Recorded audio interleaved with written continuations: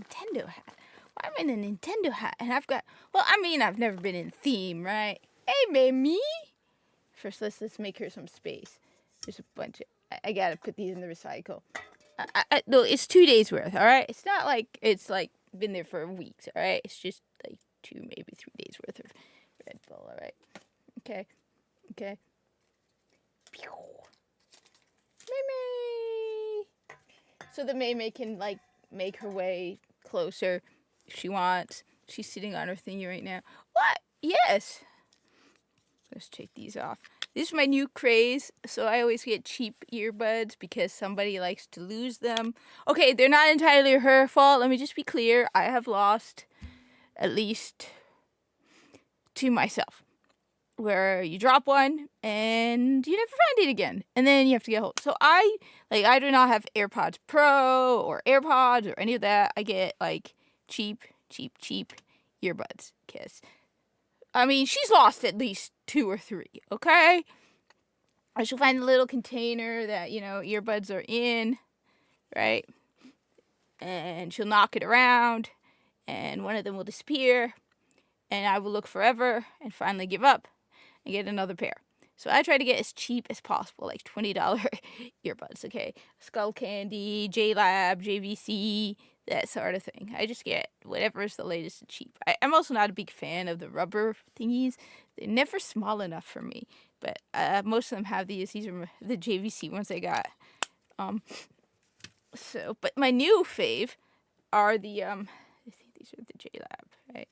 Are the clip ones, the ones that clip on your ear. But they're not very good sometimes because, anyway, that aside, I hear Destiny 1 is getting even more popular. And you know what I love to do with Destiny 1?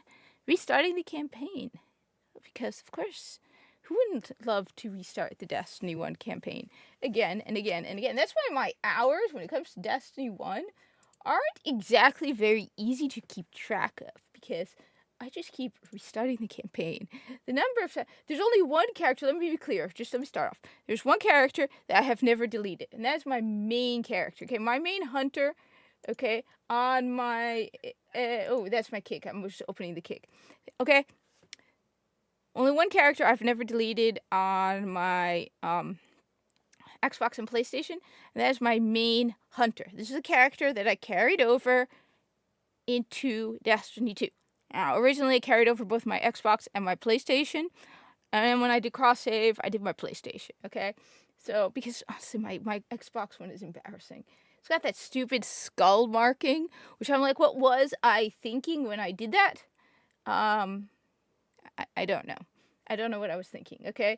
So anyway, I'm just opening the Twitch up as well, because just in case people show up, just in case.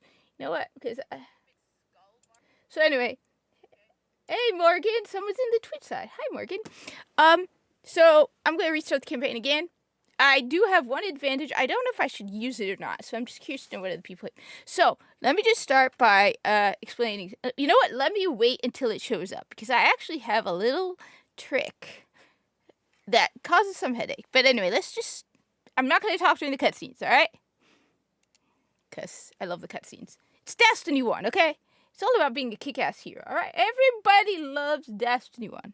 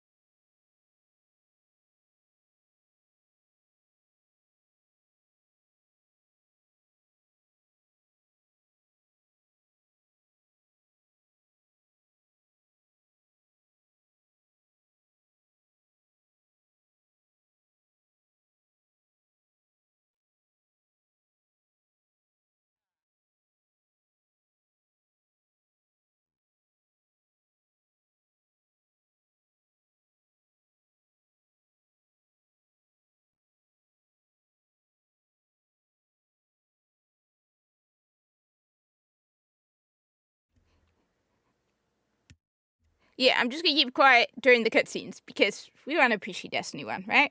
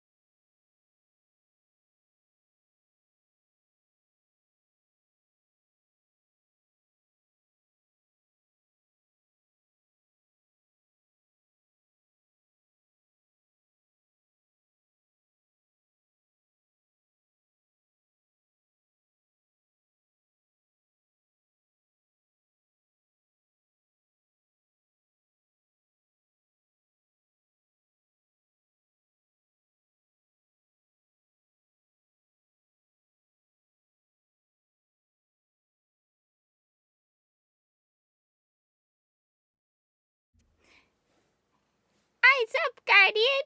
Eyes up, Guardian! Eyes up, Mimi! Eyes up, Mimi! Eyes up, Mimi!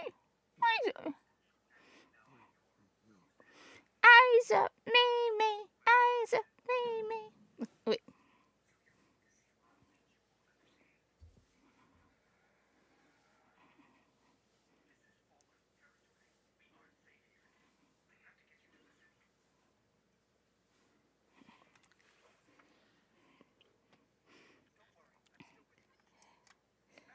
Okay. So first off, I always like to switch when I start. Yeah, Mimi. You start by default by. I thought.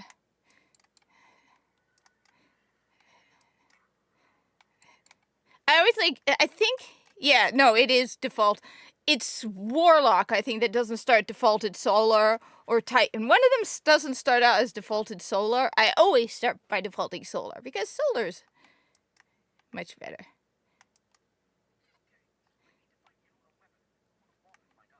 They have found me already, Ghost. Let's go. Well, I'm not being quiet. I'm not afraid. There. See, I always thought it was cool. You can see him.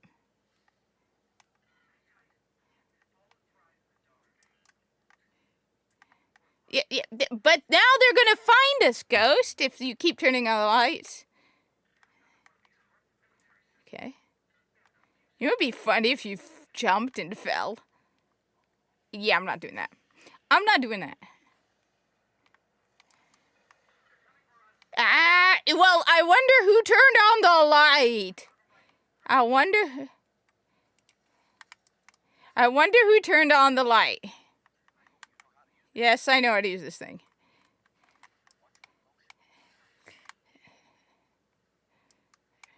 I think I know how. I always figured my guardian was ex-military, and so it was like hardwired into him. He knew how to do the shooting thing. Hi. Nothing beats Destiny headshots. No game has better headshots.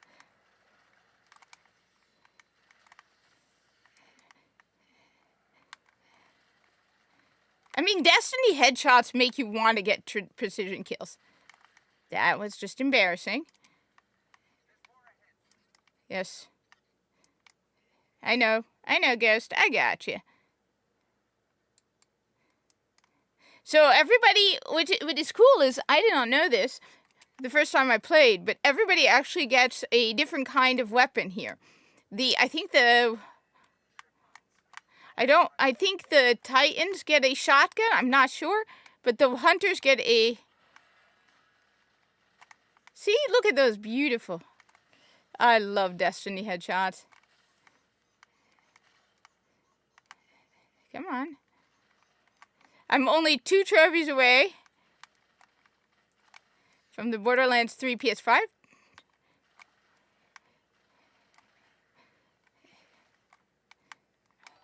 What was that? Oh, somebody's just followed. Hi!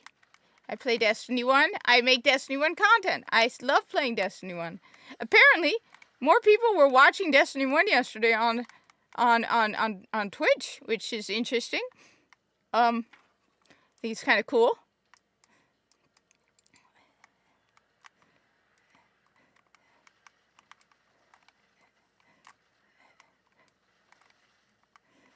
The hardest part, though, in restarting the game is, like, I have this crazy instinct to throw my hunter's throwing knife.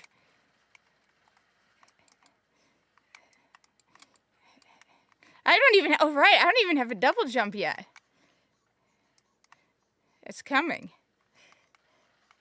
Look at those headshots. I mean, just beautiful, beautiful, beautiful, Bungie.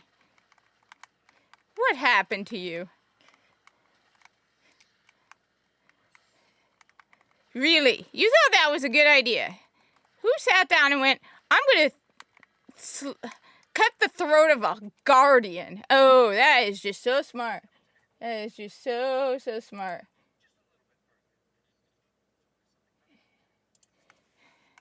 Whoa, I was just checking. What the hell? I was just checking something.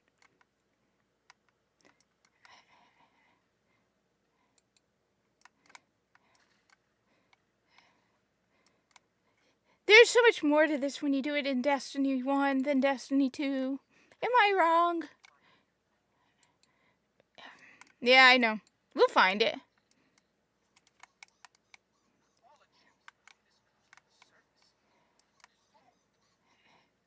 Okay.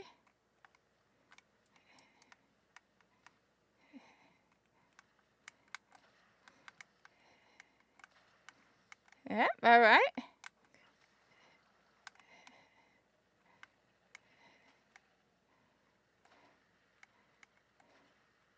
I want to get better at sniping. I definitely need to get better at sniping. I did get him, though. I got you, buddy. I like go through phases with weapons. Usually by around, let's see. What was that? Okay. Never mind. Hi. There you are. Hi.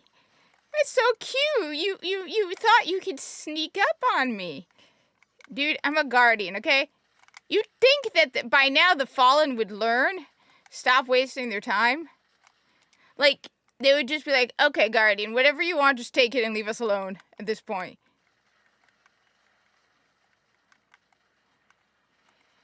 It's the same thing in Warframe. You'd think at this point the Corpus and the Grineer would be like, you know what, Tenno? What do you want? Really? You thought that was... You thought that was... Okay, here we go. That means, I think... Oh no, Destiny 1. You have to unlock everything. Took me forever to earn the trophy to unlock everything on all 3 classes. Well, there's one for each class.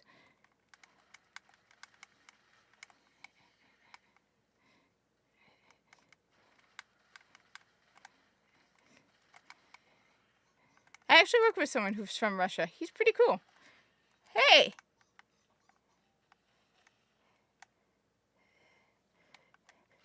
Nice! I'm from Argentina and I just have to... You're one of the few who still plays it. I recently started playing it. I'm really enjoying the game. Cool! 40 says, and you're 320. One of the best things to help with that is faction packages. I'm going to make a video about the Weaponsmith faction packages. Faction packages after Age of Triumph. So the faction packages before Age of Triumph,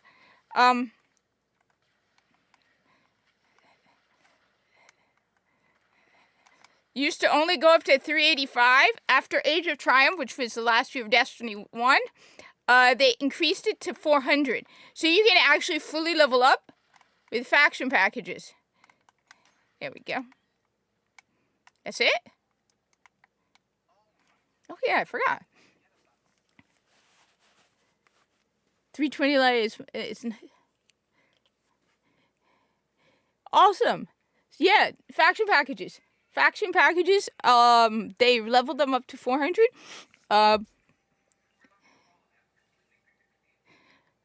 See, I also have a little trick that I'm going to show everyone when I get to the tower on how I can level up. I mean, once you level up your first character, one of the things they changed between Destiny 1 and Destiny 2 is in Destiny 1, you can infuse different classes of items. So, for example, if you're a light 300 Warlock, but you already have a light 400 Titan, you can take Titan 400 light items and infuse it into Warlock stuff. They changed that in Destiny 2. You can't do that in Destiny 2 with gear. So once you have one light 400 character, the other two are piece of cake. 100%. Like once I had one light, I was only playing a hunter, and then I was like, I'm planning to play.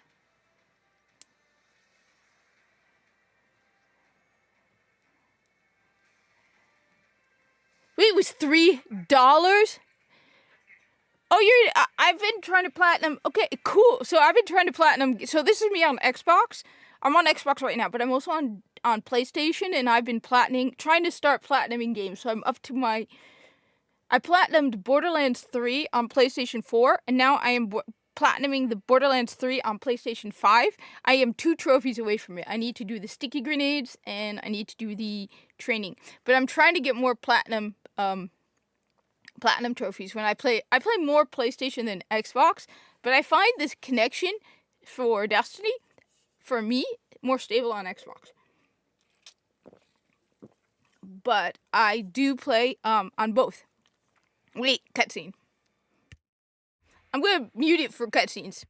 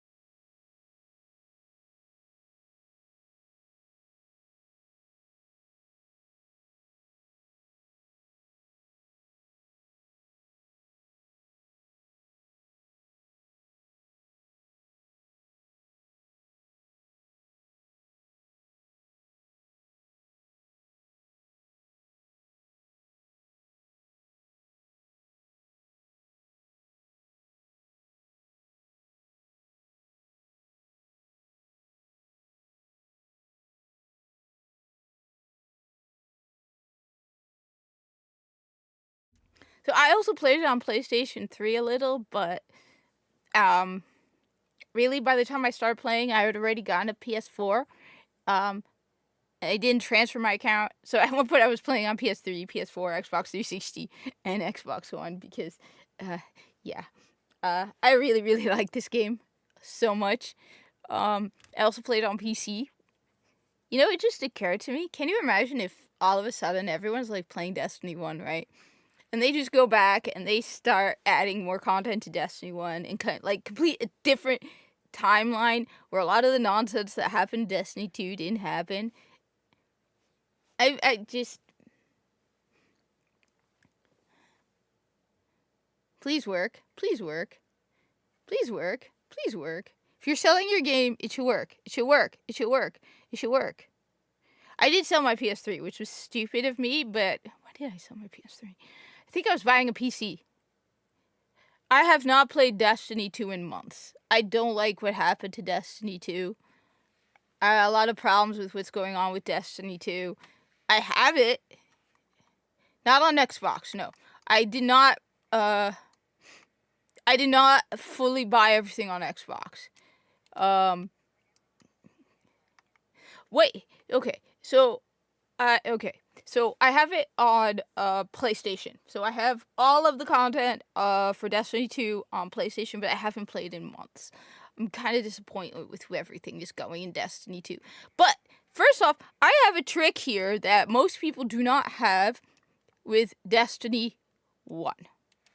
Alright, so I'm going to explain this to all the people who don't know this. So, if you pre-ordered Rise of Iron, which I pre-ordered Rise of Iron on PlayStation 4 and Xbox One. All right? When you pre-ordered Rise of Iron, you got the Iron Gjallarhorn. Okay?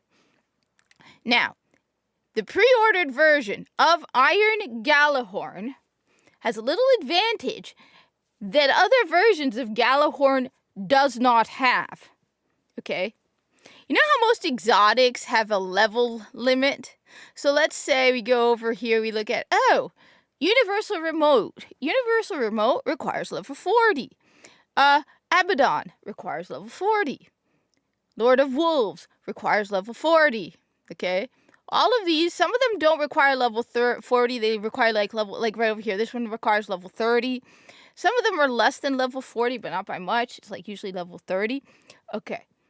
If you pre-ordered Rise of Iron and you still have the Iron Gjallarhorn that you got from Rise of Iron pre-order, it has no level requirement. There is no... Now, you see, I don't have this on PlayStation because I was stupid and I don't know what I was thinking, and I dismantled my Iron Gjallarhorn, and then I reclaimed it. When I reclaimed it, it requires level 40. So this doesn't work for me on PlayStation. But if you have your original Iron Gjallarhorn from when you pre-ordered Rise of Iron, there's no level requirement. So I have right now a level 2 hunter with a light 400 Iron Gjallarhorn. Yes. Yes, I do. Okay. It actually causes problems because there's a sort of light level cap. So all of the gear I get is way too overpowered as I go. So like I'll pick up a new cape and it'll be like requires level 6 and I'll be level 3 because the light level is too high. Okay. So it doesn't work. It's like when I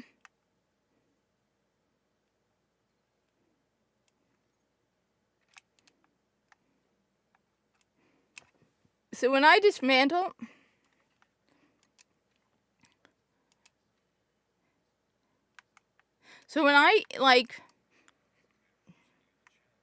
let's see how many new people we have. All right, so we've got me. I'm not new. I have 4960. I need to get that 5,000 grimoire. Okay, that person left already. This is definitely a new person. 120. Not a new person. Not a new person. Not a new person. Borderline. Not a new person. I've noticed that the roster changes. Like, there's more people than what shows up on the roster. You have to move around. The hardest part about starting a hunter all over again in Destiny, okay, the crime against humanity about playing a hunter at the beginning is you don't have a real cloak. Hey, what's up? I am playing Destiny 1 again. I have started a new hunter because, of course I have, because it's Destiny 1.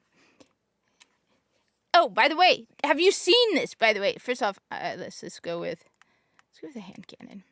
By the way, have you seen this? Okay. I just explained this, but I'm going to explain it to anyone new who's coming into the chat. All right? If you pre-ordered Rise of Iron, right? You got a Iron Gjallarhorn. If you dismantled that Iron Gjallarhorn and reclaimed it, this doesn't apply to you, which is what I did on PlayStation. I don't know what I was thinking. I didn't notice this. However, again, if you have the same Iron Gjallarhorn that you got when you pre-ordered Rise of Iron, there's no level requirement for it. So, as I said, I am a level 2 hunter. And the only reason I'm a level 2 hunter is because I just completed a mission. Okay? And I have a light 400 Gjallarhorn. I already opened the slot for heavy before the game officially opens your slot for heavy. Yes. This actually causes me problems because I am light 58, and you are not supposed to be light 58 when you are level 2. On top of that, there's the sprint cooldown. So can't wait to get to level 4. Yeah, people forget that Destiny 1 had a sprint cooldown.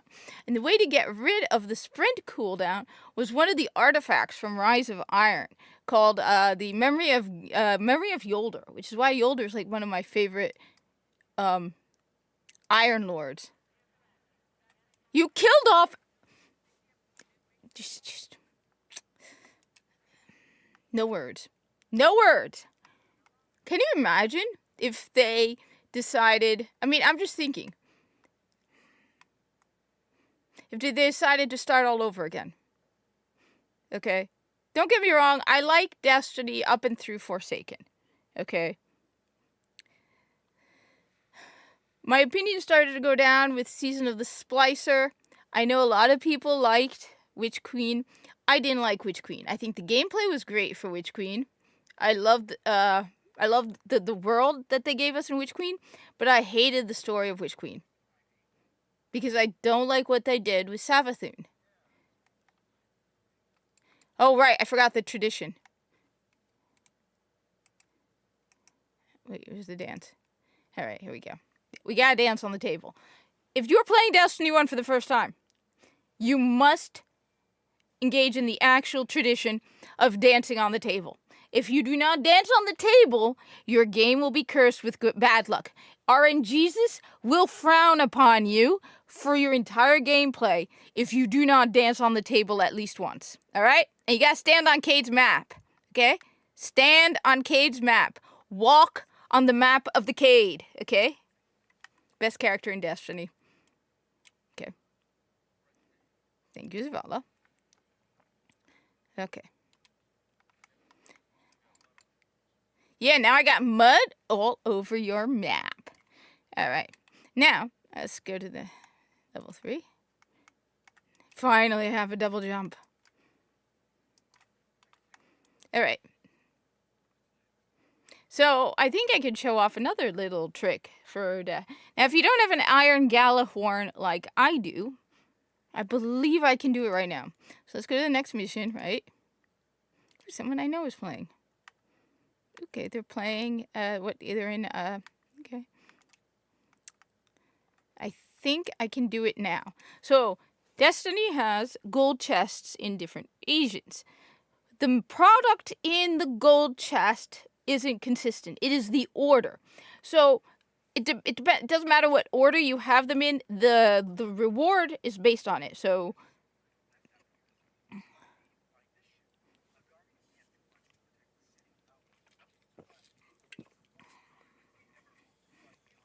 I'm going to show you. I think I can show you the other trick. I need to get one gold chest because the second gold chest, okay, in Destiny 1, the second gold chest will always have a rocket launcher, okay? So, there's a first gold chest, which I believe you get in this mission. It's either this mission or the next mission. It's close. Oh, damn, I don't have it. I should get heavy ammo.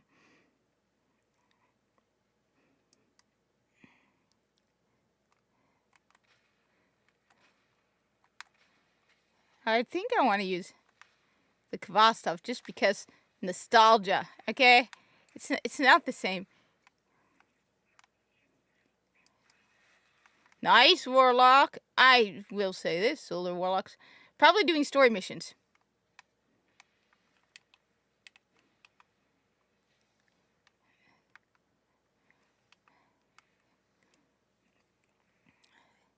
So, like I said, I'm going to keep asking people just in case anybody who's in the live stream watching right now or later on. Let me know how's the matchmaking going in Destiny 2, just out of curiosity.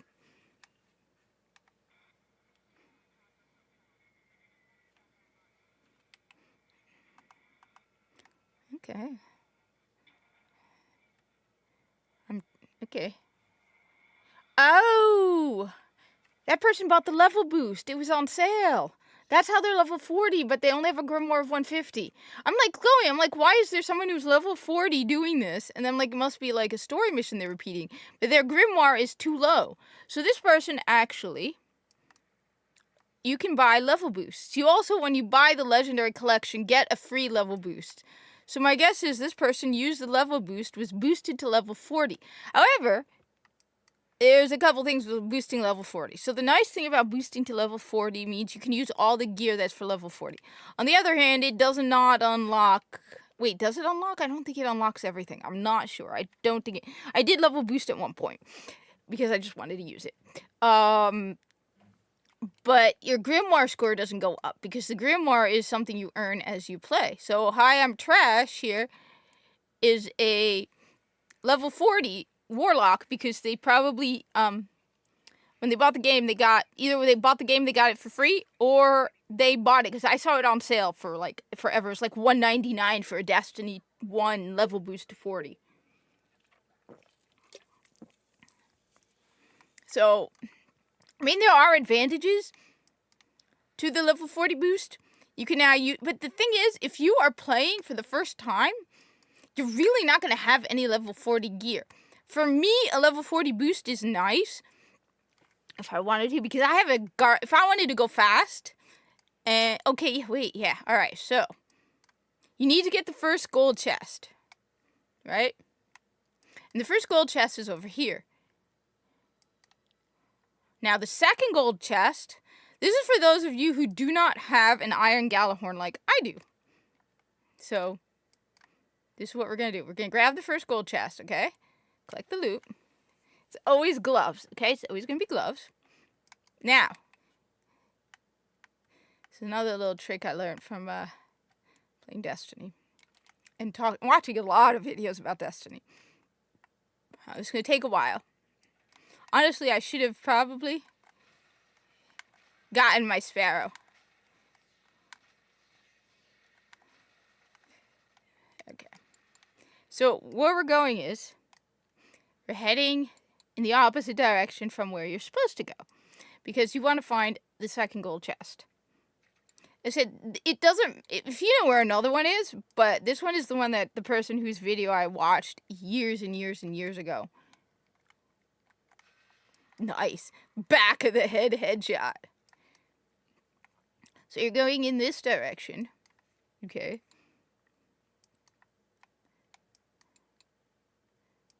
And you're heading towards, well, you'll know it. You never forget this, like, cliff area. I never forget it. Right? Now, I said, I really don't need this because I already have my 400 Gjallarhorn, right? Actually, no, I need it because the thing is, whenever I now get engrams to decrypt, I can't use them. They'll always be several levels above me, so it's nice to have a regular leveled heavy. Now, I haven't unlocked my Sparrow. If you grab a Sparrow, right? If you have a Sparrow from another character, yeah, it will unlock it. Just like, technically, you're not supposed to have unlocked heavy at level, so you're going this way, but you're not going up top, okay? You're not going up top because that's not the way you're going. You're going towards the mountains, okay? It's tedious, but you know what it gives you? It gives you a rocket launcher early, okay? Gives you a rocket launcher early. You're going towards, I believe it's this waterfall. I remember it from the waterfall. No, it's not this waterfall. Is it this waterfall? No, it's not this waterfall. It's been a while since I've done it, because, like I said, having the Iron Gjallarhorn, it's like a waterfall, and it's this one. This waterfall over here. It's a little sprinkle of a waterfall, right? So you're climbing up here. The problem with playing Borderlands 3 before playing Destiny is you forget you have a double jump. Okay. See this gold chest right over here? Okay. This is the second one. Ooh, it's a rocket launcher. Okay? So if you don't have an Iron Gjallarhorn like I do, just on the second mission do this, and it will get you a rocket launcher early. So I'm level 3, and I can't remember what mission. You will eventually, Zavala will give you a choice of 2 different machine guns and 2 different rocket launchers. But if you want to get it early and unlock it early, then that's what you do. Again, so the thing like I said with the gold chest, it's not like... So if I hadn't gotten the first chest, right? So you saw me unlock the first chest and then unlock the second. If I had not gotten the first chest and I'd gone over there, I would have gotten the gloves that the first chest gave me, which, yeah, I equipped them. The chests are based on... The loot is based on just the order. Not the order, but, like, just the numbers. So, like, chest, you open any random one that's number 1, you'll get the gloves. Number 2, you get the rocket launcher, okay? It's just tedious to have to run back and forth, especially if you don't have a Sparrow, which most of you are... If you're starting for the first time, you're not going to have a Sparrow. And technically, I could get my Sparrow. I should have gotten my Sparrow. I didn't think of it. I've got a bajillion Sparrows. But now we can continue the mission like normal. And you will burn through the game. Well, I will burn through the game with my light 400 Gjallarhorn. So that's why, so if you have pre-ordered Rise of Iron, do not dismantle your Iron Gjallarhorn. Just don't do it, okay? Don't do it, okay? Just don't do it. You will regret it, because I regret doing it on PlayStation. I do not have this on PlayStation. So it's the other reason I'm now playing Destiny 1 all over again with a new character on Xbox, not PlayStation. Because on PlayStation, I don't have my light 400 Gjallarhorn, which is something I like to show off. Most people actually don't have it.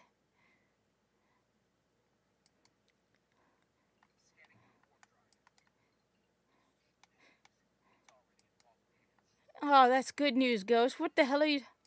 I'm always ready for this, Ghost. Now, if I'd been smart, I would have picked up some heavy ammo since.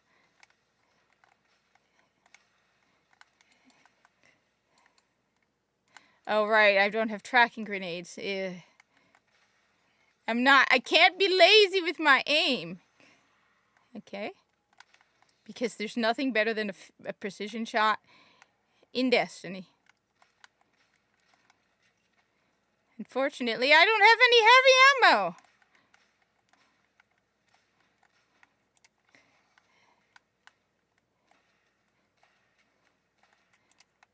Okay, I'm gonna kill an Archon.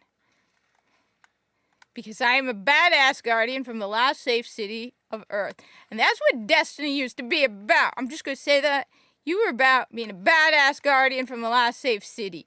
Now, you're about a wimpy weenie loser from the last safe city. You suck, Guardian. It's like you get more powers, but your sense of heroic awesomeness just died. Alright, it's been nice knowing you.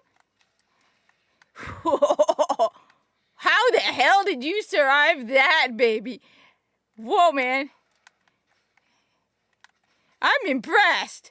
You got a light 400 Gjallarhorn to the chest, and you're just like, spit is here. Sabu. All right, Habibi, that is impressive. Good job. Come on. There we go. And even the water goes kaboom in Destiny. Yes, I did. Because this is Destiny 1. In Destiny 2, if you killed an Archon, you would get a whole lecture about how you killed those poor, vulnerable Eliksni Archon. And how will the little Eliksni survive without their heroic Archon to look up to? Oh no, you cruel, oppressive, barbaric Guardian. How dare you? How dare you kill an Archon? In Destiny 1, you're like, whoa, Guardian, you killed an Archon. We're impressed. Yes, thank you. Thank you. I killed an Archon. Yes. I'm a hero. I killed an Archon.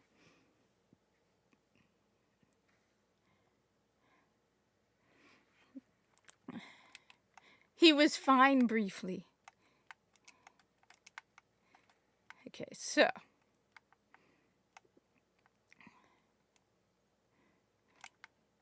Now, you see, the problem I have. You don't have any vehicles. All right. Excuse me. Let's first go to the tower. And so I think that there's a slight light cap per level. If you're too high light level, like I am, whenever I decrypt an engram, the light level is too high. So the level is higher than what I am. So I think like there's a slight like light cap, okay? So like if you're level 3, you're only supposed to be up to a certain level of light. If you're level 4, you're only supposed to be a certain level. And because I'm above that, I'm at a light level of like say a level 6 character because of my 400 Gjallarhorn. All of the engrams I decrypt, I cannot use. So I learned that the one thing to do is, like, I'll show you. All right, let me just show you with this one. Really, Bungie? Really, Bungie? Just really, Bungie? How am I? Okay. Let's fix this. Okay, watch. So.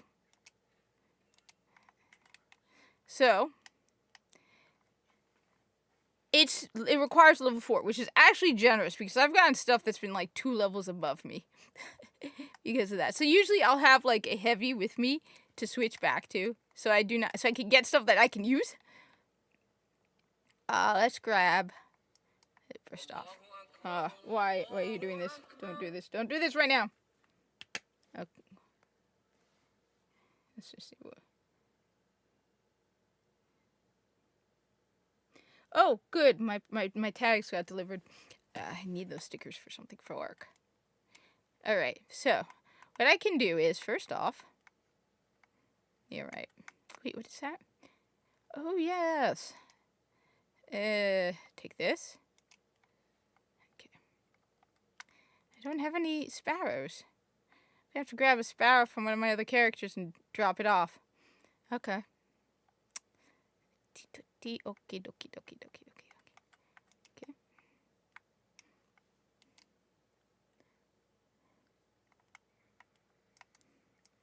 Nah.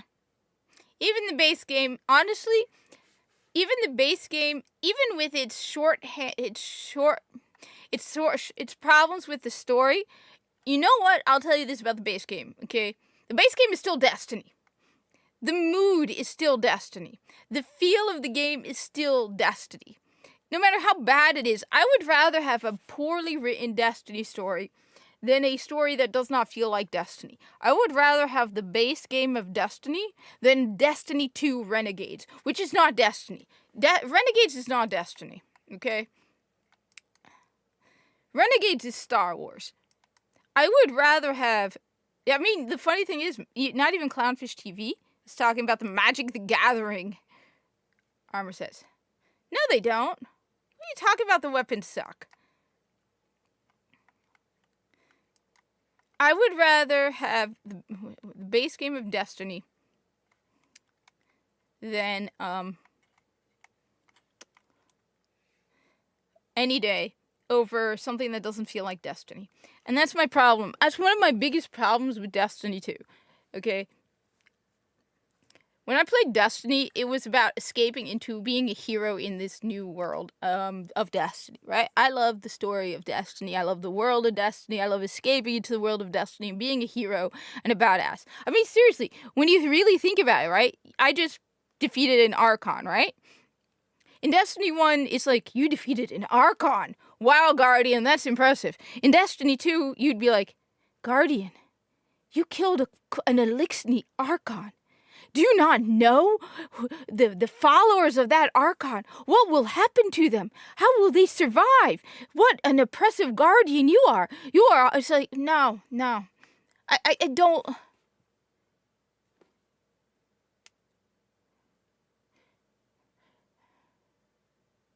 No, I think Renegades should not exist. Period. You want Destiny inspired by Star Wars? Forsaken. Forsaken was inspired by Star Wars. I took one look at the spider, okay? I took one look at Spider, and you want to know what my first thought was? He is Star Wars. He reminded me of Jabba the Hutt, okay? Cade was like Han Solo to me, okay? I don't want one of my problems with... all of this nonsense being put into Destiny. And I'm sorry, if you like lightsabers, go play a Star Wars game. So one of my theories is this. I think one of my theories is the fact that people, so recently a study came out and it showed that people identify based on the video game they play. That some people just play the same video game over and over and over and over again.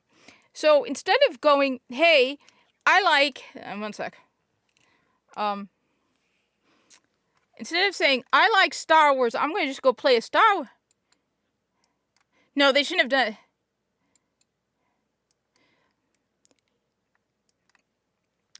No, I don't think they should. I mean, I get what you're saying. I'm just saying I don't think it should have been there at all in this game. There should have been no Star Wars at all.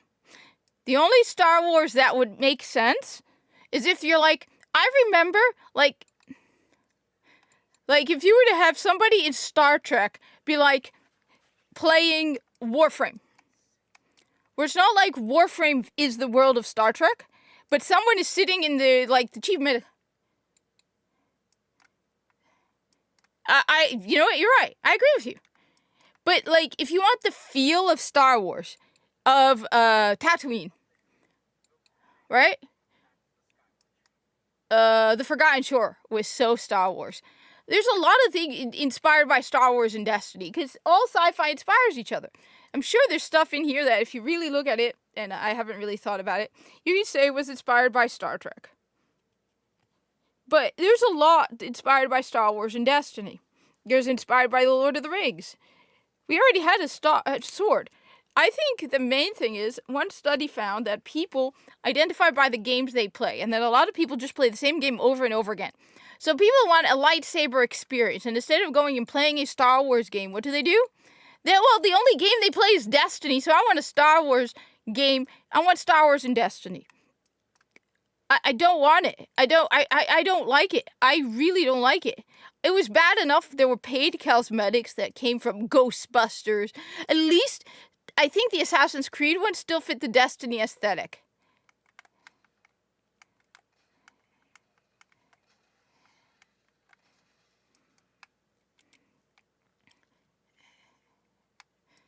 I agree with you though. I think the Taken King was also the best Destiny DLC we've ever had.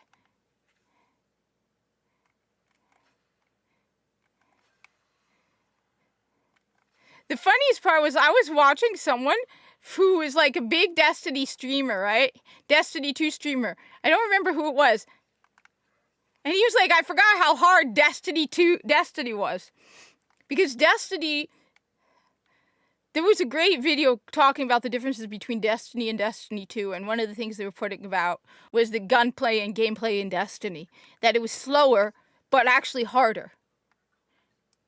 So that Destiny requires more skill, and Destiny 2 is more about build crafting. So Destiny requires skill in the actual gameplay itself. Hey, what's up? So... do it right or don't do it. Yeah, and I don't think, I personally, I understand where you're coming from. I get what you're saying 100%. I personally think you shouldn't do it at all. You should do none of it. No Assassin's Creed, no Magic the Gathering, no Ghostbusters, no Star Wars, none of it. You should put none of it. You should be designing Destiny 100%. That's it. What makes Destiny Destiny is why we're playing Destiny. Like I said, I get it, but they should at least then go, they should be like, yeah. Just giving us that license.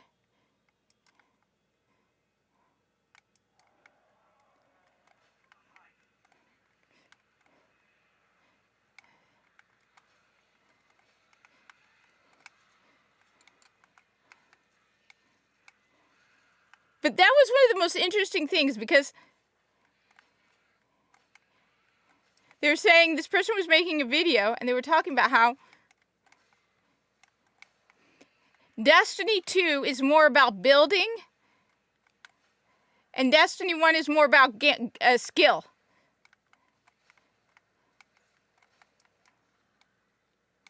And then they pointed out that one key difference is Destiny 2 has some really overpowered guns. I haven't played Renegades either. I own it. I'm so angry by it. Like, it's not even that I haven't played it yet. I have it. But I'm so angry by the blatant stupidity of it. Whereas, so the difference is, right, Destiny 1 is more, there's not as much options for building as Destiny 2. So it requires more skill. The weapons they pointed out, in Destiny 1, you can have lousy weapons that are still usable. Whereas they said in Destiny 2, there are weapons in Destiny 2, Oh, I hate the champions. I kept hoping they would finally get rid of the champions, and they have not been getting rid of the stupid champions. I absolutely 100% hate the champions. Let's see if she... Oopsie. Yeah, this is why you don't use a light 400 Gjallarhorn. The champions are absolutely lazy BS. Okay? That's all the champions are. Okay? They can't get creative in their enemy types, so the champions are it.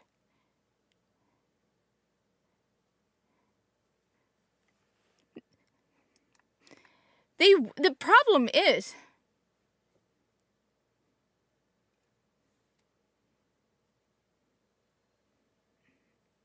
They're spamming the Destiny, which requires skills to invest in more time, improve their skill, and move out of their comfort zone. The problem is, okay, they had their own unique IP. Let me look. I gotta go to the tower right now. Anyway, all right. The problem is, Destiny had its own unique IP. Okay, it had its own unique aesthetic.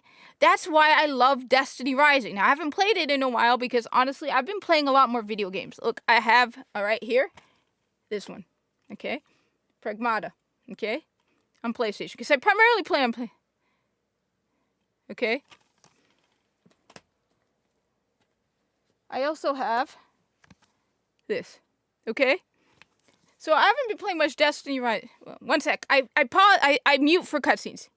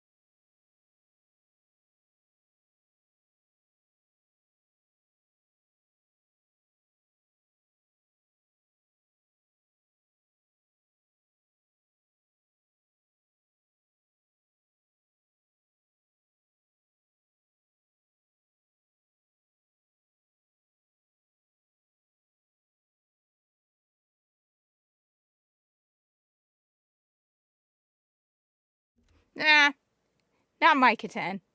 Someone badass. Someone. You need someone cooler than that. Someone much cooler than that. Honestly, look, I do not like a lot of what they did with the direction of Destiny. I know people are like, okay, you have too much unexplained. The thing is, one of the things to me that I hated the most about Renegades is the explanation about the Dredgen and the Praxic Order. Sometimes mystery is so much better in storytelling than not explaining, okay? I don't like The Witness. I don't like the whole light and dark saga coming to an end. One of the things that about Destiny 1 that made it so much darker and yet so much more hopeful is you don't know what the darkness is. To me, the darkness, when I played Destiny 1, was so much bigger and more menacing than what we got in Destiny 2. In the beginning of Destiny 1, up until we started getting the whole Witness stuff, right? What was the darkness? It was like the Fallen were a part of the darkness. The Hive were a part of the darkness. There was no entity that was the darkness to me. It was like always menacing and out there. Like I said, I don't like the Witch Queen because I felt like the Hive originally chose the darkness. This whole idea that they were manipulated, I'm sorry, I'm tired of this whole thing where the bad guy is always some victim who was manipulated. I like the fact that the Hive went in there like, yeah, sword logic. We pick the darkness. We want the darkness. We're gonna kick ass with the darkness. The darkness felt so much bigger in Destiny than it does in Destiny 2.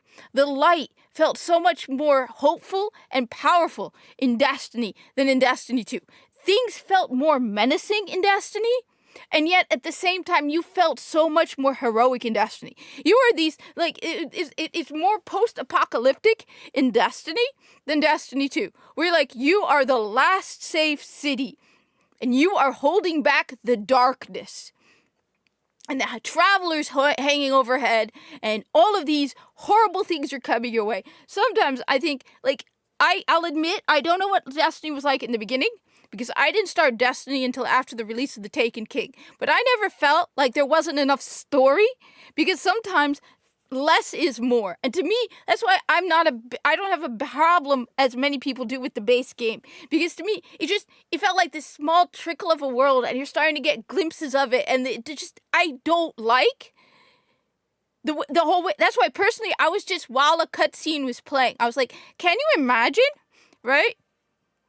Can you imagine if Bungie saw that people were playing Destiny 1 and they started over from the end of Rise of Iron? Can you imagine if they went, all right, we messed up Destiny 2 big time, right? And they're like, you know what, let's throw in a couple additions to Destiny 1.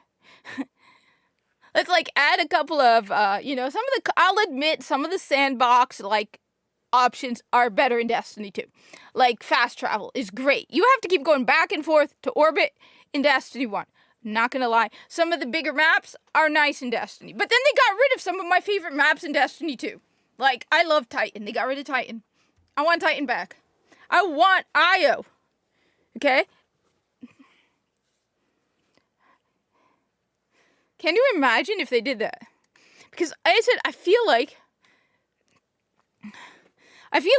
they said, to me, one of the worst parts about Renegades is I feel like they diminished the mystery and the intrigue of the Dredgen and the Praxic Order.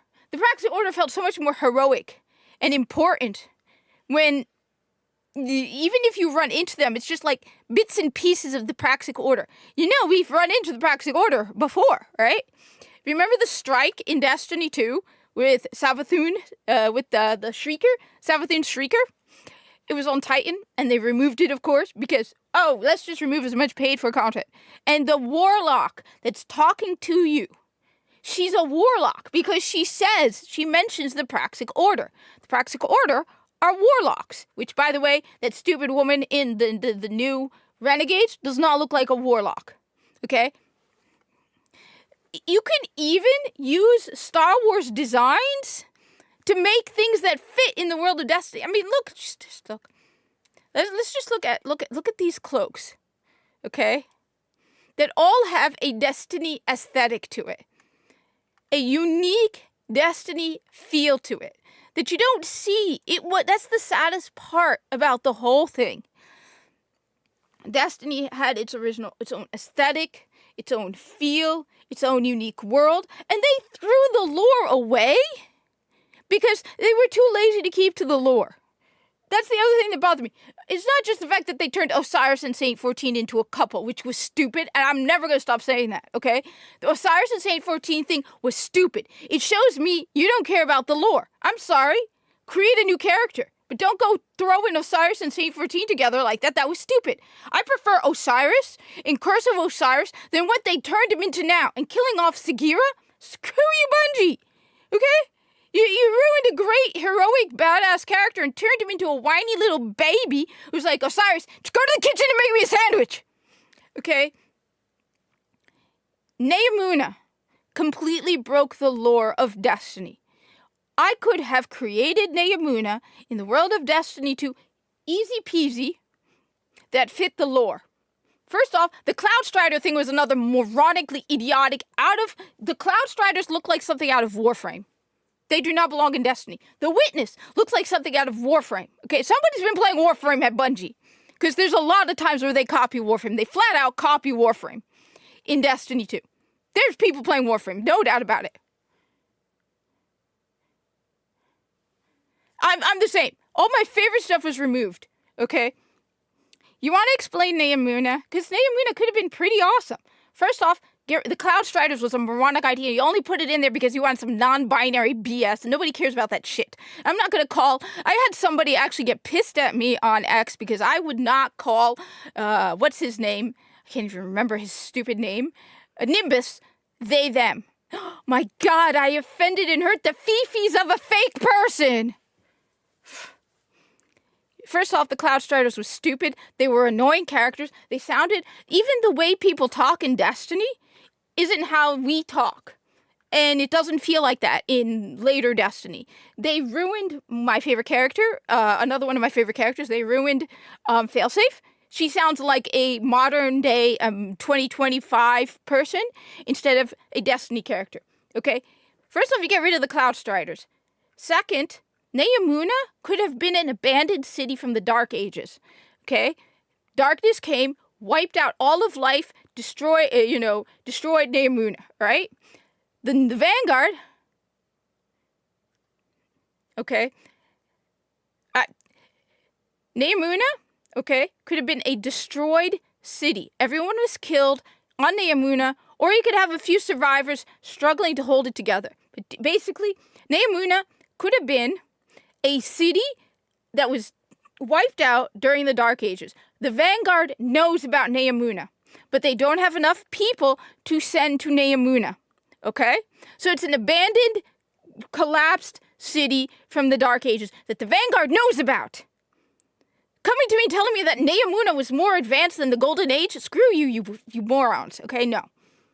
Then word reaches the Vanguard that the Fallen or the Cabal have found Neomuna and are going to scavenge the Golden Age technology that is hidden in Neomuna. Oh no, we have to send the Guardians to stop them. More likely it would make sense it were the Fallen because they're scavengers. But yeah, Fallen go to Neomuna, they want to scavenge the Golden Age tech. The Vanguard realizes we have no choice. That would explain why is Neomuna empty? Because everybody was killed in the Dark Ages. Why is this city falling apart? Everyone was killed in the Dark Ages. Why are you being sent there? That fits the lore of Destiny. Instead of this magic planet, you want me to believe that thousands of Guardians with spaceships flying all over the solar system did not come across Neomuna and Neptune.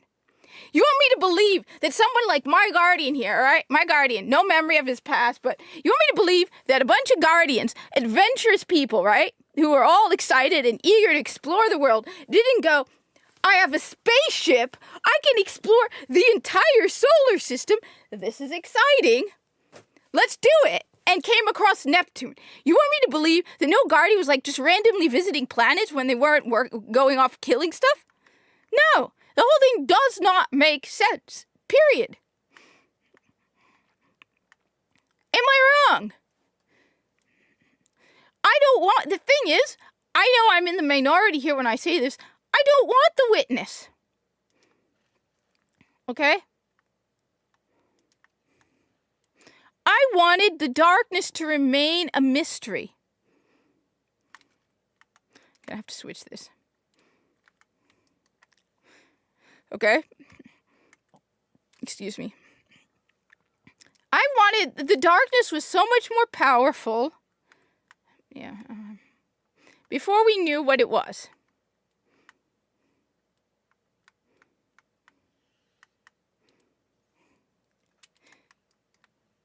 Destiny had its own unique world, its own unique aesthetic, its own unique story, its own unique characters, and you destroyed it because you have no imagination. When I was writing about the Corpus and Star Trek, which I still do for myself because it's a lot of fun, right?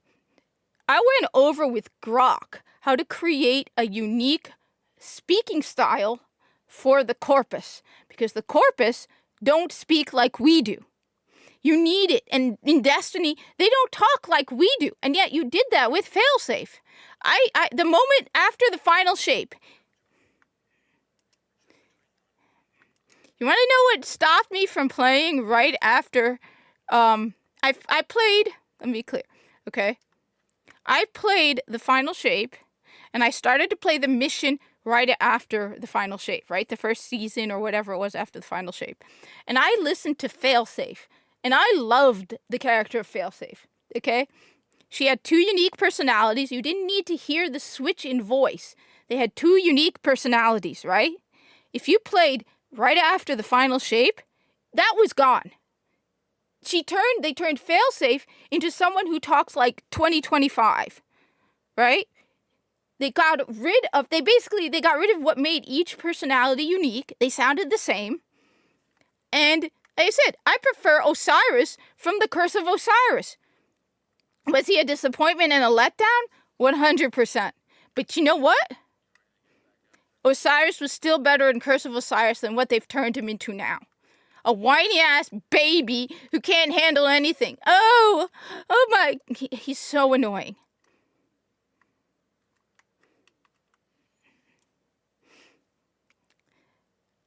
That's what the thing is. When I play Destiny, I want to escape. And I like the fact that Destiny turns me into a hero. A badass, kick-ass hero fighting something overwhelming and dark. The darkness was overwhelming and everywhere, and you had to fight it. You got to go out and see new world. It's like, there's just so much more wonder to the world of Destiny than Destiny 2.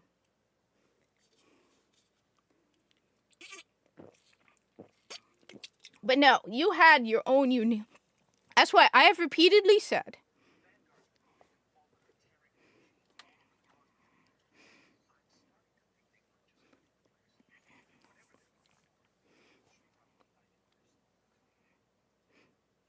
I've repeatedly said there are a couple of ways to make things better at Bungie. I agree. The management needs to be replaced. They need to go through. But one of the things they do need, nobody should be working on Destiny 2 who has not played Destiny 1. Period. Everyone writing for Destiny should be a gamer who has played Destiny 1. If you want to write for Destiny 2, you have to have played Destiny 1 and have a light 400 character. If you want to work on Destiny 2, hell, if you want to clean the goddamn bathrooms at Bungie, you should have played Destiny 1. The lore would have been more consistent. The attention to detail, the world you need. And I know people are like, oh, well, Kat, they're bored of Destiny. They want to do something new. Really? Well, Warframe has existed since before Destiny 1. And they're still keeping to their lore. Their aesthetic. They're adding new to Warframe, but still it feels like Warframe.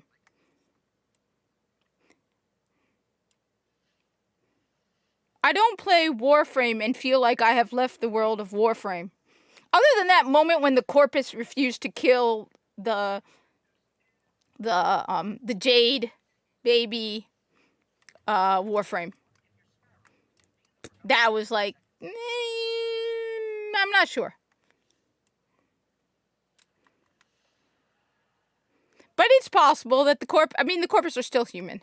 But they have kept to their world, their lore. They love their game. They still play their game. They live stream their game. They love their game. They put everything into their game because they want Warframe to succeed. They're working on Soulframe, but you know what? Soulframe, okay, hasn't harmed Warframe in any way. But Marathon has harmed Destiny too. And even Destiny. Because people should not be having problems logging into Destiny 1.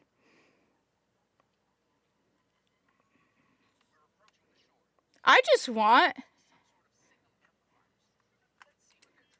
I mean, why is it that you have horns in Destiny 1 but no horns in Destiny 2? I would love it if somebody goes into the office at Bungie, they go in one day and they're looking at the numbers and they go, this can't be right. And it turns out there's more people playing Destiny 1 than Destiny 2. That would be awesome. And then we should keep that up.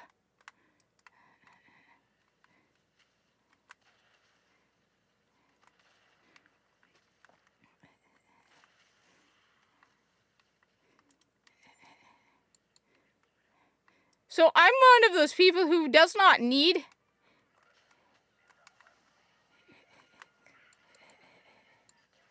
That must have hurt, buddy. In the back. Yeah. Shooting you in the back. So, that would be awesome.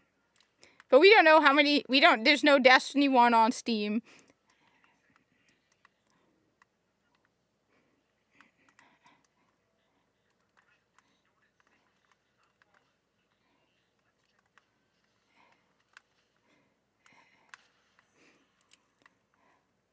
I mean, I have. Well, not as much as I used to. I used to play Destiny 1 a lot more. Honestly, I'll admit it. Part of me is glad Destiny 2 is falling apart. Because one of the nice things is I now have been playing a lot more video games because of it. I just reinstalled... So I played Halo on Xbox 360. I never beat it on the Master Chief Collection. Okay? So, I just reinstalled Halo. The Master Chief Collection. And I haven't played Halo... I know they suck. But I haven't played Halo 4 and 5. Or ODST. Or Reach. I only played Halo 1, 2, and 3. So I've reinstalled Halo on my Xbox.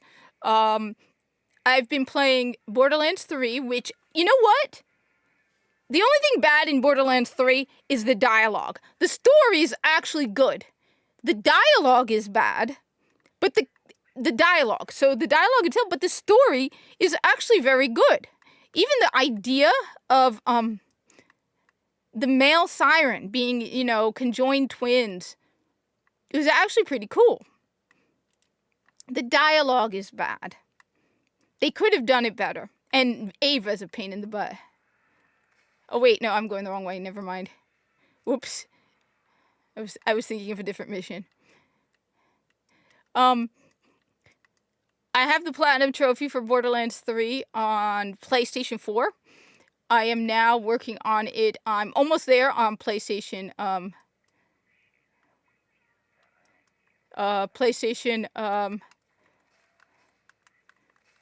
PlayStation 5. I'm like 2 trophies away. I need sticky bombs. Okay, come on. That's what I need. And I need to get a perfect score on the shooting thingy. The target practice thing. And then I'll have the platinum again. For PlayStation 5. Then I said I want to play Pragmata. I've been playing Mouse PI for Hire. I am really looking forward to Saros. I haven't beaten Returnal, which I love Returnal because I love... Well, for me, ODST does not have Master Chief. So at the time, I wasn't thinking. This was before I started playing Destiny, okay? Then I got obsessed with Destiny. I was like, how can Halo be good without Master Chief? Everyone's like, no, Kat, you gotta play ODST, you're wrong. So no, I have to play ODST. I own it. I've installed it, so it's on my list of stuff to play. So I will be honest, a part of me is kind of like glad that Destiny's fallen apart because now I'm just playing other stuff. And when I first started playing Destiny, I thought it was the greatest game ever made. And then I started playing other video games. And I realized just how wrong I was. That there are so many better games out there than Destiny. Even the gunplay, which everyone says is the best in Destiny, I'll admit it's great. But there are a lot of other video games with great gunplay in them. Even the nice thing I'll say with Warframe is I haven't played Warframe in at least a month. I think I logged on yesterday to check out the latest, and I didn't even play anything because I had to get to work. So I'm going to probably log into Warframe because I heard there's new Incarnate weapons, which is cool. I also need to get my Tenant weapon. I want the Tenant Plinks because it's Visa's weapon, and I want the Tenant Plinks. But there's no FOMO with Warframe, so I can go for weeks without playing Warframe without a problem. But so that's why I'm not too worried. But like I said, I want to play Pragmata. If I'm only playing Destiny, I'm gonna miss out on Pragmata. I want to play Crimson Desert. I want to play Mouse PI for Hire, which I've been playing. I want to play Halo ODST and Halo Reach. I want to play so many games I've never played because I was too busy playing Destiny. And that's one of the things that frustrates me is I was so busy playing Destiny, I haven't beaten all the Doom games yet. I also want to go back and play the retro Doom games. I beat Doom on Switch. Yeah, the Doom 2016, I played it on Switch years ago. I need to go back and play Doom. I also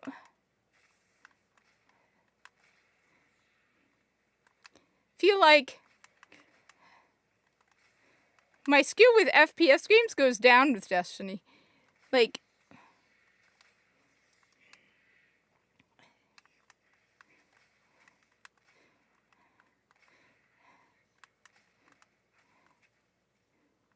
yeah, right. Here we go.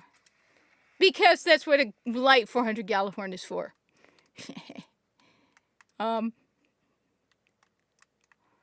So I'm not complaining. You know, it saddens me to see Destiny in the state that it is in, Destiny 2.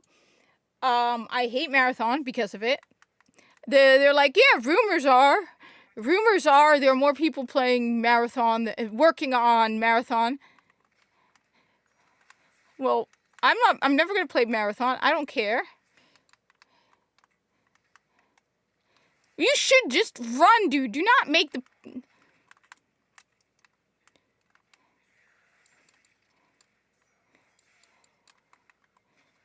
Yeah, just don't mess with me, dude. Don't do that. You're pissing me off.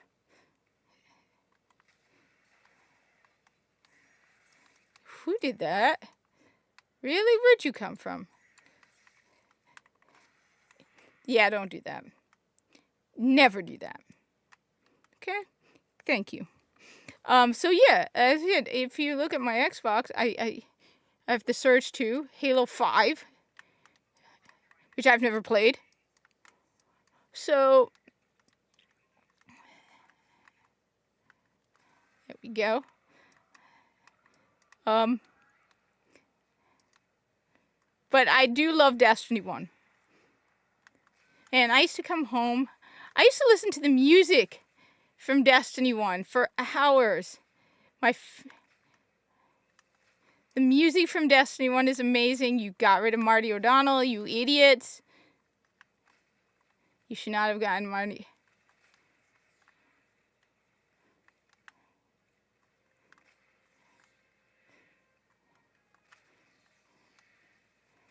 Like I have Apple Music. I'm one of the few people. Everyone has Spotify or something else. I have Apple Music, and I don't mind it. And I have all of the Destiny music still downloaded.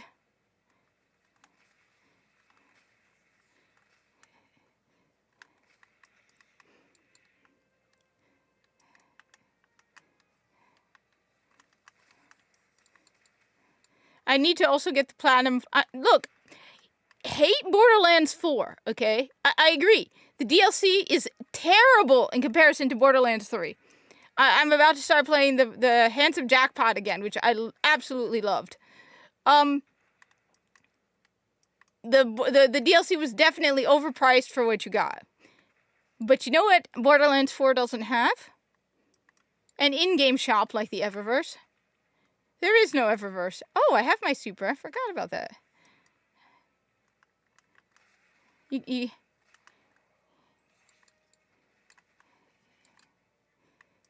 gotta give them credit for that.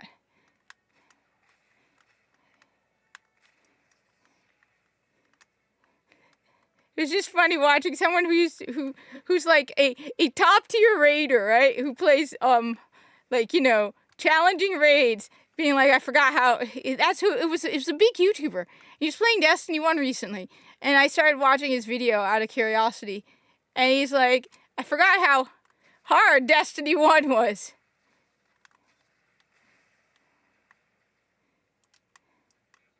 Compared to Destiny 2.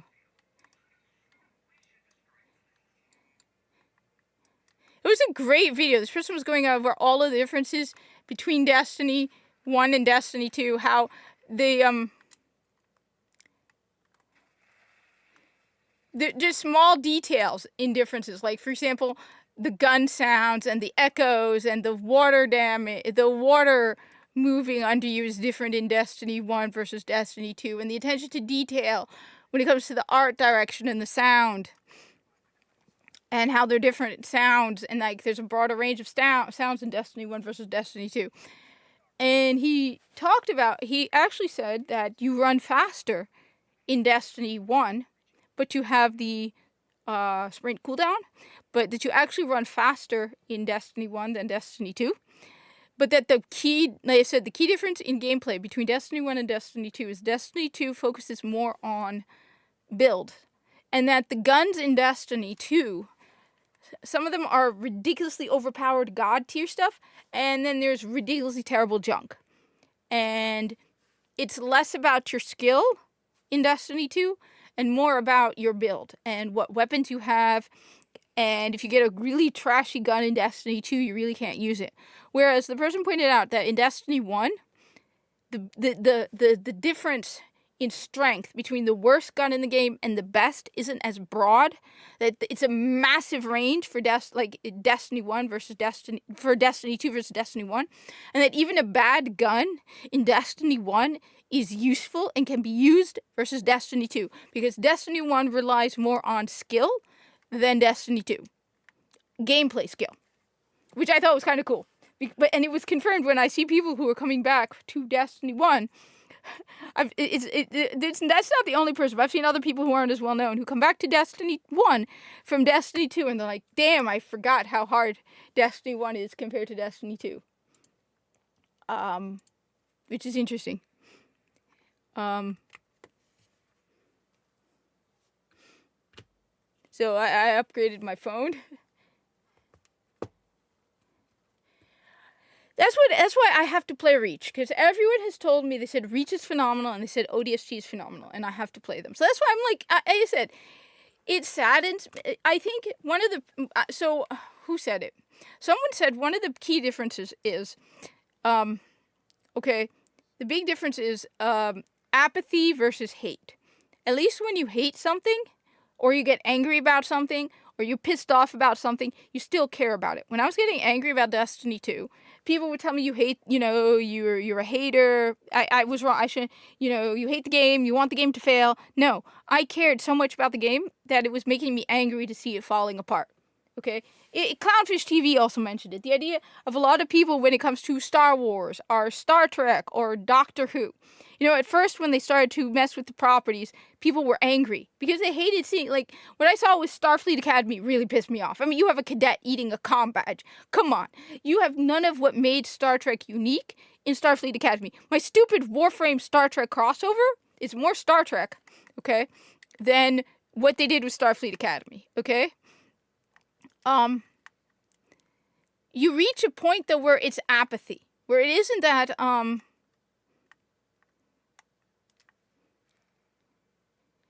I have reached the point with Destiny 2 where I'm apathetic. Where I'm sad to see the game that I really loved falling apart. But I haven't played in months, and you know what? I've kind of accepted it. I've started embracing new games that I've never played before, and I'm actually kind of enjoying watching, playing new games.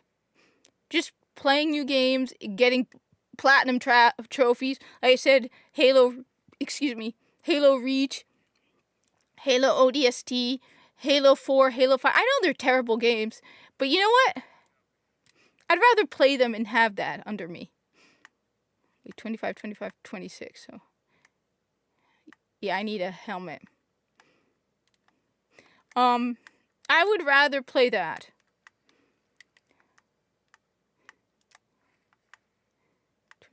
Oh, damn it. Now it's my level. I would rather that. It's sad what happened to Destiny 2. But,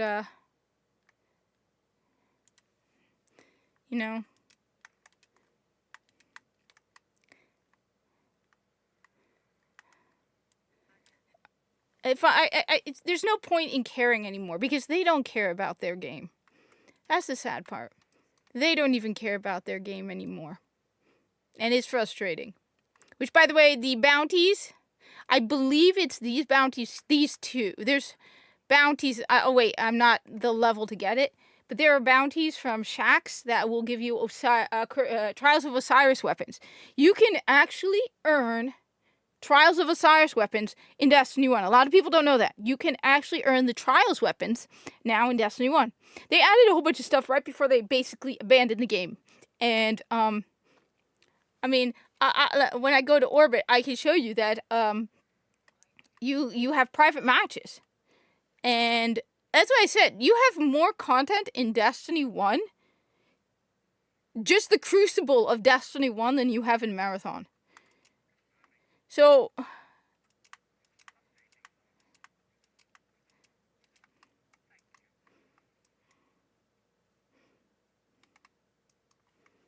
it's just here. Hey, you want to see this? Well, check this out, okay?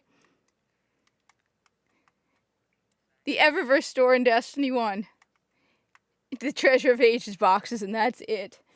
And people got pissed about the Treasure of Ages boxes. I remember that. Loot boxes where you could get... So, okay.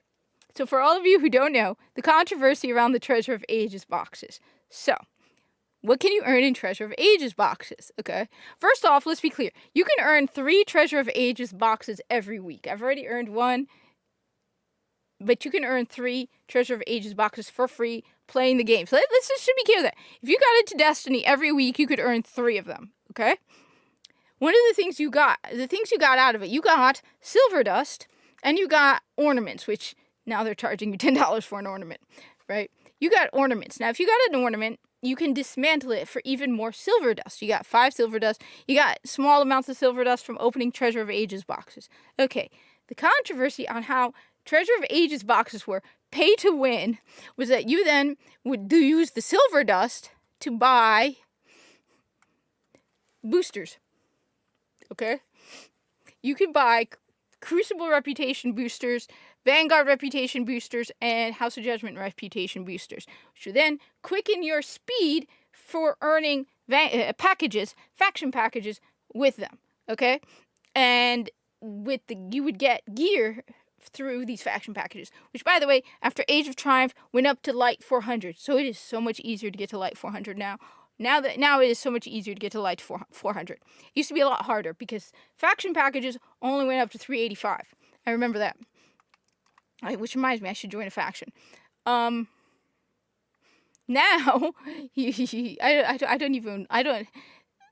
look at the Eververse store, and as I said, right, Randy Pitchford at Gearbox did a lot of stupid stuff. And I'm not going to deny that the DLC, Borderlands 4, is way overpriced for what you get. For $15, so it's $30, you get the new Vault Hunter, cash for $15, the DLC for $15, but you can't buy them separately. Okay, I'm not going to deny. I totally agree.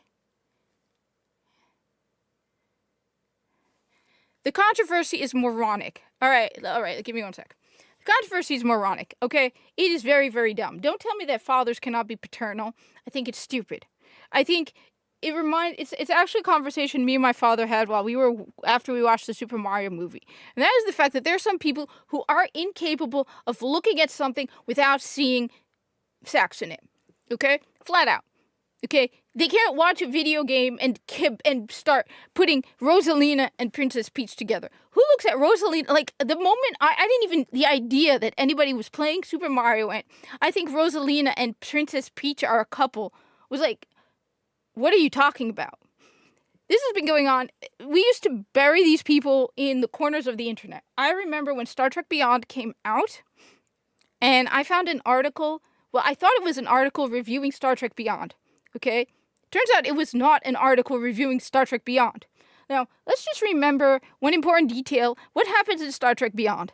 Okay? Spock gets impaled with a piece of metal and gets trapped on the planet with Dr. McCoy.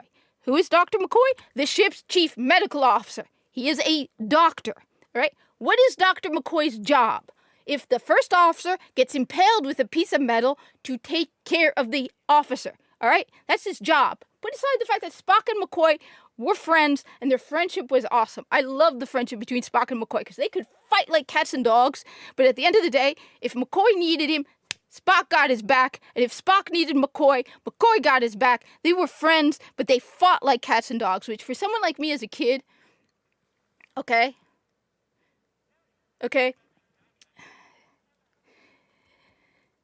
This person paired Spock and McCoy. That tells me, one, you don't know anything about Star Trek. You know nothing about Spock and McCoy. You know nothing about a doctor or a chief medical officer looking after a patient. You know nothing. So this is the same thing with that. Like I said, I have the game. I have a father, okay? I am a daughter, okay? I have 5 brothers, okay? What is wrong with you? Who looks at that and goes, yeah, so we have a bunch of moronic idiots who have way too much attention. That's one of my views. That's why, for example, I don't go to IGN. I don't go to Kotaku. Why? Because you want to know how to kill something on... Why did I unsubscribe from the Quartering? After the whole controversy? You want to kill something on the internet? Okay? You want to kill something on the internet. You don't give it any attention, period. I don't watch the Quartering. He doesn't deserve my attention anymore. Okay? You want to stop him from having a voice towards YouTube so that they will listen to him? Don't watch him. Don't even hate watch him. I don't go to the Mary Sue. I don't go to Kotaku. I don't go to any of these articles. I'll listen to Clownfish TV. They'll bring up an article. Okay? We used to bury those people in the far corners of the internet. The person who, I swear, I used to read... The thing you have to keep in mind is I used to read Star Trek fan fiction. Because I love to read Star Trek, okay? And I would have to dig through slop to find some really good stories. There were some really... That's why I'm not one of those people who says all fan fiction is bad. Because there was some really good Star Trek fan fiction. There was this one hilarious one where Kirk... There's for on my keyboard. Where Spock falls in a bear trap on a planet and gets captured by the natives, and McCoy has to dress up like a witch doctor, which is a joke based on the fact that they're always calling McCoy a witch doctor, okay? There is some really, really good fan fiction. I haven't read it in years, but there was some really, really good fan fiction. The problem is, why is somebody going, oh, I don't know, Dr. Bashir from Deep Space Nine is in love with Garrick, or Dr. Bashir from Deep Space Nine is in love with Commander Tomalak. They never even met. It's like he was injured and he met. It's like, are you insane? I actually opened it because I was like, what the hell are you talking about? You're saying that Bashir and Garrick can't be friends? And so you're doing the exact same thing here. You see a little girl with her father. Oh, honestly, I unsubscribed from Jeremy after I found out the guy spent $16,000 on a racetrack and then is begging people for money to go to Amfest. Okay, that's how I unsubscribed from him, because I don't come on X on YouTube or Twitter or X and go, hey, you guys, I want to go to TennoCon. I make in my entire year, my year worth of salary is probably what Jared makes in a month, or what he used to make in a month. Okay, and yet I don't come on here and go, hey, you guys, give me money so I can go to TennoCon. And at least in my case, making TennoCon content would be awesome. I mean, can you imagine me going to TennoCon? All right, I'd be absolutely ecstatic to go to TennoCon. All right, massive Warframe fan. All right, I'll go nuts. But I'm not going to come on here and say, give me money so I can go to TennoCon. All right, that's a luxury for one thing. The only time I would actually ask people for money is when I genuinely need it. And honestly, there are times where I have and I have not done that because it just doesn't seem right. But you want me to give a guy who makes in 1 month how much I make in a year? You own Rolex watches. You own a racetrack that costs $16,000. You own a massive fish tank, okay? And then you come to me and you're like, give me money so you can pay for my trip to Amfest. That's when I unsubscribed. I don't care about the bull. I don't care about the Jubal. I don't care about any of that. I don't know if it's true or not. I don't care. It doesn't change my opinion. I don't care. I unsubscribed after the money thing. Then came the deplatforming, and I'm like, yeah, I'm glad I don't agree with that. I've said this flat, plain and simple. You don't like somebody's content, you don't watch it. You don't deplatform people. Should I flag Jared for saying bad things about Muslims? Because he has. I don't. So that's my view on it. As for like I said, with the Pragmata, okay? There are people out there who we used to ignore. We used to put in the corners of the internet and be like, you do not deserve to have any attention because you're crazy. You pair Draco Malfoy and Harry Potter. That tells me you know absolutely nothing about, first of all, friendship. No. He doesn't want to go to TennoCon. I want to go to TennoCon. He wanted to go to Amfest. I want to go to TennoCon. I don't come on here and beg for money to go to TennoCon. All right? At least my begging for money to go to TennoCon is more justified than Jeremy begging for money to go to Amfest. Okay? But I don't do it. You know what I do? I don't go to TennoCon. I can't afford to go to TennoCon. It would be very expensive for me to go to TennoCon. I'm not going to spend thousands of dollars, okay, to spend 2 nights in Canada to go to a Warframe convention, okay? And I'm not going to beg you guys for money. Honestly, they're more important. Like, if I were going to be begging for money, I need, like, dental care. Honestly, I'll admit it. I need serious dental care that I can't afford if I were begging for money, okay? But I don't do that, okay?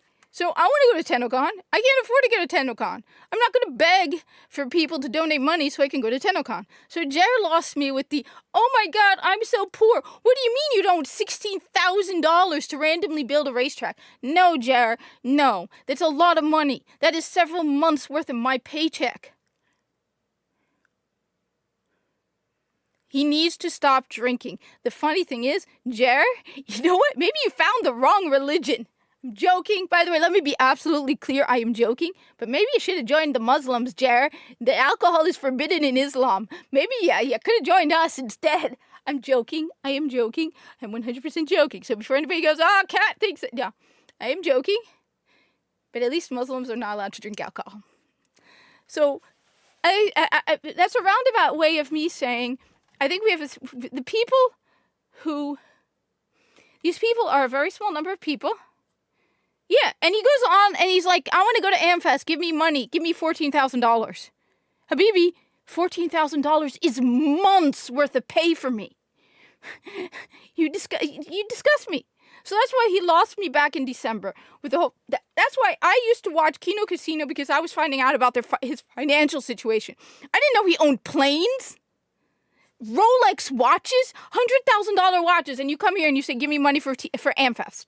So that's why I'm like, you know what? I'm not gonna watch his videos anymore. You want to know why I watched his videos? I wasn't like a fan of the quartering. I watched his videos because he's milquetoast. He's right. Everyone is saying he never said he's a conservative. No, he's never said he's a conservative. He is a Trump supporter. He has been MAGA. Don't get me wrong. He's been MAGA, but he's never said he's a conservative. He's never said he's a Republican. I have said it. I have been registered Republican from day one. Okay? The only reason I got registered Republican was because in New Jersey, you have to pick a party to vote in the primaries, and my dad is a Republican, so when I went to register to vote, I registered as a Republican, then I got too lazy, and now I'm active in the Republican Party. Okay? Period. All right. I will admit I'm a Republican. Okay?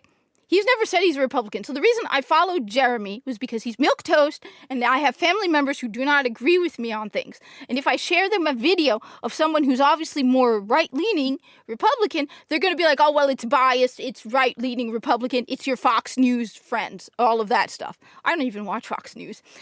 So Jeremy, I would share videos from the quartering because he is not he's MAGA, but he's. Yeah, that's why Tim Pool and the quartering, because I have family members who do not want people who are too far right. So giving a middle of the road, milquetoast perspective, where even if the milquetoast middle of the road is agreeing with me that this is wrong or this is right, it's more balanced than if I were to get someone like Michael Knowles or Matt Walsh. So that's why. But then I'm like, if every time I watch his videos, I'm giving him money. And the guy's a multimillionaire, and he's going after with the coffee brand. I mean, until I found out the controversy around coffee brand coffee. My apologies to all the people here seated at Destiny. I'm sorry. My problem with the coffee brand coffee, at least be honest about where you're doing it, okay? And be honest how you're getting the coffee. I admired and respected him for starting his own business, but then I find out he's been lying about coffee brand coffee. I'm like, I don't even care about the name. It's the fact that he tried to start his own business. I respect it, that he does a lot of grind. And then I find out he's been lying on a lot of things. Okay? So that's why I haven't watched, but that's my view. If you don't like something, just don't watch it. So I haven't watched him. Like I said, I've been watching Kino Casino on and off. Anyway, the other side. As for the whole controversy around Pragmata, I have said there was a group of people that we would put in the corners of the internet. I said, I'm coming from the perspective of someone who has read fan fiction. I mean, we have people taking seriously the fact that Kirk and Spock should be a couple. Tell me you know nothing about Star Trek when you put Kirk and Spock as a couple. You know what? One of the things that I loved... Okay, me going off on another tangent. I fell in love with Star Trek through the novels, okay? I never saw the original series show for like at least a year before when I fell in love with Star Trek. I fell in love with Kirk, Spock, and McCoy through the novels. And I was very lonely as a kid. Yeah, I know. That's why it's like, at least, you know what? If he had admitted that it was dropshift or whatever the hell it was, I would have respected him more. Be honest. Okay? He's not being honest. So then why should I... Look, if you're going to lie to me, then I'm not going to follow you. I'm not going to buy your stuff. I'm not going to be involved. Kirk, Spock, and McCoy were my favorite characters. McCoy, by far my favorite, but I love Kirk, Spock, and McCoy. What? And you know what? I love the fact that they were friends. I was a lonely kid, okay? I was probably more in common with Spock, okay? You know what? Okay? And you come in here, you tell me you know nothing about the friendship between Kirk, Spock, and McCoy by turning Kirk and Spock into a couple. You take away something from their friendship, okay? In fact, I once saw a video that was a behind the scenes of the X-Files. This was before they paired Mulder and Scully. And they were like, the funny thing is, they were like, one of the reasons we love Mulder and Scully not being a couple was because they were friends, and it added more depth to them being friends. Now, let me use this and be better at auto rifles. Let me they were like they were better, it added more depth to their friendship that they weren't a romantic couple. And you know nothing about Star Trek. You know nothing about Kirk, you know nothing about Spock, you know nothing about having friends. And I have written numerous Corpus characters because I respect Destiny. You want to know I'm not playing Marathon? Because I'm a fan of Destiny 2. And I don't friends don't let friends play Marathon. Friends don't support the killer of their friend. And Marathon killed Destiny 2.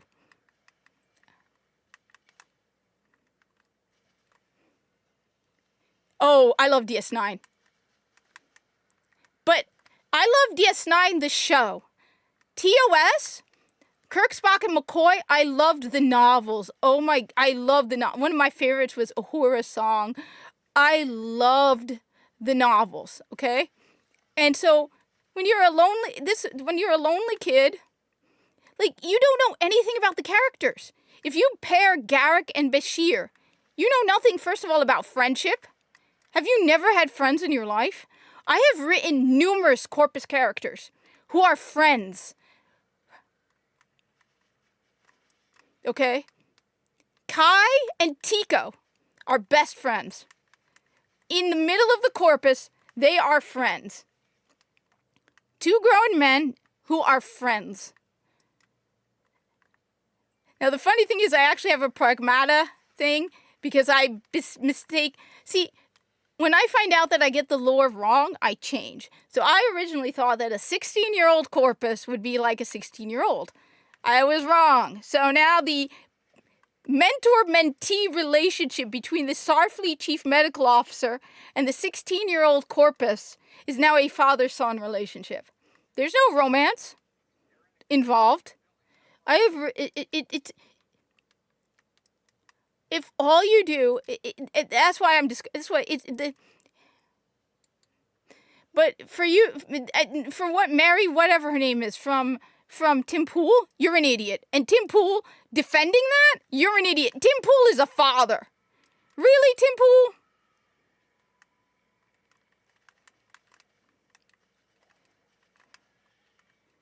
You should know better than that.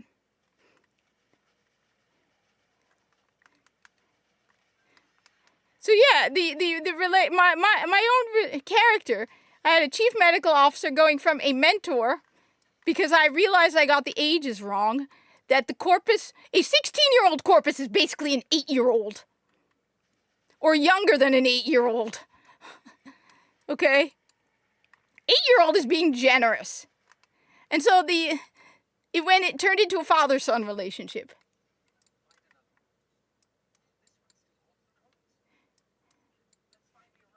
No. So a man who adopts, like someone pointed out. So all those men who, run into traffic to save a child. That was the dumbest thing. That defending that stupidity was just dumb beyond words.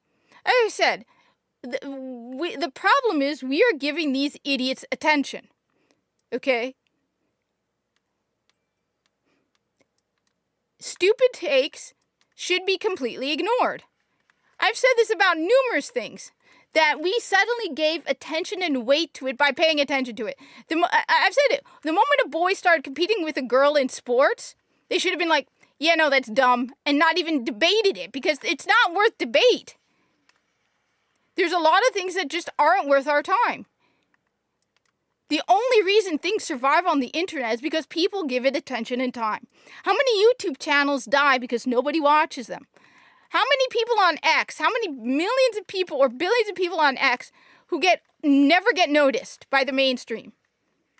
Because nobody pays attention. You want to kill something, okay? You want to kill something? Don't give it time. Don't give it attention. And that's what we used to do with the stupid fan fiction, where they used to pay. And the funny thing is, you want to know who writes fan fiction like that? By the way, women. Not gay guys. In fact, there's an interview with a woman from like GenSpec where she's talking about fan fiction and how it has influenced little girls into all of this stuff going on, right? And she's like, she shared some of this fan fiction between men with gay men, and the gay men started laughing. So all the like Kirk Spock fan fiction, right? She shared it with gay men, and they were like, that's so funny. It's unbelievable and unrealistic. These people have no idea what it's like to actually be gay.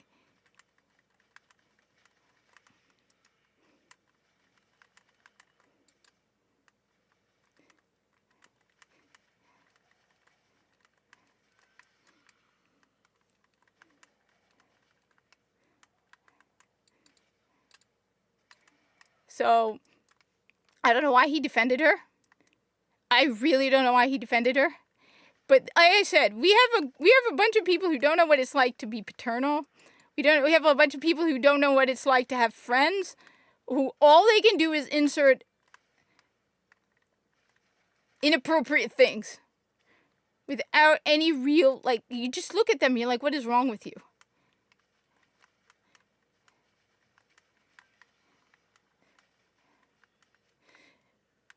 And honestly, most of the people I know who play video games are not single.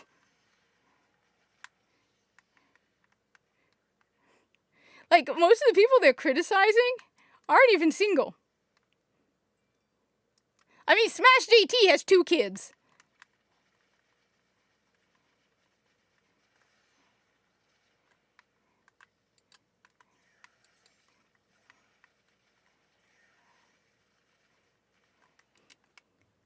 So I don't know why he was defending her. I don't know why he was... I don't know what Tim Pool was thinking, especially since Tim Pool is a father at this point.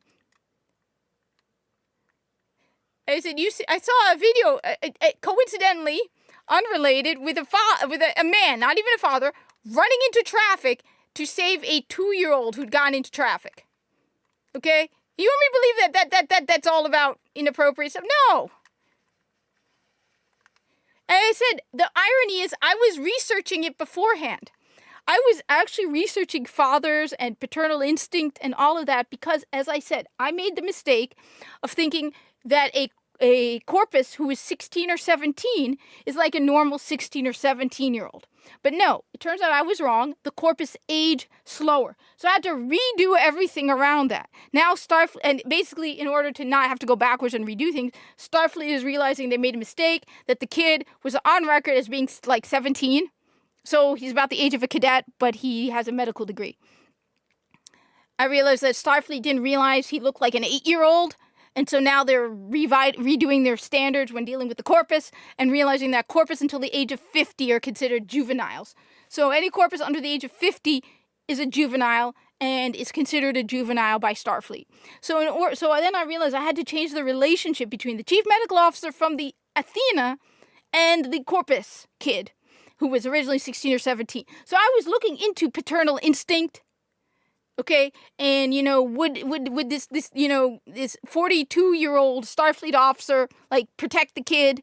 All of this, all of that, I was looking into it and trying to go with Grok on how because now it's a child, how his behavior around the child would be different than around a 16-year-old, and all of that. So I'd already looked into all of that before Pragmata came out, and it's like, no, men they're protective of kids. It was dumb. And, I mean, I was raised by a single father for several years. It's vile. It's vile. It's disgusting behavior. And, as I said, we give these people attention. Like I said, at one point they were like, we should make Kirk and Spock a couple. Yeah, anyone who says that is not a Star Trek fan. But because you were listening to these idiots online who know nothing about Star Trek and only think with that way, these lonely people who don't know what it's like to have friends.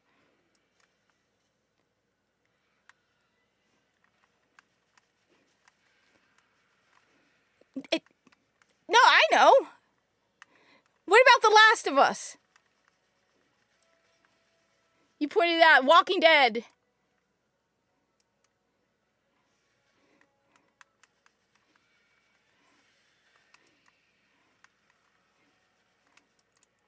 Men looking after kids, men protecting kids, men not wanting to...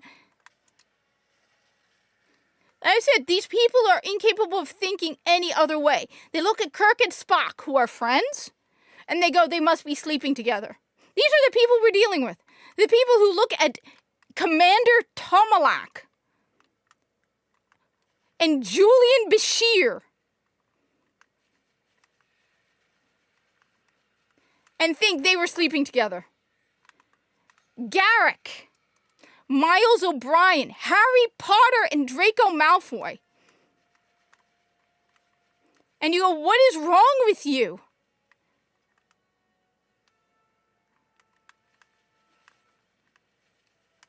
It's written by I'm going to say it. It's written by lonely fat women who at the time when I was reading this stuff didn't have the they thems. But now they're all the lonely fat they them women who haven't gotten any, but also seem incapable of thinking without getting any. Like fat, smelly they thems who sit in front of the computer all day and are incapable of enjoying Star Trek as Star Trek or Harry Potter's. No, they have to see love stories and everything. Oh my God. I mean, come on. Remus Lupin and Sirius Black, because they had a brotherly hug. Like I said, the only reason I started reading about it because I was like, why the hell is, like, I would be having to dig through. I forgot I don't have Celestial Nighthawk. Like I said, I started reading about it. No, it does come in all, yeah, but the reason that these women are the ones who read it, who do this, is because, no, you're right, because the guy who did Osiris and Saint 14 was a guy who wanted to share his queer life experiences in Destiny, too, because it's all he has as a personality is his queer life experiences. Grow the hell up. That would be like me coming on every day and going, let me tell you about my Muslim experiences and what it's like to be a Muslim. Because that's all my personality in life is my identity. Okay? But the thing is, like I said, so I started looking into fan fiction. That's what I'm probably one of the few people who could really talk. I started looking into fan fiction because I got tired of 90% of fan fiction being Kirk and Spock being related emotionally, like having a pairing. I'm like, why the hell are so many people writing this? You do not want to, by the way, look into the Warframe corpus. I was curious. I was like, is anybody else interested in writing about the corpus? How do they do it? And I hate these people so much. I absolutely hate these people so much. I have never seen a more vile, disgusting group of people. As I said, about 10% of fan fiction is good.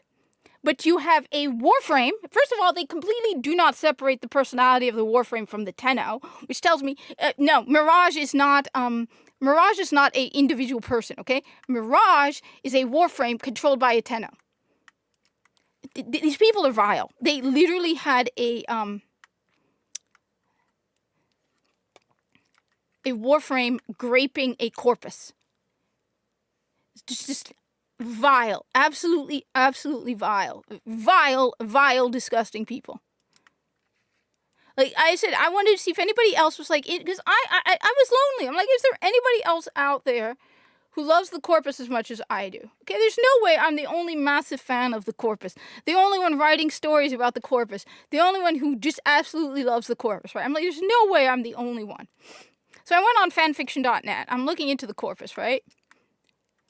And it is just vile and disgusting.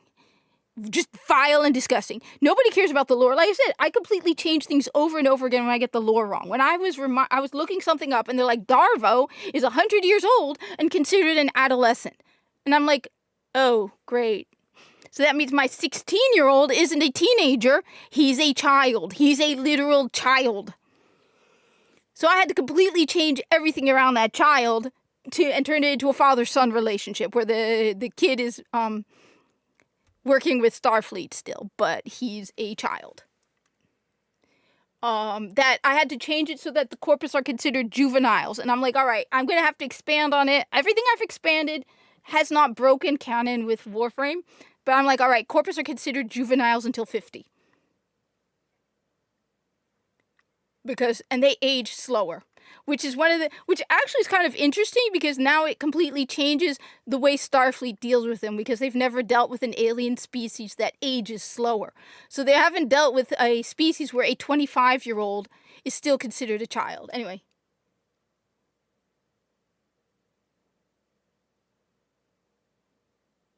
What if we actually got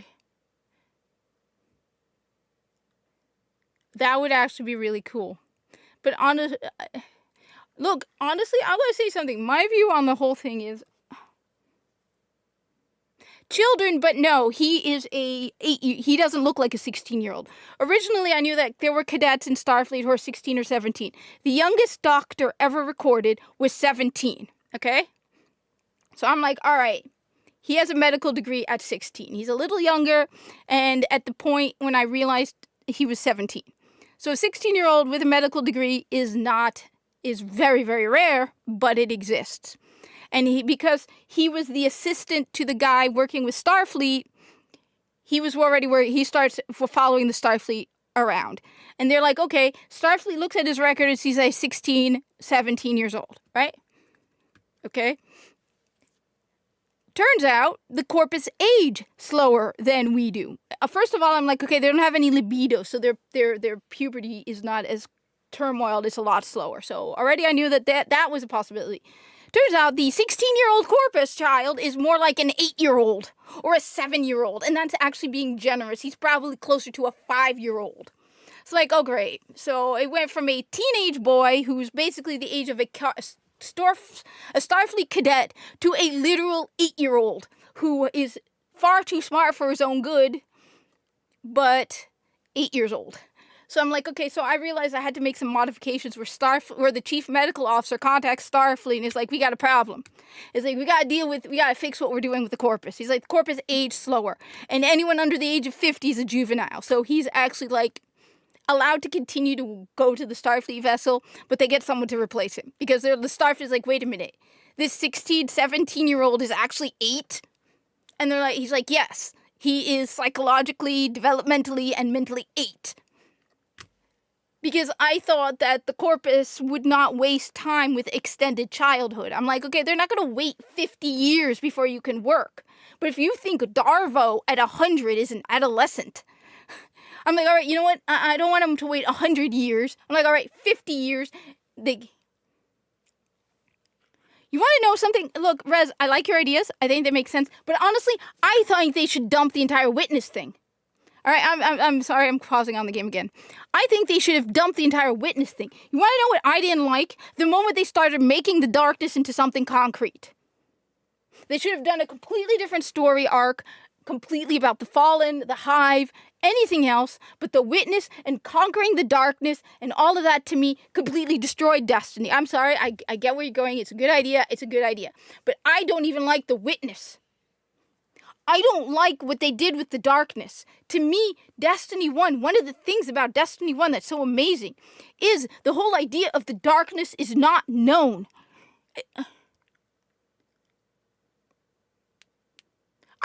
But that's the thing, I don't want that. I get what you're saying, and I understand it. I don't want the Cabal as our allies. I don't want the Fallen as our allies. I don't want that. I don't want any of that. I did not like it when it was like, I did not like that. I'm sorry. Look, let me be clear. If you want me, if I could do whatever I wanted with Destiny, I would start over from Forsaken. I don't like the darkness. I don't like the witness. I don't like any of it. One of the nice things about Destiny 1 versus Destiny 2 is the darkness is so much more menacing because we don't know what it is. It's so much bigger and more ethereal than in Destiny 2. I don't like the witness. I don't like any of the nonsense they did. I don't like any of it. I like Destiny 1 because the darkness was menacing, ethereal. It seemed to be everywhere. It did not have a... The thing is, and it was Clownfish TV who brought it up when they were talking about Han Solo, the Solo movie. And they said, sometimes you don't need this information. Like, we don't need the story of Han Solo. I don't want any of them. I don't want any of them, because when they... then you have to do it better than the way they did it. First of all, the Cabal? No. The Cabal would not be like, oh, every time we try to fight them, they destroy our shit. No. The Cabal are still way too powerful for that. And the Fallen, don't give me this victim narrative nonsense that these woke tards are going into. The Fallen...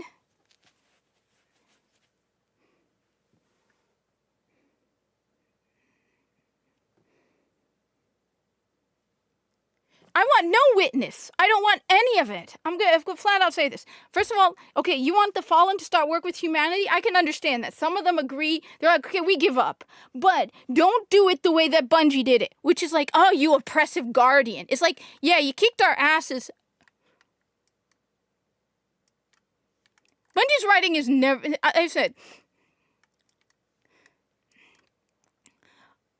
I don't want us allied with the Cabal. And honestly, there is nothing left.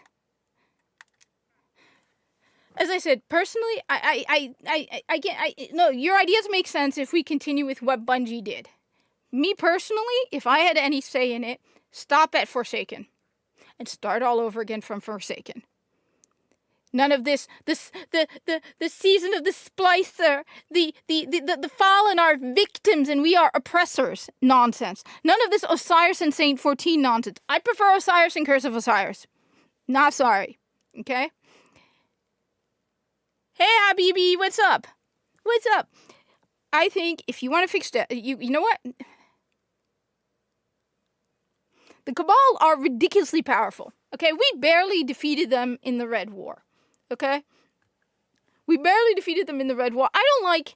Honestly, I don't like, what's his name? I can't forget, I'm freezing on his name. The guy from the Leviathan, coming back over and over again. I don't like the fact that they keep reusing the same damn enemies over and over and over again. Shadowkeep was stupid. They keep bringing back the same enemies. They bring back Fikrill and all of them over and over again. I mean, you want the ideal? You start all over again. You want the ideal for Destiny? You ignore Destiny 2 and you start from Destiny 1 all over again. You ignore Destiny 2 completely. That's the absolute ideal, because Cayde was, yes, I totally agree. Cayde was the best thing in Destiny. Cayde added humanity and humor to Destiny. Any mission with Cayde is so much better because he's the best, most roundabout built character. And on top of that, not only that, you ruined all of your other characters.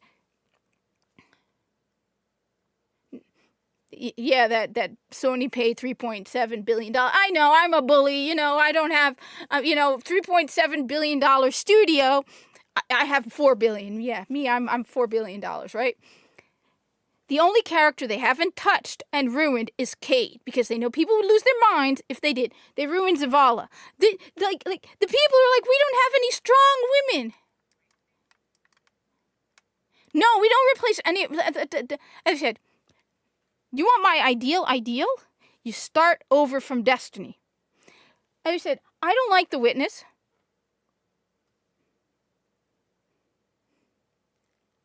I don't like The Witness.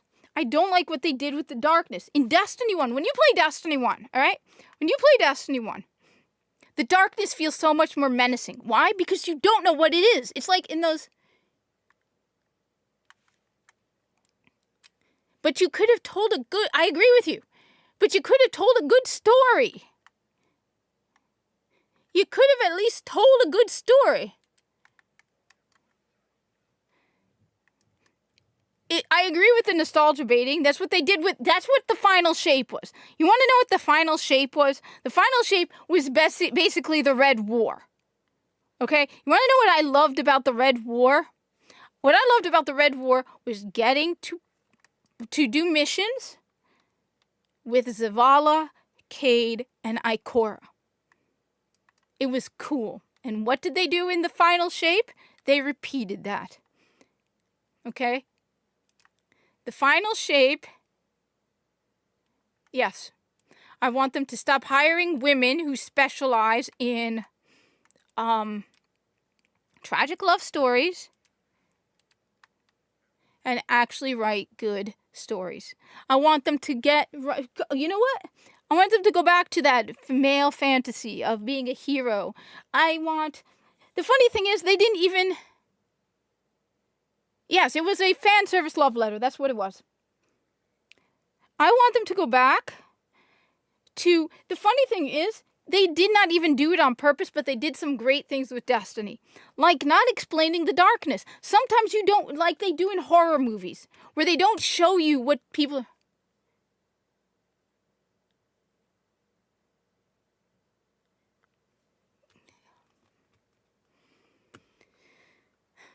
You know, I'm going with option 2. I'm honestly going with option 2 at this point. Because the old content was still more Destiny than the new content.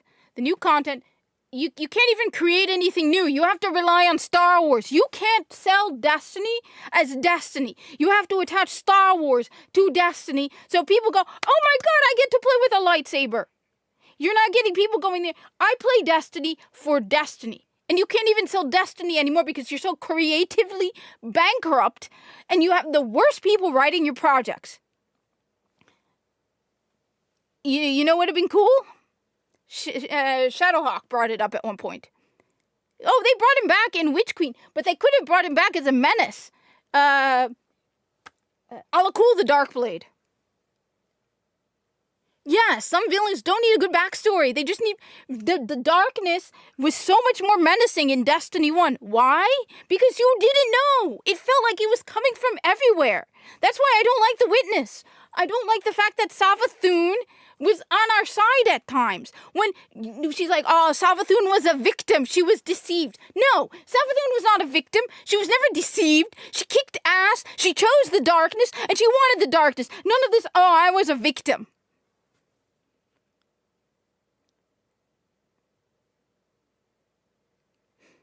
And they're wearing clothes.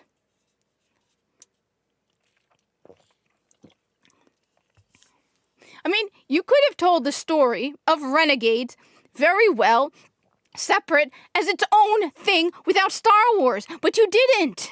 You could have done the Vex breaking away very well, and it could have actually been the center of the entire story.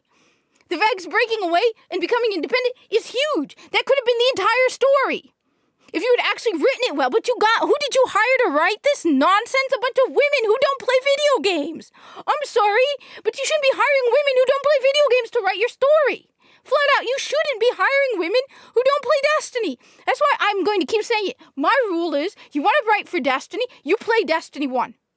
Period. You do not work for Bungie and work on Destiny 2 if you haven't played Destiny. Any person right now writing at Bungie who has not played Destiny, you tell them you play Destiny or you leave.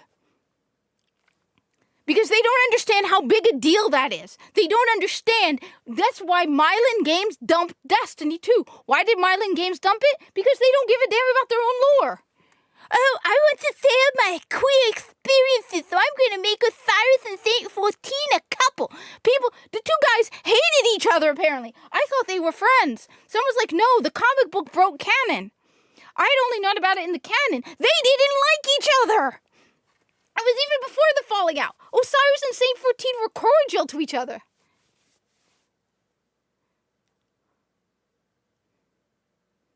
That would have been cool, too. But as I said, I don't like The Witness. I don't like what they did. That's why my ideal, you want to know what my ideal is? You continue from Destiny 1. Okay? You upgrade, you re-release Destiny 1, and you restart over again. You fire every one of those stupid women who specializes in tragic love stories. I'm telling you, every single person who reviewed Edge of Fate, before I bought it, I watched a garbage ton of reviews of Edge of Fate. Some of the biggest fans of Edge of Fate and some of the people who hated it. And you want to know one consistent thing I remember about Edge of Fate? Everyone hated, what's her name, Maya Sundaresh. Everyone, even the people who loved Edge of Fate, hated Maya Sundaresh. And what is Maya Sundaresh? Oh yeah, a revamped new Osiris Saint 14. Your tragic love story. Nobody wants your tragic love story. Oh, I know it's not just the female writers. I'm saying, but I think a big influence. How do you want to, like I said, you want to know who wrote Edge of Fate? Some woman who doesn't play video games. You know what? Even better, Scorch Earth, the entire writing staff. I had it, and I don't know if I have it anymore. I had a screenshot of it. By the way, this is my Starfleet Chief Medical Officer who's working with the Corpus. I had Grok create a picture of him. So yeah, as my Starfleet Chief Medical Officer who's working with the Corpus. He's going to eventually get promoted to, see if I can find it. He's eventually going to be promoted and becomes the official Corpus Starfleet liaison because he doesn't agree with the Corpus on a lot of things. He doesn't like them in a lot of things. He's the father figure. Let me see if I can find it. Because I had screenshots from her website where she even lists her interest, and video games is not her interest. She's not interested in video games. She doesn't play Destiny. Let me see if I can find it. Maybe it's on, let me see if I look it up under, I shared it with.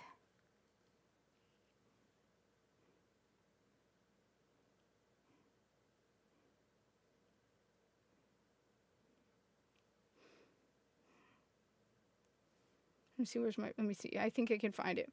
Okay.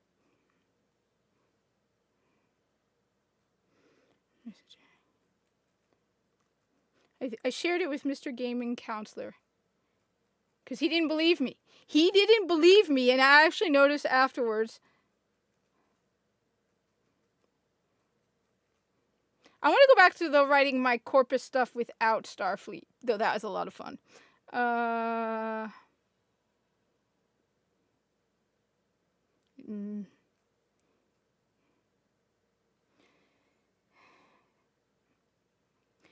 Alright, I don't know if I can find it.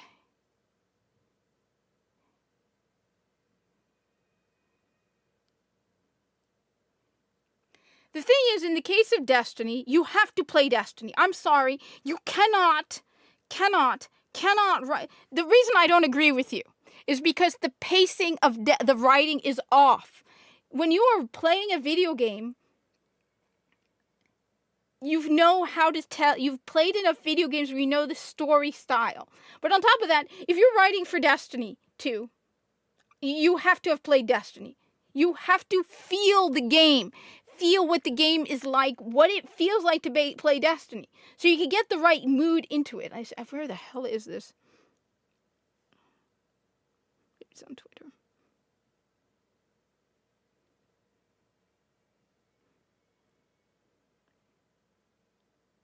I've reached the point, the thing is, maybe a couple years back, now I've reached the point I don't care.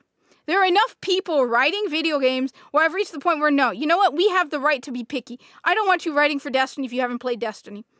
You should not be writing for Destiny 2 if you have not played Destiny. That's it. I've reached the point where I don't care.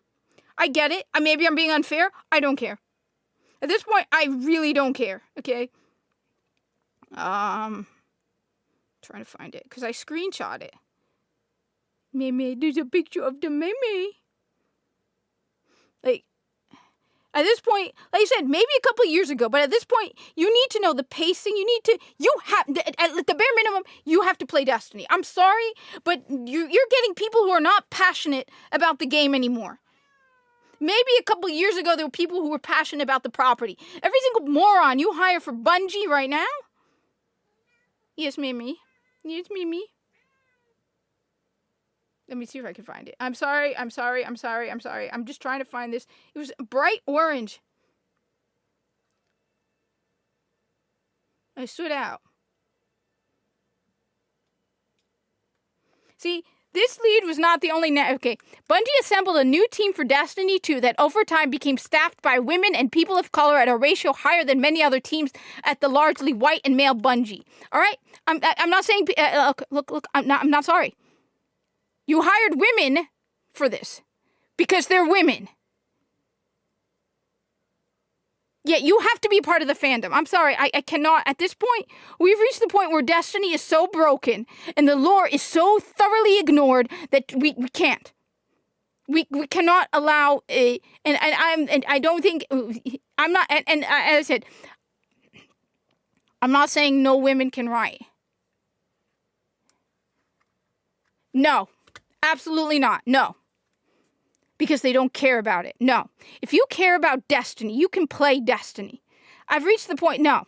The thing is, you need to get you have at this point, right? You have a massive work pool, all right? You have the ability to be this picky about it, all right? You have that ability right now. There are so many people who have played Destiny. Someone in I think it's Alexia. Honestly, it's a fair take. They're on Twitch and they're saying it's like if I wrote for Star Trek. Okay? No, at this point, I look, we have so many people who the Bungie of all developers can afford to be picky about it. We're talking about Bungie, one of the supposedly old-time, old-school, top-of-the-line developers. They can afford to be picky. Okay? They can afford to be like, oh, you've never played Destiny? Then we don't want you. How do you apply for a job at Bungie, okay, and you have never played Destiny? If I were applying for a job at any video game developer, okay, if I was going to apply for a job at Ubisoft, no, it doesn't. Not anymore. No, it doesn't. Because you know what? There are probably 50 people for that one person who've actually played the game who want the job. It's one thing where you don't have enough people to choose from. But you have so many people available you can afford. It's like choosing someone.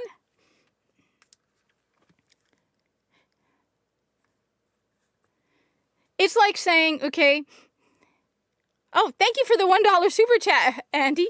Appreciate it. Thank you. You, at one point, you didn't have enough people. You have so many people at this point. You have, for that one person who's read all the lore books, you'll have 10 people who've played the game and are passionate about the game. You want to know who you should have hired? Mylan Games. You should have hired My Name is Bife and actually listened to them. But you didn't. You actually apparently treated Mylan Games like trash. Apparently they mistreated Mylan Games. The guys who know the lore. As I said, I've reached the point where I don't care. Okay? We have so many people, the pool with so many people have quit, and there's so many people desperate for work. I mean, plain and simple, okay? Plain and simple. You're applying for a job at a video game developer. You want me to believe you won't play their game? As I said, if I were applying for a job at Ubisoft, you want to know what I would do? Play the games before I go, so you can talk to them about it. When I applied for a job, okay? When I applied for a job in clothing, which I suck at sales, so I totally should not have gotten that job, which is a good thing. Okay, you want to know what I did? Okay, when I applied for a job at a store that sold clothing, and I suck at clothing. Okay, I went to the store. I looked at their product. I bought some of their product. I went to the interview wearing clothing from the store. Okay, if you're going to apply for a job at Bungie, what is the first thing you're going to do? Play Destiny, so when you go to the interview, you can talk about it. I suck at selling. Yeah, I agree. I have the wrong mindset when it comes to selling clothing. I was desperate at the time for a job. Okay, now I don't work in sales. I work behind the scene. When I applied for a job, I was applying for, I mentioned my past experience, and the manager who was doing the interview is like, I have a better job for you than sales. He was like, I have a better job for you than sales. And I ended up working behind the scenes, like I said, in a warehouse. And that has been the best thing that's ever happened to me. When the manager who hired me,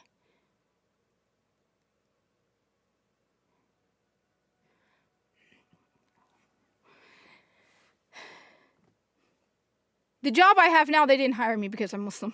On the contrary, I said, we recently had something, and apparently we were like, no, I suck at clothes. Trust me, I suck at clothes. I'm telling you, we were like number 3 in the company, okay? So,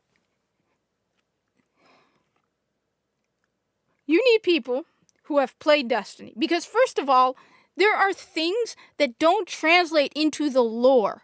When you just read the books, it's not the same thing. What does it feel like to play Destiny? What is the mood and the emotion and the atmosphere of Destiny? When you play Destiny, instead of just reading it, you get a totally different experience. That's why you need to have played it.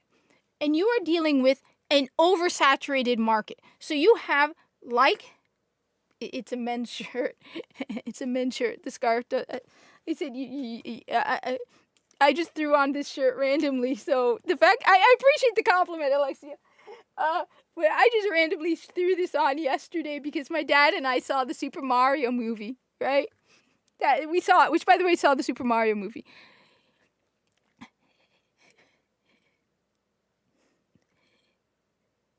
You have an oversaturated market.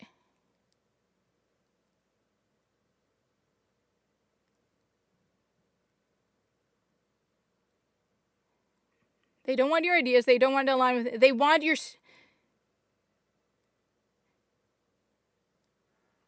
They don't care about the lore. They don't care about the world of Destiny. They have, like I said,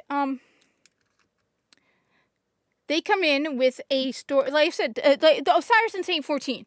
The guy was fired a while back, but he want to know? He said, you know what? He got hired at Bungie because he always dreamt about Osiris and Saint 14 be a couple, and he wanted to stay at his queer life experiences. Okay, that's like me.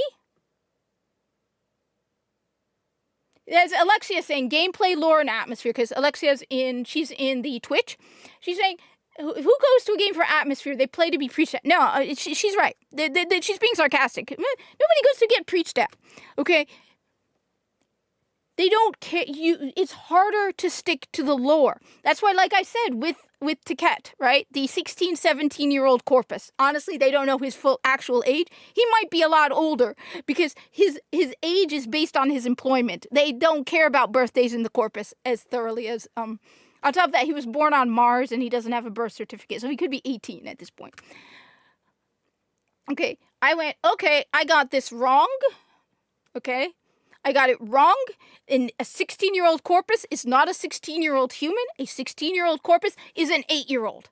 I have to change everything that I assumed to fit the fact that the lore of Warframe is that a 100-year-old Corpus is considered an adolescent. So a 16-year-old is a literal child. And I'm not talking a teenager. I am talking a 7 or 8-year-old child. So his entire relationship with the chief medical officer from the Athena has to completely change because it went from a supervisor, mentor, mentee to a father-son relationship. I did not plan on it. I have had to multiple times change what I thought about the Corpus because somebody reminded me something I got wrong with the lore. At one point, I had the Corpus having multiple kids. I'm like, the more kids you get, the better because you want as many Corpus as possible. And then a friend of mine who was working with me at the time said, no, the Corpus have breeding programs. They probably are born out of artificial wombs and they have genetic engineering. You forgot that. You forgot that they have purpose breeding programs. So no, then I realized, no, none of them have kids. They don't have a libido. They don't go having pairing relationships or any of that. They probably genetically modified them so they have no drive at all. And all the kids are born out of artificial wombs except for the recruits. So I'm like, I went from, because I literally had a story at one point where Tico tells Kai if Viso has any family, because I had Viso with kids. Because I was like, okay, Viso would be, if Viso is over 200, which that is definite now.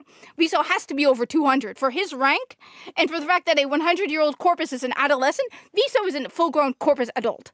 Okay? He's over 200. So I'm like, if Viso's over 200, he has kids, because he's probably getting a bonus. Then they're like, no, Corpus don't have kids. So at one point, Kai and Tika are like, if Viso has family, rescue them before they get taken by Ballas.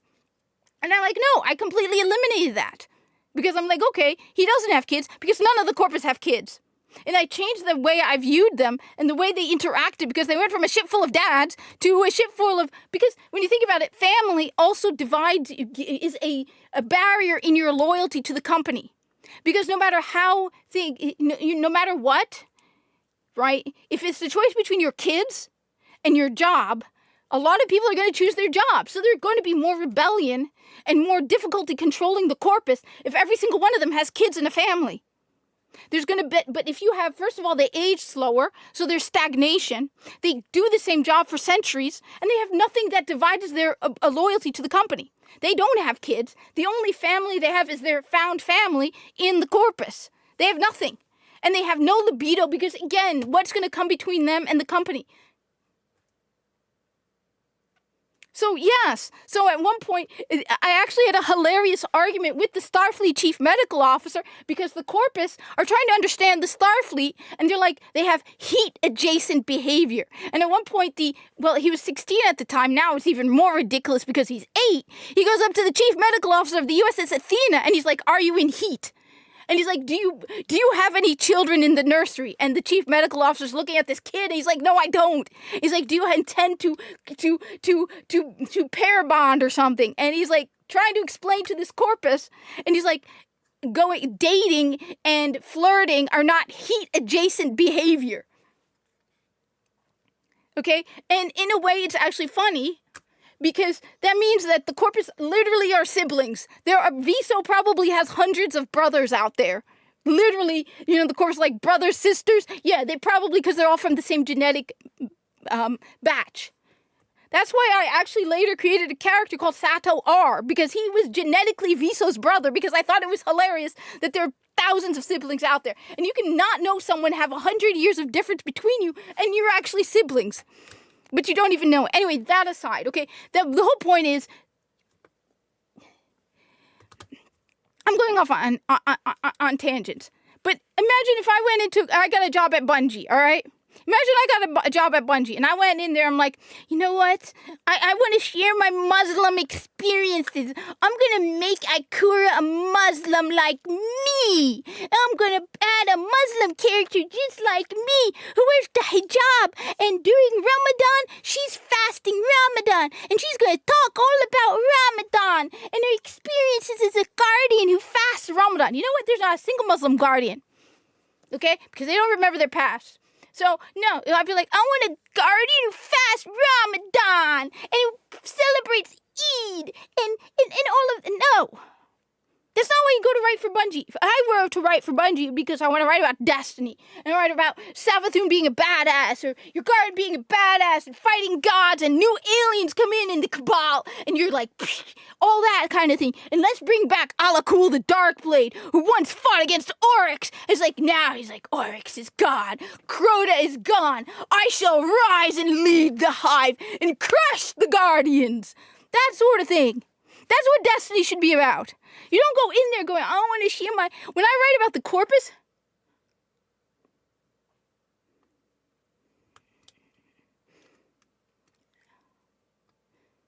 I mean, when I write about the corpus, you want to know why I write about the corpus? Because I think the corpus are badass, cool, and awesome, and I feel like they don't get their chance to shine. Writing about Tico and Kai when they were in the New War, right? And Kai, and he's like contacting Tico. He's like, Tico, engineering, and he goes in there, and there's a hyena pack, and Tico's like, Kai, get out of there! You can't take on a hyena pack by yourself. And then Tiso is going through the vents, trying to reach Kai, and he snipes one of the hyena pack. Right? And then one of them slams into Kai from behind, and he still manages to turn over. And then Tico, okay, and Tico and Kai is lying. His legs are broken. His spine has been damaged. He's lying on his back. And Tico walks in, and there's one of the hyena pack just hanging above him. And Kai's like, stop! And then he lifts himself and manages to end the last of the hyena pack and falls, slams right in front of Tico. And Tico's like utterly shocked as the thing falls from the ceiling right in front of him. Okay? That's why. I'm not writing it because, all the corpus are secretly Muslim and I want to share my Muslim life experiences. No, I want to write about the corpus being badass because I don't think they get enough opportunity to badass. I see so much potential for the corpus being badass. As for Star Trek Warframe crossover, that started as a joke and it turned into something ridiculously cool. Honestly, the whole thing between Star Trek is what Starfleet and Star Trek are missing. You want to know what Star Trek is missing? The conflict. The enemies in Star Trek. The fact that the Romulans were they cheaped out in Star Trek. Okay? They cheaped out in Star Trek. They're like, okay, well, the Federation can't take on the Romulans, so we're just going to destroy their homeworld. And the Klingons, the badass Klingons, you know what? They're going to join the Federation because we're going to destroy the moon on their homeworld. You want to know what made Star Trek interesting? It was the conflict between different people. As Tezin Turing told Elias Halverson, he's like, the universe doesn't follow your rules. You don't want us to exist. The Federation doesn't want the Corpus to exist. But what are you going to do about it? Except now you have someone who makes Starfleet universe to fit their own morals and their own agenda. Having arguments and disagreements, and how does the Federation deal with an entire society of people who are genetically engineered? Where you have the Corpus going, all right, Elias Halverson, we're going to hire you into the Corpus. You are Starfleet Corpus liaison. We're going to give you a job for Becco because you've been efficient and it's easier for a payroll. And it pisses Starfleet off. Whereas on the other end, Starfleet looks at the Corpus kid and goes, he's very intelligent. He would make it in Starfleet. Oh, he's genetically engineered. My apologies, but it started as a rant about the storytelling in Destiny, okay? It started as a rant about what was going on in the state of Destiny and the storytelling about Destiny. Yes, Alexia, I definitely want pics of the cat. You need to show me. It started as a rant, and the whole point is the fact that the lore for Destiny is being neglected and ignored. And the fact that the people they hire for Destiny, if you're writing Destiny 2, you have to play Destiny 1. That should be a rule. You walk into Bungie, you're like, I'm here to write for Destiny. I want to be a Destiny writer. And so I went on into Warframe, keeping to the lore, and how Star Trek has completely lost the lore, and all that. But it started as, if you apply for a job at Bungie, one of the big problems with Destiny 2 is everybody, first off, you hired, I'm not sorry. Stop hiring women because they're women. That's what you did. You wanted to have more women at Bungie. So what did you do? You hired a ton of women writers, and your writing department is full of women who don't know how to write for men. You hire a woman for Edge of Fate, whose specialty is tragic love stories and doesn't play video games. On top of it, they all completely forgot what D1 is about. They forgot the mood of D1, the atmosphere. You want to know what made Destiny? You want to know like I said, I hate the Witness. I hate all of it. Because you want to know what made Destiny so ominous and exciting and deep and just... And I'm a woman, so you can't be like, oh, you hate women. No. I 100% think if you write for Destiny 2, you have to play Destiny 1. Destiny 1 felt different than Destiny 2. Destiny 1 feels so different. When you play Destiny 1, yeah, is this the mystery, the darkness, the world was so different in Destiny.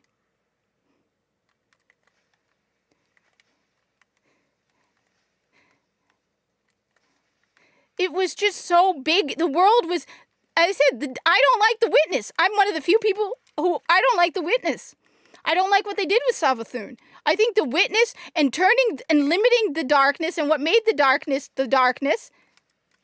took away from what made the darkness so mysterious and ominous. The darkness was ominous. You were scared of the darkness. What was it? It was everywhere. You can go beyond the stars and be like, what is the darkness? It wasn't concrete. Honestly, it felt like a force.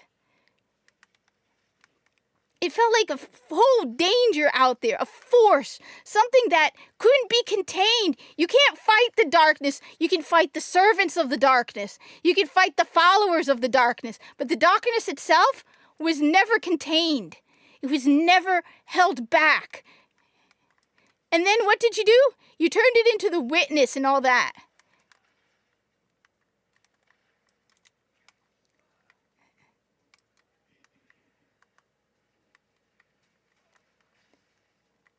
And that's what made Destiny felt bigger. And you felt more heroic because you just don't know what, like I said, the darkness felt so ominous and menacing and powerful. And you felt like a hero. You didn't feel like that oppressive guardian who kills those poor Eliksni. No, you felt like a hero in Destiny. And that's why I 100% don't like what they did. I would go back. I don't like the Witness. I don't like... What made Destiny Destiny was that.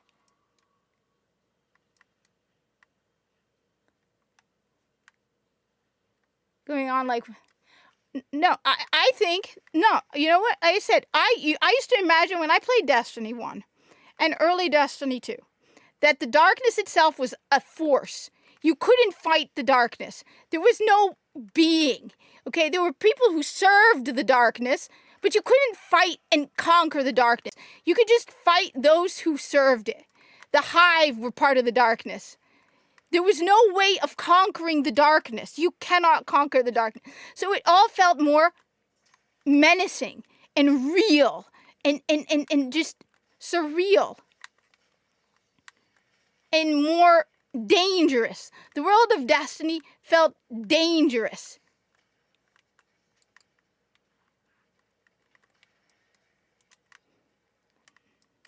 The world of Destiny felt so much bigger and more menacing.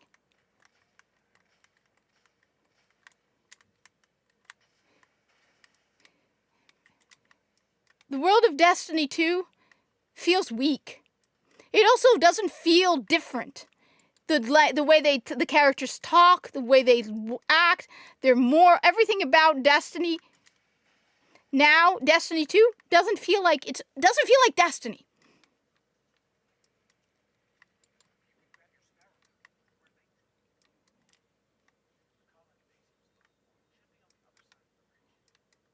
Yes, I 100% agree with you. The moment they gave the darkness a person, they killed the whole lore, they killed the vibe, they killed everything about it. That's why another reason why I don't like Renegades, because I feel like it took away what made the Dredgen so Dredgen, and what made the Praxic Order, like, a part of you looked up to the Praxic Order, and then you look at the person who doesn't even dress like a warlock. I'm sorry. You took away everything that just made Destiny its own unique world. What made Destiny, you had a phenomenal, amazing property that you created, an IP with its own aesthetic, its own feel, and what did you do? You ruined it. You took away everything that made it unique. You took away everything that made it Destiny. And you destroyed it. I knew that was gonna happen. You can push the darkness back 100%. I hate what they did with the 9. Honestly, I don't 100% know what they did with the 9 because I have not finished Edge of Fate. And honestly, I don't like Edge of Fate because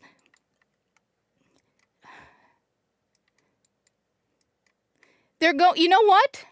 They're going to destroy the 9 too, aren't they? They're going to kill off the 9. And you know what? The 9 should not be killable. The 9 should... I don't know. I never really thought about the 9.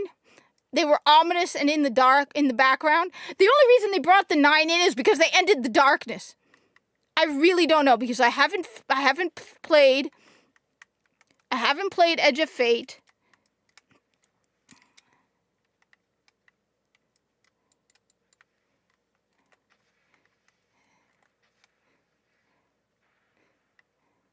But I mean, well, then that sucks. Look.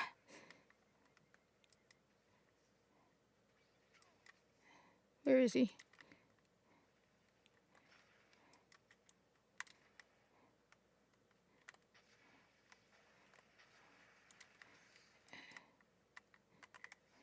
I'm done.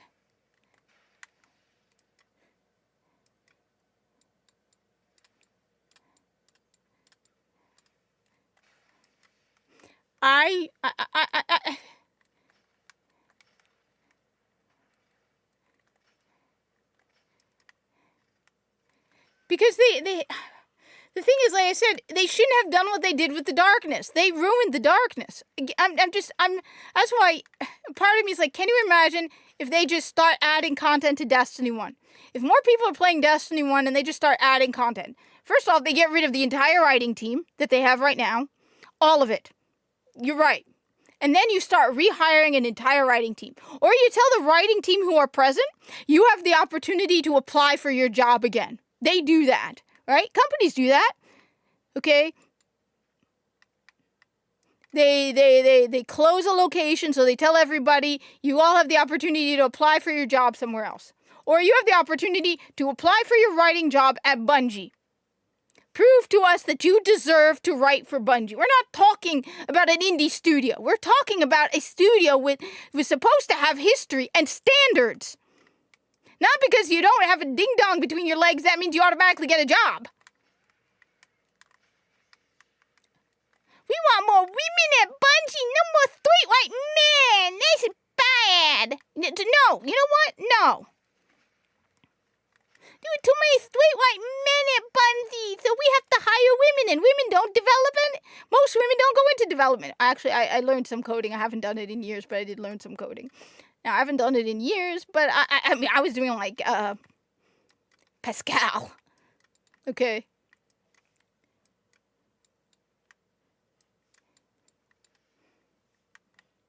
No, you know what? I'm sorry, Rez. No, nothing about the Traveler. Keep the mystery of the light and the darkness and the Traveler. Keep that mystery. Keep it. We don't need to know about the Traveler. We don't need to know. Sometimes the better part of a story, the mystery into the... Oh, wait, Alexia. I haven't... Wait, I'm sorry, but we... You want to know what would have been interesting? Shadow of Hawk had a really good idea. Remember Ala Kul the Darkblade? Ala Kul the Darkblade. Okay. Okay. Ala Kul the Darkblade rebelled against Oryx. Have him escape from his cell and have him take over the hive.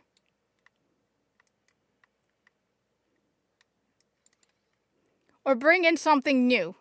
That's a new enemy that's controlled by the darkness. We don't need to know the secrets. We don't need to know about the Traveler. That's because of the the thing is, no, you know what? That's only the recent developments that's what the Traveler became. The Traveler is a servant of the force of light, and light is another force, okay? My view, when I started playing Destiny, original Destiny, okay? The darkness was a force with people who served it and followed it, okay? The light was also a force that people followed and served it. Okay? I'm sorry, I get why people want to do that. I don't want to turn the Traveler into a bastard that just uses races to protect itself. I don't want to do that. Okay? The Traveler gave us hope. I'm sorry, but that's one of the things that was about Destiny. It was that the Traveler gave us hope and the light, and the darkness was all around us.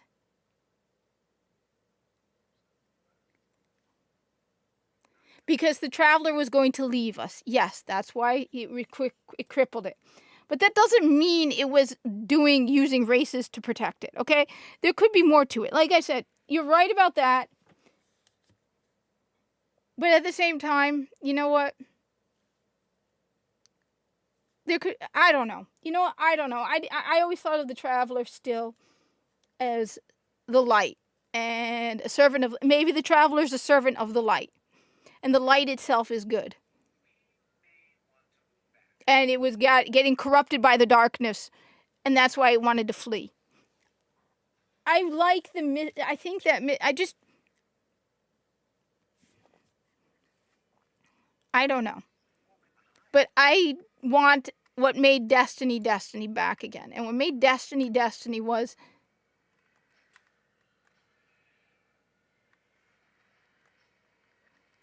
You mean with Lodi?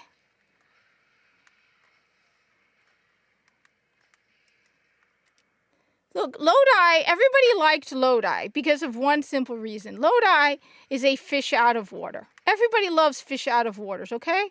That's what Lodi was. That's why people like him. Lodi is, I'm going to keep saying this. Lodi is us, okay?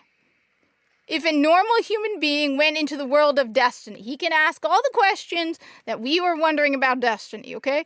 You know, oh, you guys look ridiculous, okay?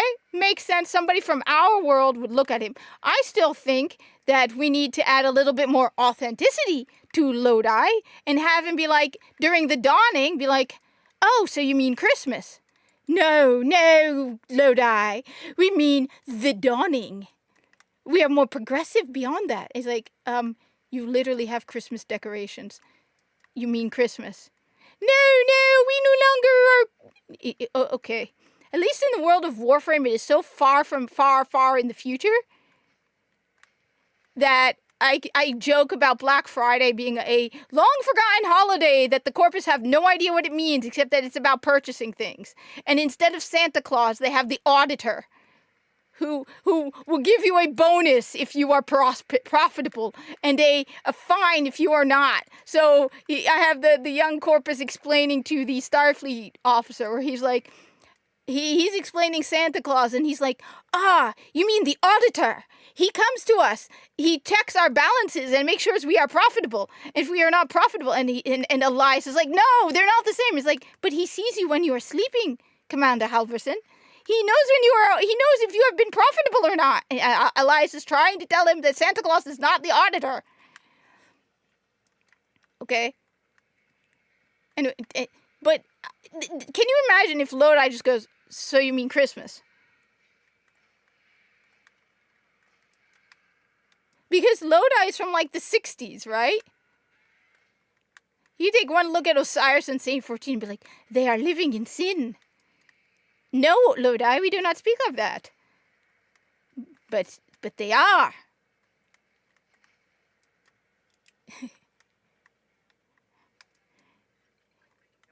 I said, keep in mind this is the 60s and the 70s, okay? He's probably a religious Christian. Okay? So you're not giving us the full authentic, and what is it? What? Oh God, my brain is freezing on the Halloween, right? And he's like, you mean Halloween? No, Lodi, it's not Halloween. What are you talking about?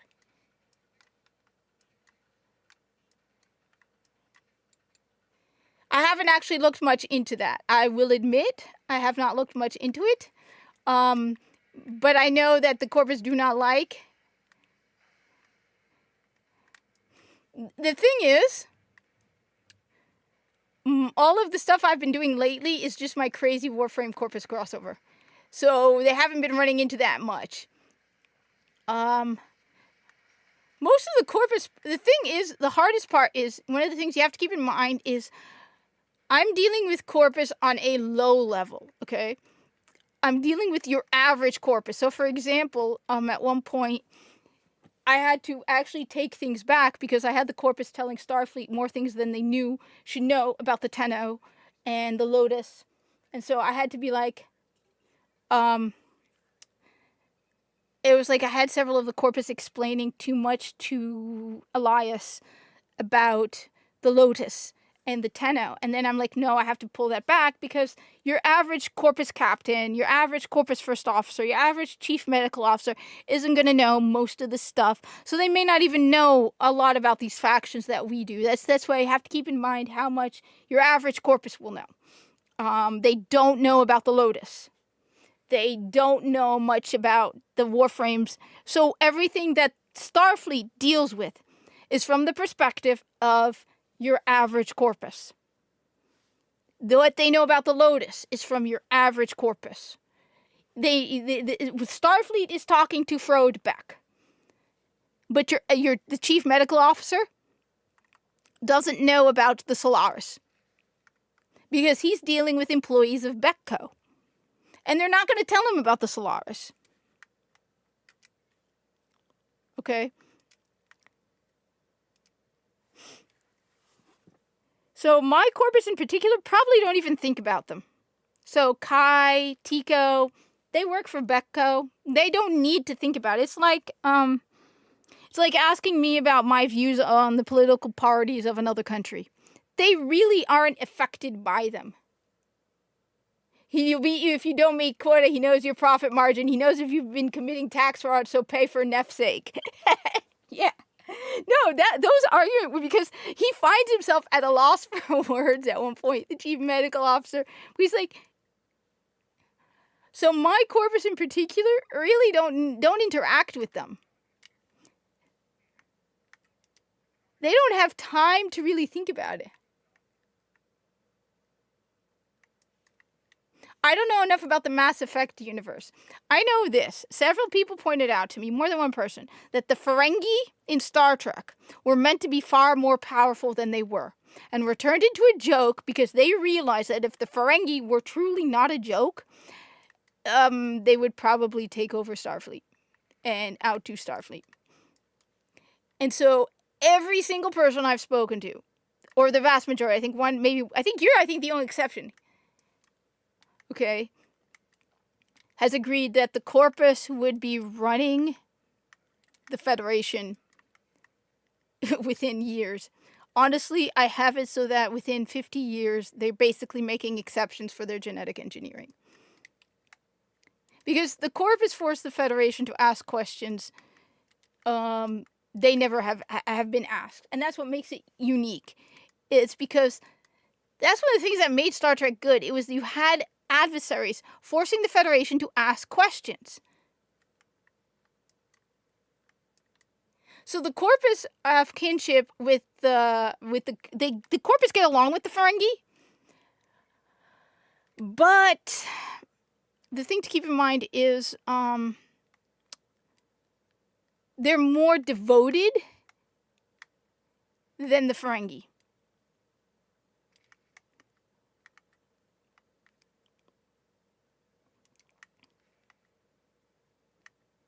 So the corpus are frightening. The Ferengi find the corpus frightening when it comes down to it. The corpus find the Ferengi... No. The Ferengi find the corpus terrifying because the corpus are everything that the Ferengi dream of being, pretend to be being, but they are not.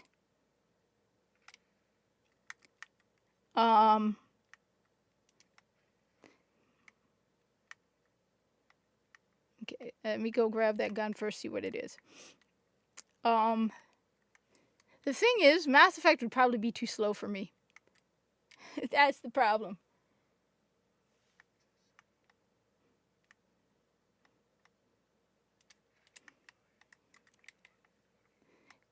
I own it, though. I own, like, the Legendary Collection of Mass Effect. Like, the recent release where they removed for, like, butt shots or something. 32. So I have the corpus having business with the Romulans, and they own several cloaking devices. But they don't have a lot of cloaking devices because they don't want the Federation to find out about it. So they do have several cloaking devices from their deals with the Federation, with the Romulans. But the Federation doesn't know that. They also work with the Ferengi, and their first customer...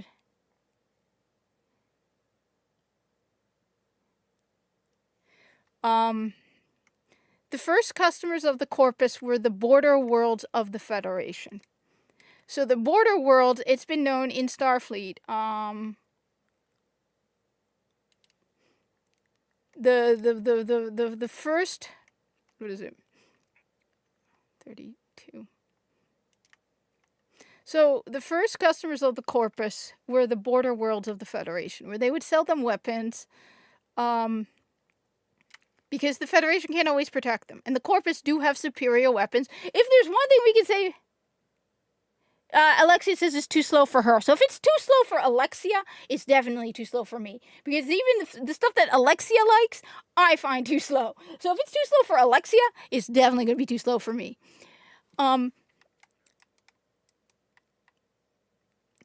Now, the funny thing is, when you think about Destiny, right, and you think about Warframe, and you think about most of the video games out there, right, Star Trek is probably at the bottom of the list. I mean, can you imagine if I were to introduce the Guardians into the world of Star Trek? Can you imagine that? I mean, can you imagine the Hive in the world of Star Trek, okay? Can you imagine what it would be like, honestly, comparing Star Trek to all the other science fictions out there has kind of ruined Star Trek for me.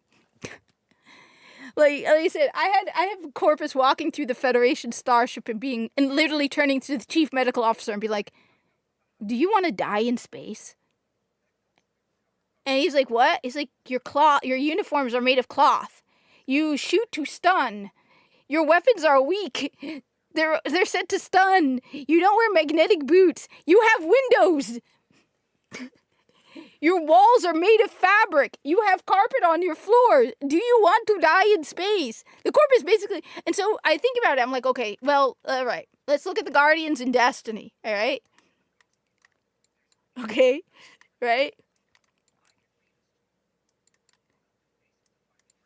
Warhammer universe is another one. Star Trek, when you really, really think about it, this is why they had to destroy the Klingons and the Romulans' planets, because there's no way Starfleet could beat the Romulans or the Klingons.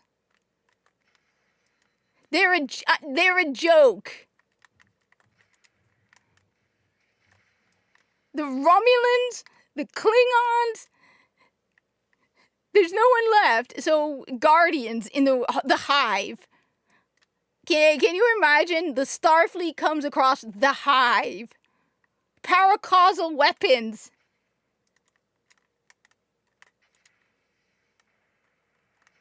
Oh, wait, one sec. The Hive versus Star Trek. I mean, at least, I'm not going to say that the Corpus or the Grineer or anybody in Warframe have a real chance against the Hive, but you know what?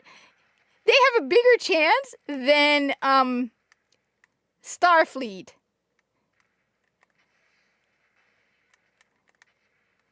Oh, come on. Hit him.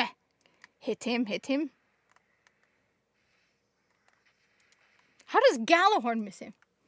Starfleet comes across the flood. Yeah. I mean, it's exactly like the young Corpus, apparently he's a Corpus kid, pointed out. He's like, "Do you want to die in space?" And the chief medical officer of the Federation ship is like, "No. Why do you think that?" It's like, your clothes are made of cloth. Like, one shot with a Grineer weapon, the weakest Grineer weapon, will kill you. At least Corpus have armor and shields and can take a couple shots before they go down. I mean, can you imagine Eximus units? Where Starfleet's like, they bend the laws of physics. We can't kill the Guardians. They were human. It's like, your body can be completely destroyed and they come back to life. How is this possible?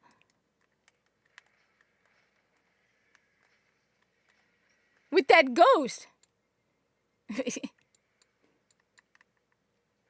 And that's, by the way, they came across, I can't remember which Warframe I decided that they came across, but I think it was an Excalibur. Yeah, it was an Excalibur. And they left the chief medical officer to live. Unfortunately, now I'm realizing that the 16-year-old was 8. So that kind of makes the Warframe attack on the 8-year-old even more brutal. You slash at an 8-year-old, Tenno. Do you even care? That you But that's why the Corpus is the Federation. Actually, I've come across a way for Starfleet to not have to worry about warframes. This will piss off the Lotus. Deflectors combined with nullifier technology. Yeah. So the only reason so far that the Starfleet have not come across a lot of warframes is because they don't have warp. So they're... Oh, great. This is Destiny 1. Remember, the Shriekers will kill you. The Shriekers will kill you. Okay? Let's not forget that. Unfortunately, I was an 8-year-old, not a 16-year-old. And the 16-year-old was not supposed to be in the front of combat.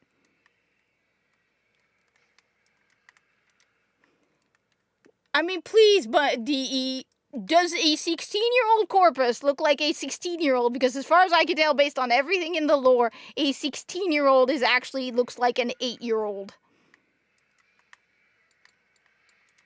Never mind, I'm gonna have to kill some of these guys first.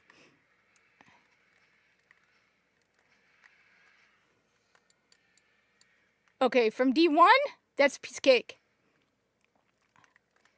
Zalo Supercell.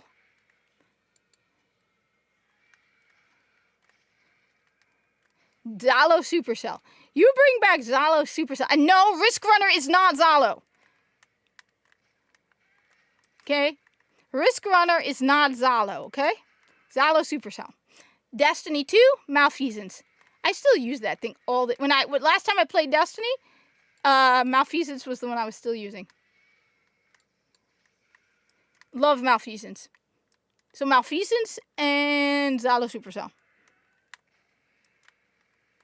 More than Gjallarhorn.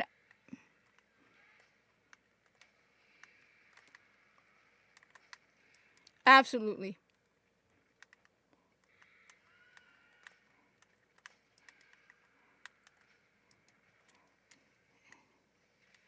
Woman, you piss me off.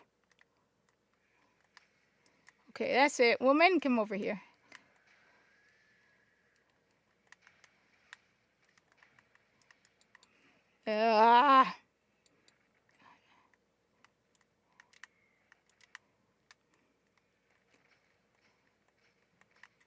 Joy of being a hunter.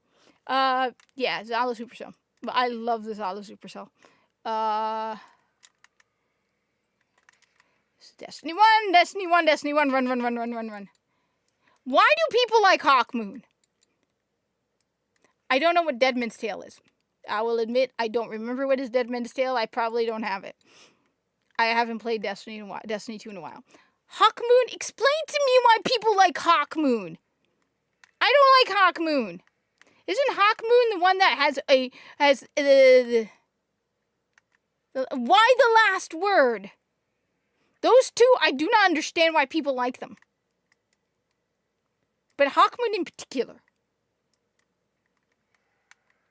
Damn it, you're not dead. Okay. Okay. 1 sec. Wait, so Hawkmoon is the one that has the holding doubles, right? And the one that has, so you have bullets that might give you a better... Oh God, I gotta go. You gotta go. I gotta go. Oh wait, I think I might have that.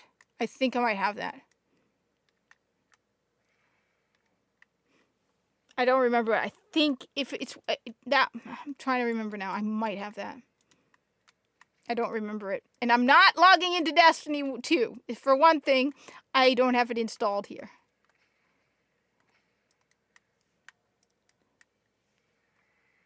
There are no pistols. There are sidearms. What are you talking about? We have no pistols in Destiny.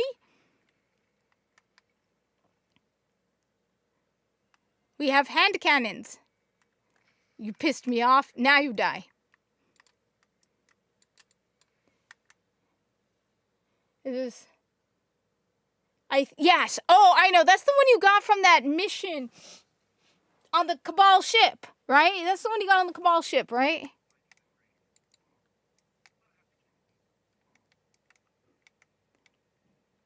That's the one on the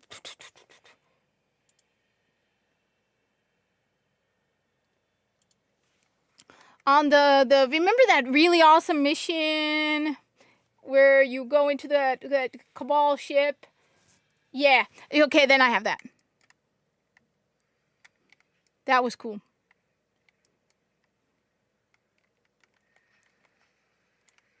Woman, die. Oh my god, how do I miss you with Gjallarhorn? What happened to I am in a bad mood. I thought Gjallarhorn had tracking. Okay, you are all pissing me off right now. First off, doesn't Gjallarhorn have tracking? That's why, because when I use Gjallarhorn, I'm such an idiot. Why am I not using Gjallarhorn? And now I have no heavy ammo. I'm in a bad mood. Why was I not using Gjallarhorn? That's why I kept missing. Because I assumed it had tracking. I was not using Gjallarhorn.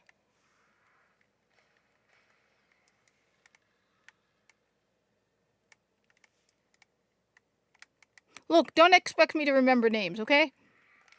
I just love Zalo, okay? I absolutely love Zalo. Zalo is the...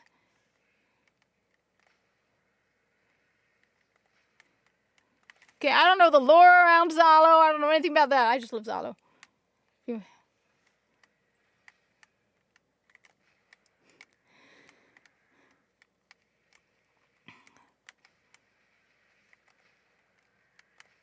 What am I using?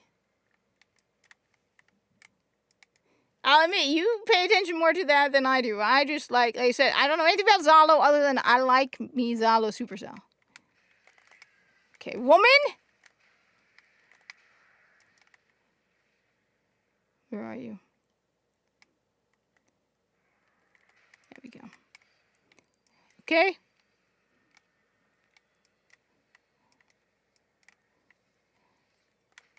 And I ruined my shortcut. Have a good one. Wait, your name is Yusuf. My brother's name is Yusuf. One of them. One of my many brothers is named Yusuf. That is cool.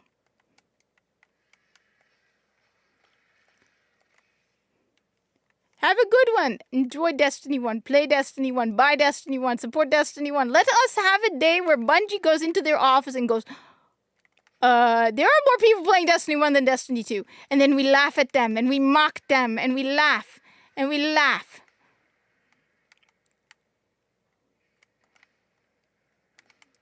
And we then tell them to make more Destiny 1.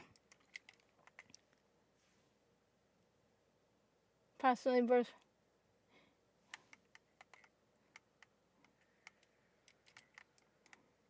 I want heavy ammo. I'm not moving until I get some heavy ammo because nah, I'm not going in there without heavy ammo. So no, we're waiting on that. I 100% agree with that. Every weapon seemed to be lesser when it transferred to Destiny 2. 100%. I completely agree on that. Okay? 100%. I didn't like the fact... Look, I'm probably the only one, but I didn't like the fact that we can repeatedly grind for the exotics. Okay? Exotics felt... Here we go. See, now that's better. See? That's better. See? Okay, now I'm happy. Yes. Thank you, Ghost. Appreciate that you know where we're headed. Good. You're better at the Lotus when it comes to directions, Ghost. Learn something, Lotus. Like, every single one of them once they brought... First of all, I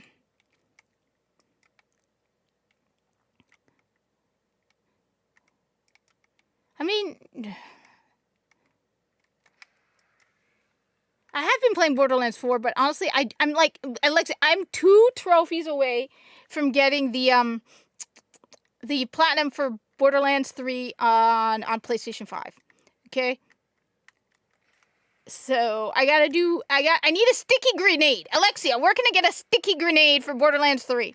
Because I need to get 2 kills with a single sticky grenade, and I do not have any sticky grenades. I went through my other character entire repertoire. I do not have any sticky grenades. And they don't tell me where I can get a sticky grenade to drop. I need a sticky grenade in Borderlands 3. So where do I get a sticky grenade? So I can then do that one. And then I gotta do I don't know how I did it the first time. Perfect score on the firing range. I like Borderlands 3. You know what? I like Borderlands 3. The guns are cool. No. The story isn't ass. The dialogue is ass. Finding out that Tyreen and Troy were the children of Typhon de Leon. Finding out that Troy is basically a conjoined twin. There is some good parts in the story for Borderlands 3. Okay? Okay? The dialogue was terrible. Yes, the dialogue was terrible. But even uniting all of the bandits, yeah, that is actually an interesting idea. Turning them into a cult, yeah, that's even an interesting idea.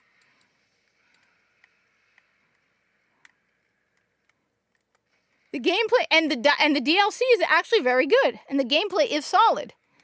So once you get through the campaign, the DLC is very good. I like the Handsome Jackpot one myself, which I'm about to start again. On top of that, you know what Borderlands 3 doesn't have that Destiny 2 has? An in-game shop. Yeah. Yeah, interesting idea with horrible execution. Okay.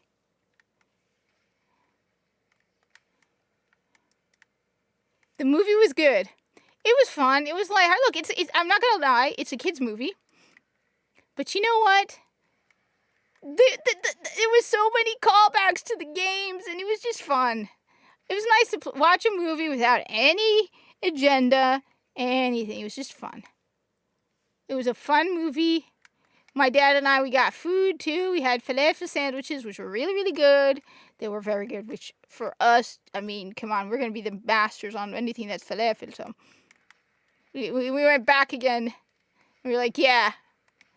We're like, yeah. And then it was a fun movie. It was a fun movie. You know what? I don't watch a lot of movies. I mean, in the sense that, I don't mean it as...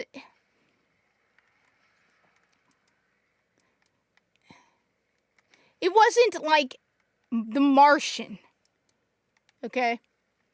It was a fun movie. Okay? I enjoyed it.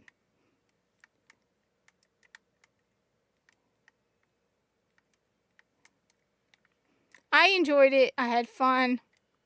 I didn't expect anything more than a fun, lighthearted... Bloodstream is interesting. Okay? Okay? It was a fun, lighthearted, cute movie that was just basically a popcorn flick. And it was fun. Okay? I enjoyed it. I enjoyed seeing the movie.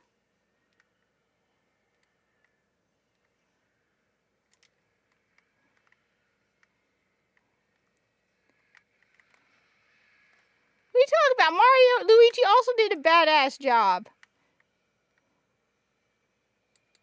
What do you mean, making them sisters? What was wrong with that? They did that on purpose because they didn't want to deal with the people who think they were lovers.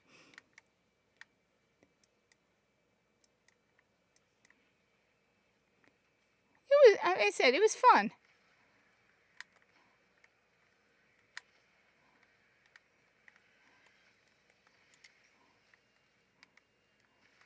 I didn't mind it. I liked it. I had a lot, like I said, I had a lot of fun. I really enjoyed it. But then I guess one of the things is we are so starved for normalcy at this point. I mean, people are picking Destiny 1 over Destiny 2, which is an interesting thing I never thought I would see. I never thought I would see the day where people finally are going, yeah, Destiny 1 is more Destiny than Destiny 2. You know, the game that was made for the PlayStation 3 and the Xbox 360 with 30 frames per second. And yet somehow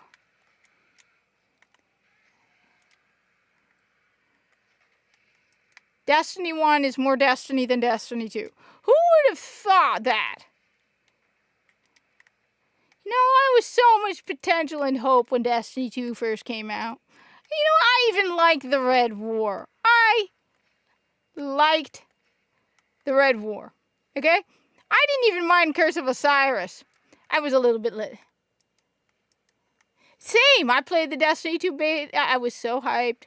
I played it on everything. PC, Xbox, and PlayStation. Oh, no. I know Space Jam. I've seen it. Wait, there's a new Space Jam? No.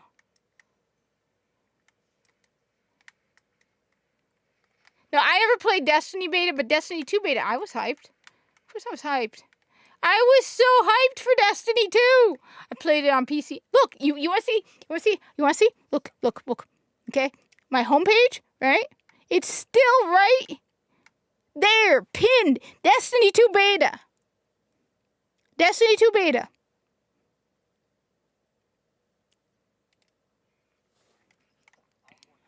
Yeah, I realized that after. When you mentioned Halo Reach, then I'm like, yeah, that you mean the Destiny 2 beta. I mean, not the Destiny 2, the Destiny 1. Taking credit for Rosa's story. Wait. Of them taking credit for Rosa. What do you mean taking credit for it? That's not new? Oh, yeah. Yeah, I remember now. No one watched it. I barely know anything about it. I think I remember somebody talking about it once or twice, and then no one again talked about it because nobody cared for it. So it's 32, 35.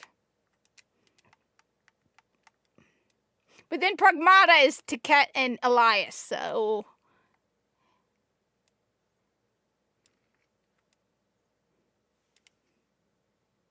I don't think anybody saw it. I don't think anybody at all saw it.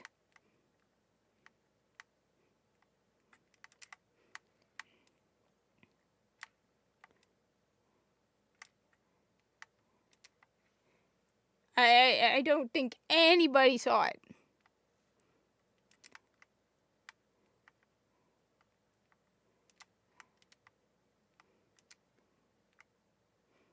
Okay. It's sort of like... I don't think I know anybody who's watched Starfleet Academy. Because the only people I know who've watched it were people who were reviewing it. Nobody else watched it because it sucks. I can't believe we're in a point where, like Aztecross is replaying Destiny 1, and Mactix is replaying Destiny 1, and a lot of people are replaying Destiny 1. I stuck with it. Yeah. Alright, first off, we're going to switch this back to this, because I do not... See? This is why you don't have a light 500. Target has a bunch of Space Jams. I feel so old. Thanks, Zenny. I feel so old now. Okay. See, this is why you switch to something that's more reasonable. Okay. Like, Bungie, you better not be misbehaving on me, Bungie. You might infamously fought to keep stories out of... Taking credit for inventory. Oh. Yeah, I saw an interview where they were talking about that, and they're like, they didn't want to, because they didn't know what they were going to come out with in the future. They didn't want to add any lore. Retro. We're retro. And so they didn't want to give her lore. They didn't want to give characters lore because they didn't know what was going to come out, and they didn't want to set things in concrete. Which is the thing with lore. It sets things in concrete. Makes it harder. But that's the thing. If you set things in lore, it's harder, but you should keep to it as lore. Seriously, Bungie? Seriously? I swear, if I can log into Warframe, Bungie, I'm going to be pissed. If I go over to Warframe right now and I can log into Warframe...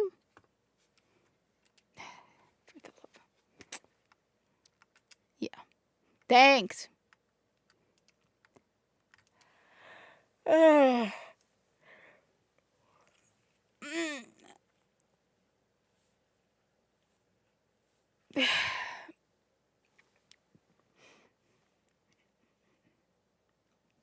think May may get me up.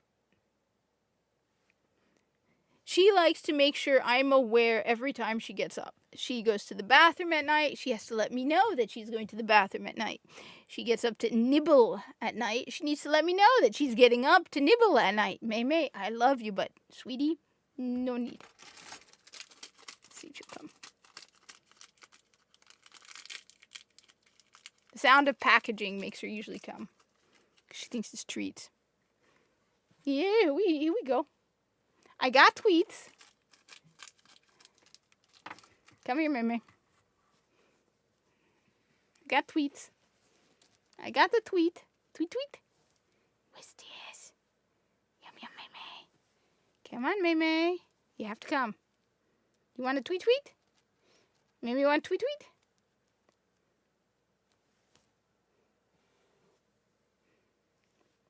Mimi, come on. Well, it's right over here. You can't have it until you come. All right, let's see what the tower looks like right now. Okay, we got old player, new player, old player, old player, old player, old player. Yeah, I really feel for poor Mina making sure I'm alive. Thank you, Min for doing that. Please don't do it again. Let me die in peace, Min.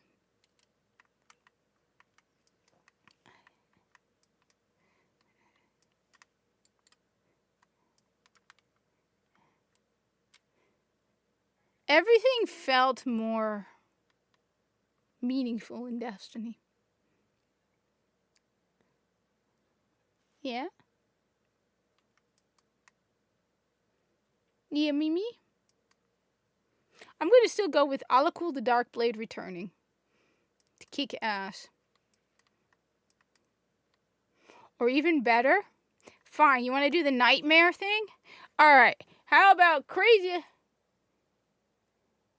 Alright. How about we do this? Okay? You want to go crazy Destiny-wise? Alright? The speaker returns as a nightmare.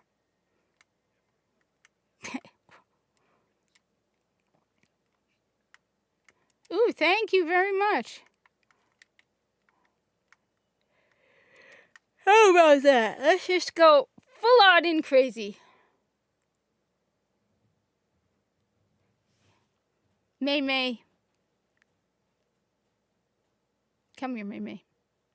I wish she would sleep 4 hours at a time. May doesn't sleep 4 hours at a time. May sleeps 2 hours at a time.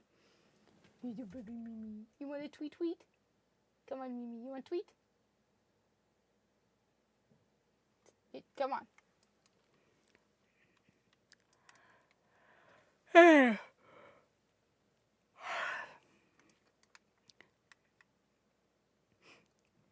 Okay.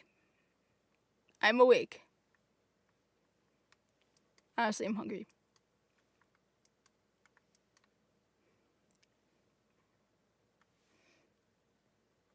Someone is Alexi saying server issue is on Sony and Xbox. They host D1 servers.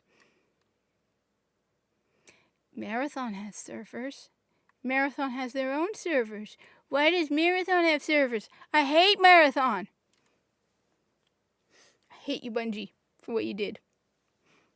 I had the collector's edition for Destiny 2. I still have the bag.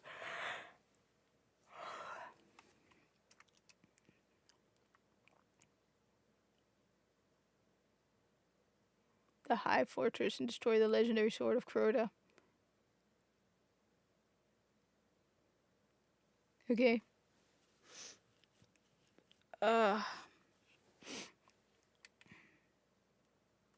Hey, Mimi. Come here. Come here, Mimi. Come here, Mimi. No, Mimi. You want a treat? Then you have to come here. No, you have to come here. No, Mimi, come here. You want treat? You want treat? Come on. Come on, Mimi. Meow, meow, meow.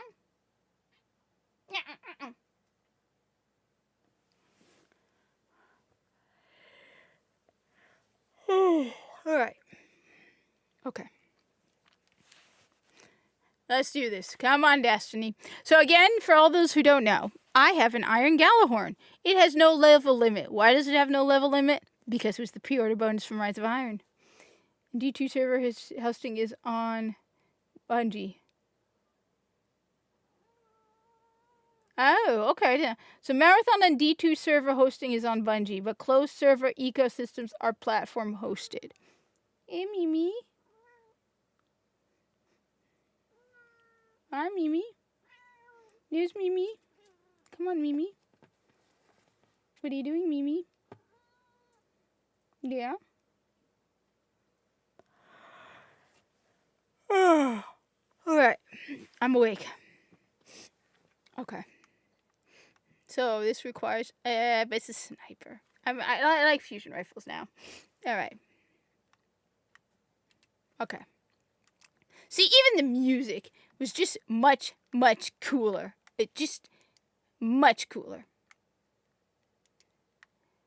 It was all cooler in Destiny 1. So, I gotta ask. So I haven't played Crimson Desert very much yet, okay? I said I wasn't going to talk during the cutscenes, and I've been not listening to that at all. Okay. So everything I've seen of Crimson Desert is from Kino Casino criticizing, what is the name? The Quartering and Review Tech USA and DSP playing it and absolutely sucking at it. That apparently there are puzzles that apparently are ridiculously easy and yet they suck at them. I don't understand it. So I'm trying to understand that. Alright. Alright, let's do it, Ghost. Let's do it. I am awake. Bring it on. Let's do it. Alright. Alright. Come on, Meme. You want a treat? You do? Okay. Here we go. Here we go, Meme. Treat is right over here. So you can get in line with the camera. Come on. Treat is right over here. Here we go.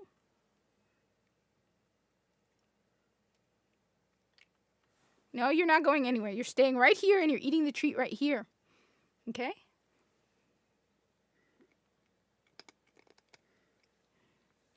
Okay? Okay, good, Meme. All right, Meme. Let's do this. Let's be a kick-ass guardian and go kill some stuff. Come on. We're doing this for the speaker. All right? We're doing this for the speaker. I wonder what matchmaking is like. Hell yeah, let's do it.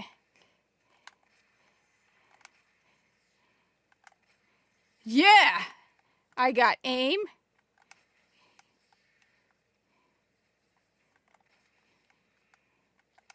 Yeah! Did you see that? Did you see that? We can make me moo moo. Ooh! Headshot! Headshot! So, tell me about that. So, older games that had multiplayer on console via the console manufacturer on D1 almost non-existent. You know what? I want to know how many people are playing D1 though. I want to know how many people are playing D1. And is it beating Destiny 2? Because apparently, according to what they were saying, more people were streaming and watching people playing Destiny 1 yesterday than Destiny 2. Twice as many, apparently. I didn't even look into that. I just saw a screenshot of that, okay? I can play my... Because it keeps keeping me from social spaces. Yes! How did I do that? What did I do? I wasn't paying attention. I was reading what Alexia was saying, okay?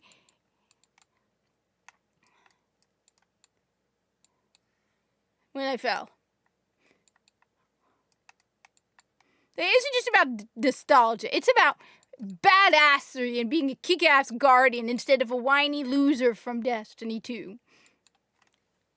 Oh no, Guardian, you killed an Archon. You hurt the Fifis of the Fallen. You should not do that. No.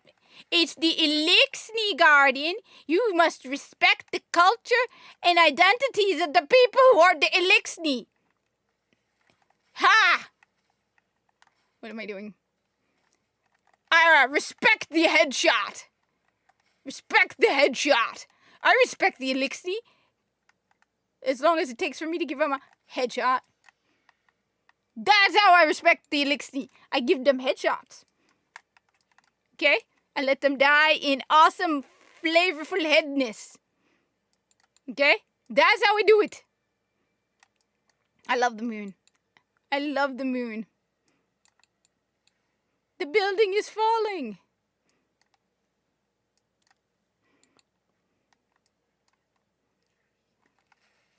So let's...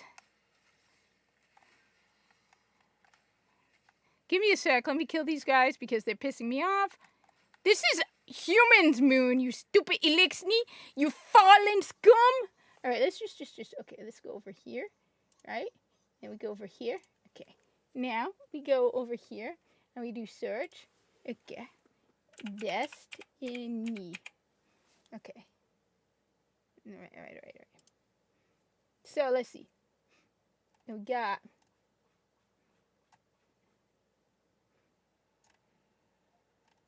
Let's see. So, nah, not today. Nah, today, 1.5 thousand viewers for Destiny and only 60 for... No, 1.5 thousand for Destiny 2 and 60 for Destiny. Yeah.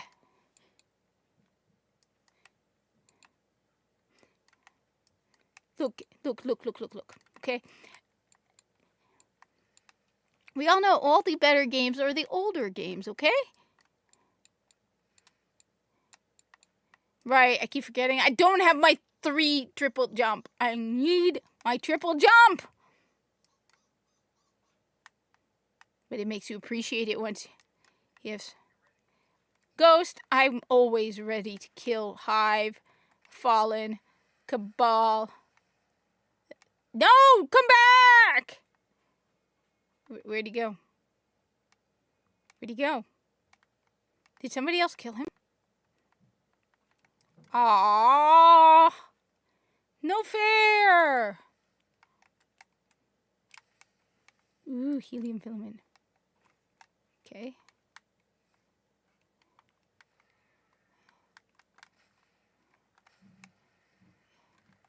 All right, good.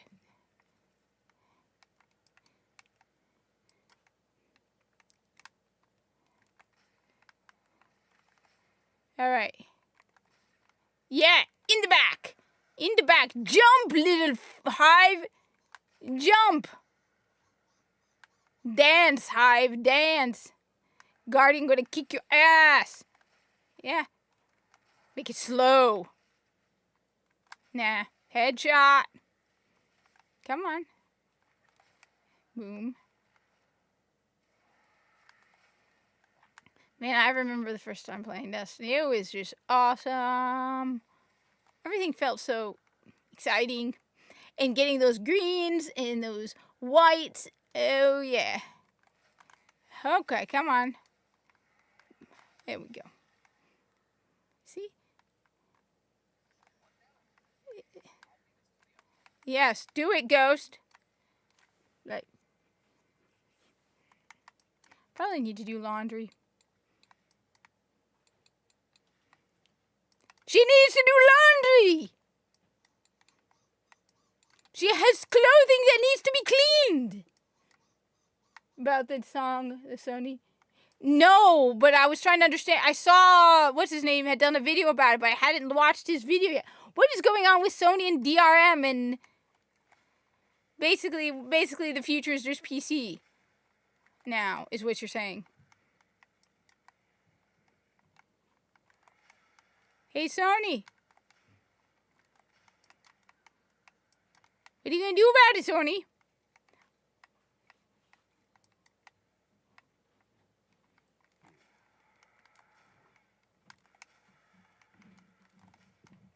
May? Knights.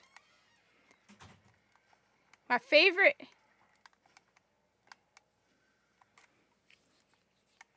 Okay. لما على الكمبيوتر. في ايه؟ لا على الكمبيوتر. Your thing saved my phone. What? My phone fell down.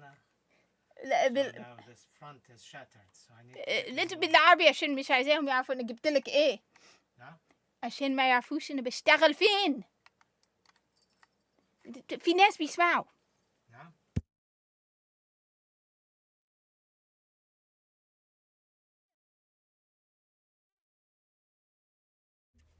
But I need another one now. اي في. هفكر.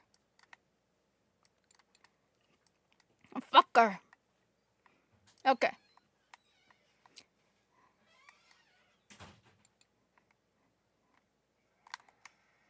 The best part is having, so the corpus medicine is more, anyway.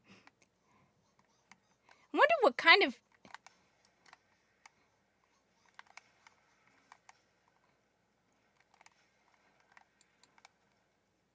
I mean, I think what made me realize, so originally we did like Hive versus Corpus and Grineer and stuff, until I found out that the Grineer are on the same level as Space Marines, and that the Corpus can fight them. So now my entire view on how much the Corpus can handle out of the world of Destiny has changed.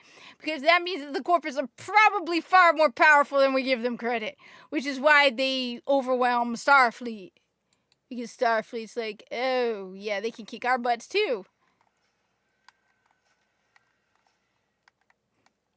All right. But yeah, everybody's more powerful than Starfleet. Everybody.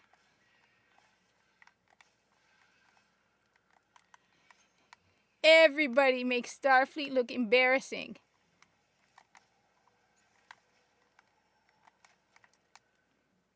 I really want the Hive to be brought into the world of Star Trek. Do something similar. Can you just... You know what would happen to them? We'll now record 30. Wait, what? What are you saying? Whoa. Excuse me, whoa. Apparently, the PS5 will now require a 30-day online check-in, otherwise your console will lock you out. What the? So you're saying I have to log onto my PS5 every 30 days or my PS5 will lock me out of my own games? Are you kidding me?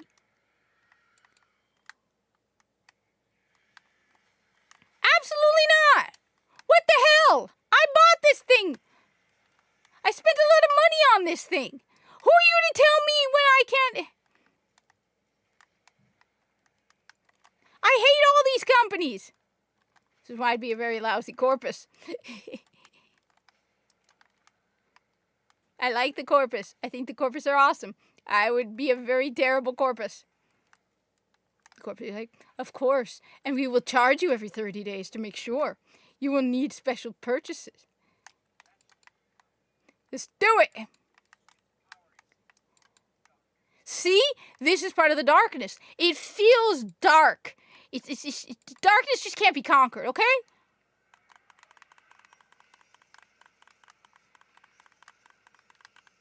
That's what made the darkness cool. Okay?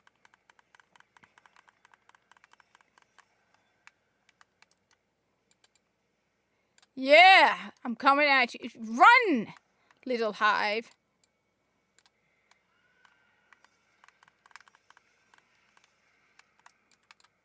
Yes, feel my sword. I stole your sword and now I kill you with your own sword. See? Wham. Seriously though, why are so many... Why okay, I still haven't played it yet, but apparently it took...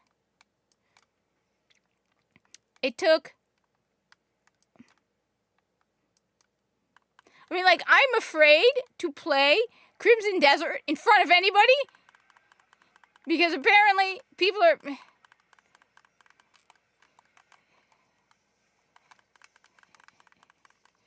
Because I like to do it the hard way. It's faster, okay? When you do it this way. Bam.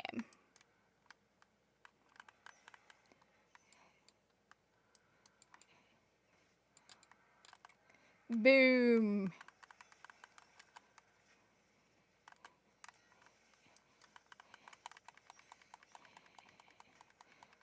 Bam. I kill you with your own sword. I mock you. I dance. No, wait, no. Where's my sword? Never mind. Bam. I kill you with your own sword. I mock you with your own sword.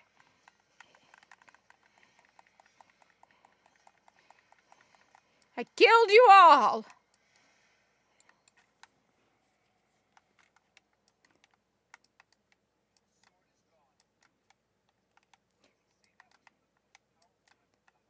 That's it?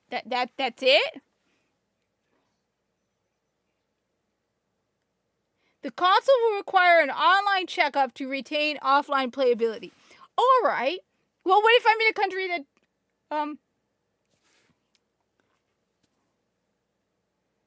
that is insane. Yeah, they made fun of Xbox for that stupidity. No. Who are you to tell me that I can and can't do that?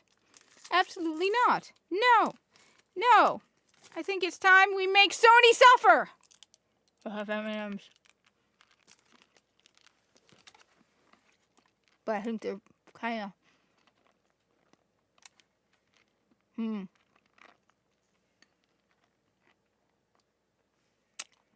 Gross. This is my kitty. Say hi, kitty.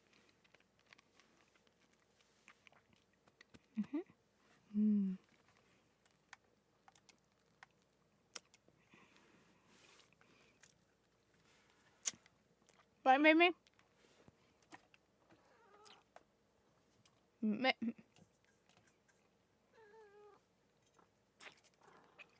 Mimi? What are you doing, Mimi?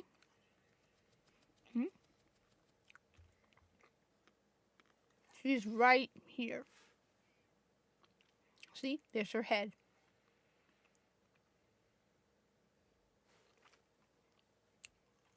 Oh, wait, I forgot to ask. The most important question. Very important question. How was your weekend?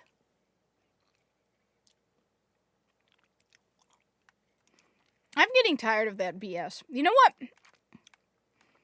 I'm getting really, really tired of that. All right. When I buy a video game, okay? May, you can't eat this. It's chocolate. It tastes a little weird. I don't care. All right. May, please don't let them confirm from them your femaleness. They don't need to see that, okay? Let's be clear. When I tell them you're a girl, everyone believes me. You're a girl. Okay? You don't need to prove it to them. Okay? May is a girl. Okay.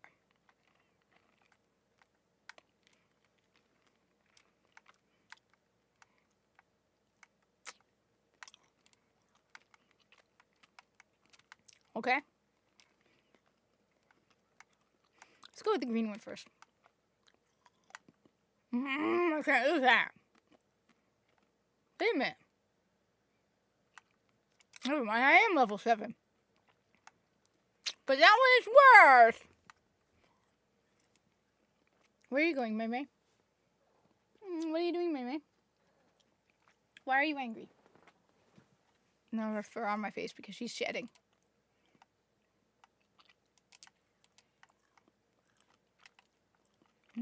She is shedding. She is a shedder. Oh well. Let's go. I am 85 light. All of you all be jealous of me for I. Why? There we go. Yeah, everybody. Look at this. Look at me. Walking around the tower. Look at me. I have Gjallarhorn. Look at this. Look. Look, everybody. Look. Iron Gjallarhorn. Look at that. Look at it. Look at me. I don't even have a real cape on, but I have cloak. I don't even have a real cloak on, but you know what I have? I have Gjallarhorn. Do you have Gjallarhorn?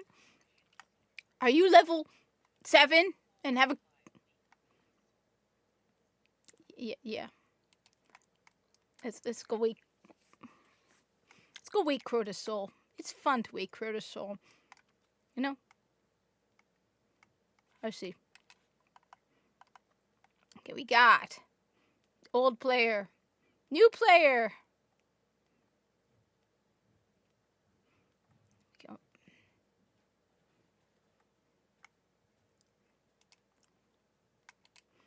Let's play Destiny. Destiny, better Destiny. Okay. Look at my Iron Gjallarhorn. All right, everybody, just look. Look as I run around the tower showing off my Iron Gjallarhorn. Look at the Gjallarhorn that I am carrying. Feast your eyes on my Gjallarhorn. Drool in envy over my mighty Gjallarhorn. I prefer Zala Supercell, but that's beside the point. Feast your eyes on Iron Gjallarhorn. Drool in envy, for I have Iron Gjallarhorn. Yes. Yes, ladies. Look at my... Why? I'm sorry, but your hoods look silly. You look silly. Okay?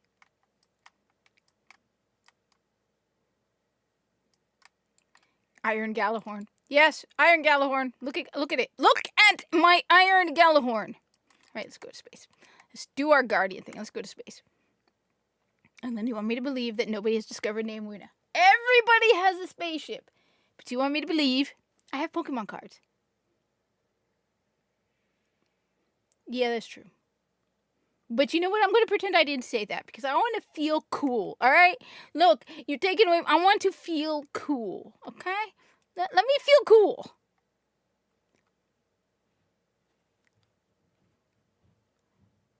Okay.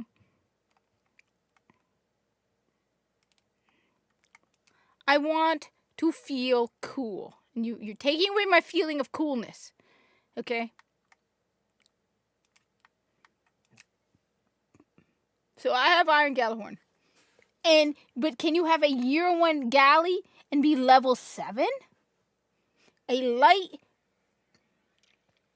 light 400 from the speaker.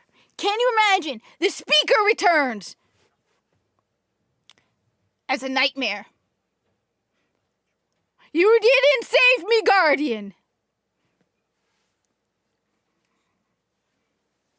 Seriously.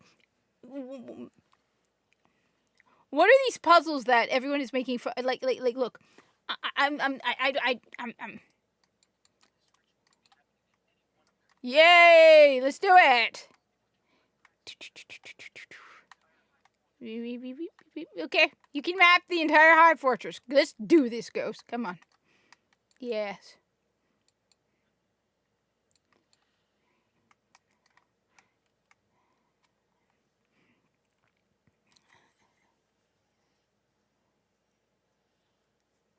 All right. I have done this mission, and all of these missions, like, I've lost track of the number of times I have restarted Destiny 1. And yet I still keep doing it. Why do I love this game so much? Why do I love Destiny? Ooh, you know what? To hell with that. Oh, that thing's got a kick. Yes, I like this. Yes. Yes, feast your eyes on... Yes.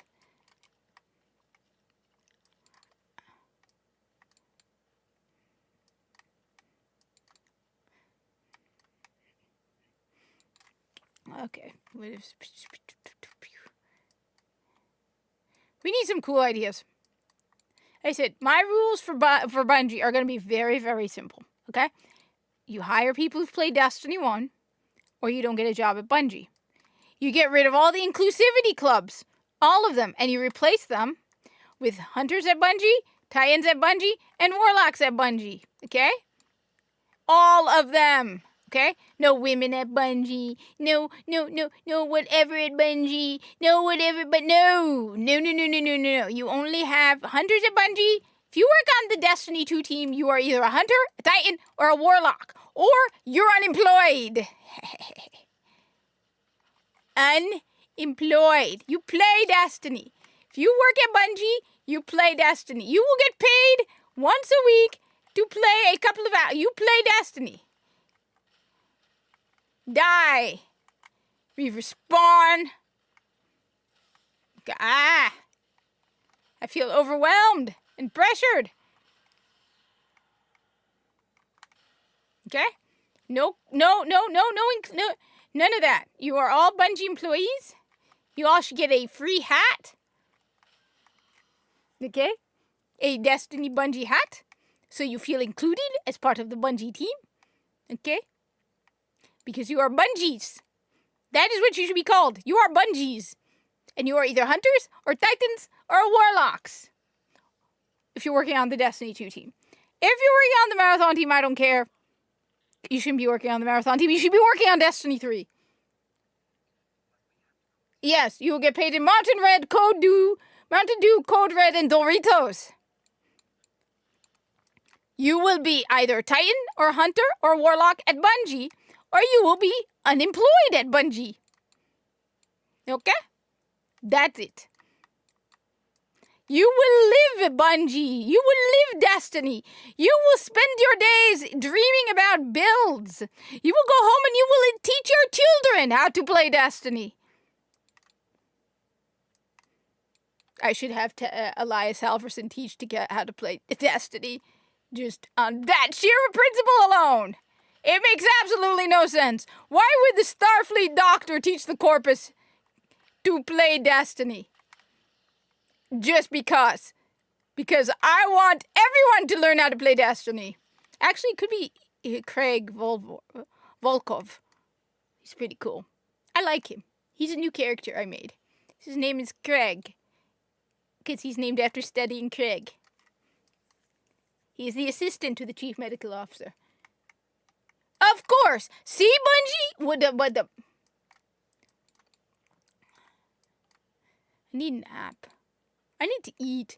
How long have I been doing this? 4 hours. Okay. Just gotta do laundry. Come on, people.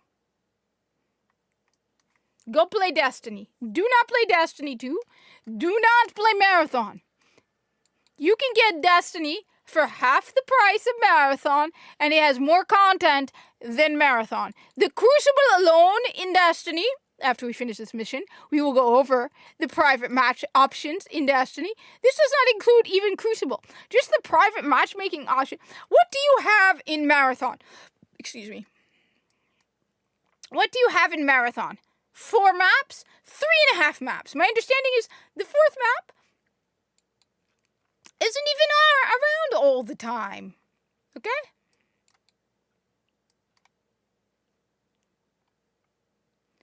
Do you know what you have in Crucible in Destiny 1?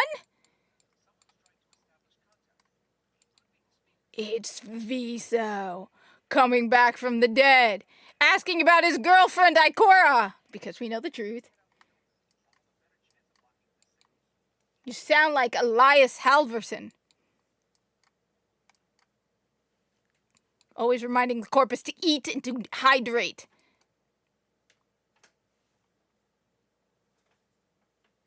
Meddling Starfleet doctor? Expecting us to sleep? Foolish Starfleet doctor. We in the Corpus work 16 hours a day and sleep only 4.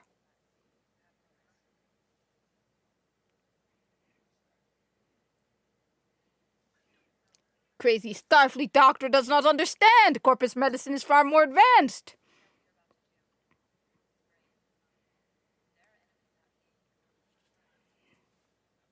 Yes, it's called Starfleet.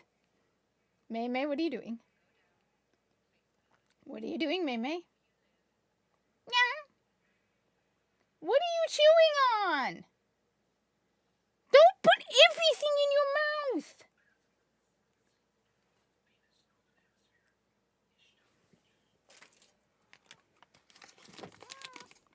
It's not kitty cat.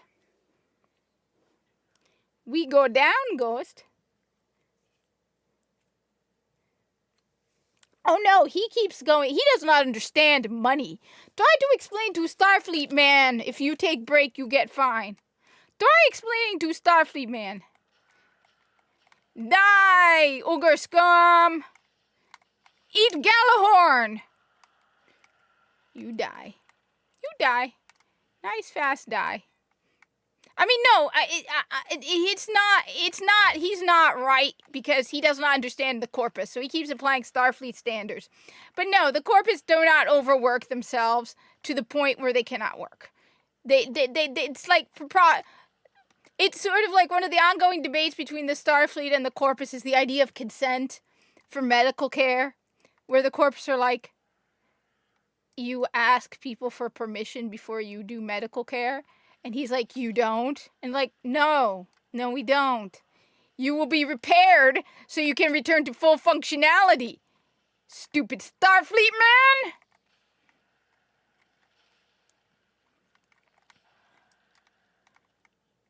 You do not understand. And he's like, so it's like the Corpus doctors keep failing things like Starfleet ethics. Oh, Starfleet Chief Medical Officer, I have trauma. We don't have that in the Corpus. Get back to work.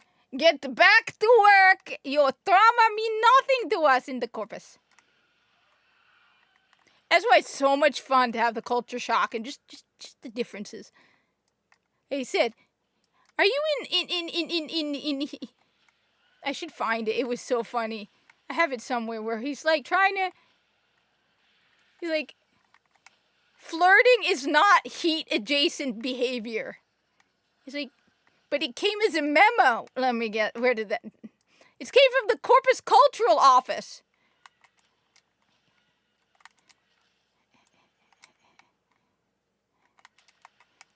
And Galahorn kicks butt again.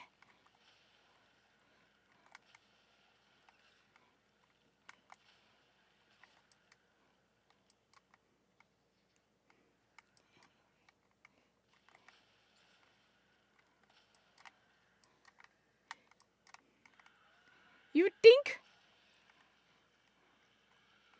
Like, trying to explain paid leave to the Corpus. Trying to explain leave. There was this wonderful moment when he's trying to explain leave, and he's like, he gets injured, and he doesn't report to the chief medical. He's like, you're on leave. He's like, that doesn't, it just, you leave and you do not work?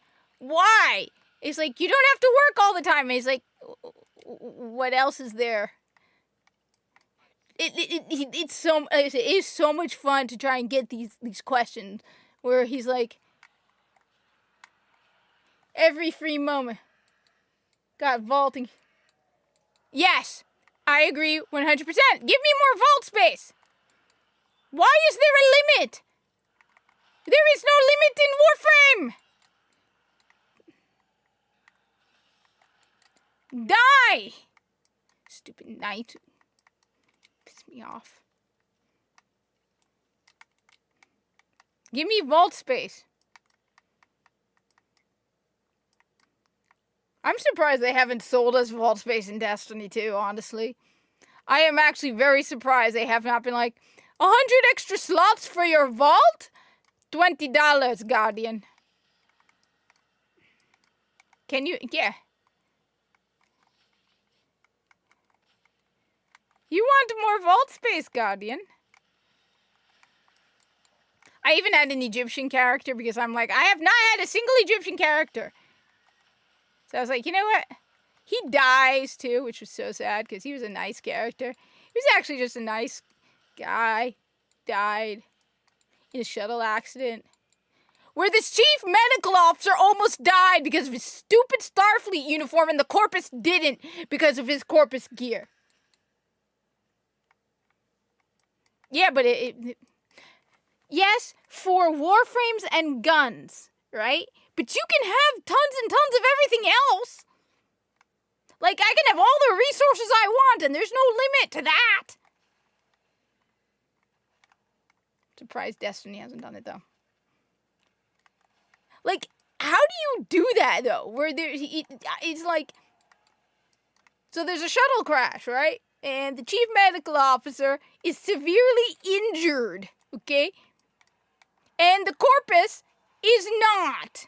Why isn't the Corpus severely injured? Oh, right, because he's wearing a full set of Corpus gear and life support. Where are they? They're behind me. Where are they? Come on.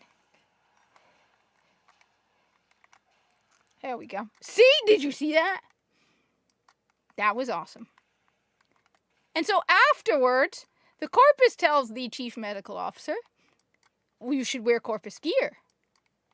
He's like, no. You nearly died, you stupid Starfleet man. Where the life support was failing, so he nearly died from blood loss and hypothermia. And the Corpus is just like, stupid Starfleet. That's why, I swear, every sci-fi out there, not Star Trek. Okay. Destiny, Warframe, Warhammer, have all destroyed Star Trek for me.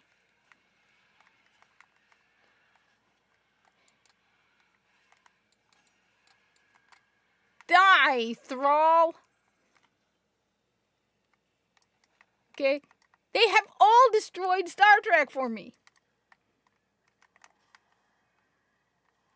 That is why they had to destroy the Klingon homeworld and why they had to destroy the Romulan homeworld. Because Starfleet are a bunch of weak losers who can't handle anything. We won the Dominion War. Yes, you won the Dominion War. You want to know why you won the Dominion War? Got luck on your side, you stupid Starfleet. I'm just 16-year-old Corpus walks into a Starfleet vessel and goes, do you want to die, Starfleet man? Is that your goal, Starfleet man?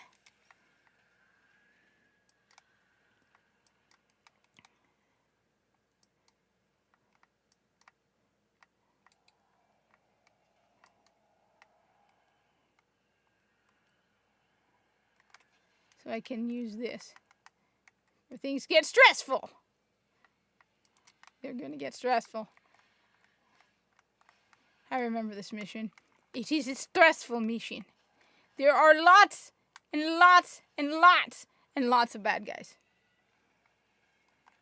Still surprised Warframe Destiny doesn't do what Warframe does and make you buy spots. Can you imagine it? 100 spots for Vault? $50. $50. It would not be 20. 20 is being generous. No. $50, Guardian. And the Corpse in me would approve.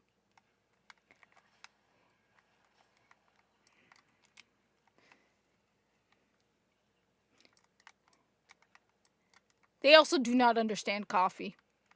Like, why do you take stimulant that is so weak? It does nothing. We give you Corpus stimulant, Dr. Halverson. Corpus stimulant will keep you awake for 48 hours. So I went over it with Grok, and we determined that a Corpus average workday is probably 16 hours. They probably have auto-injected stimulants and stuff through their suit and medical gear. But if there are emergencies,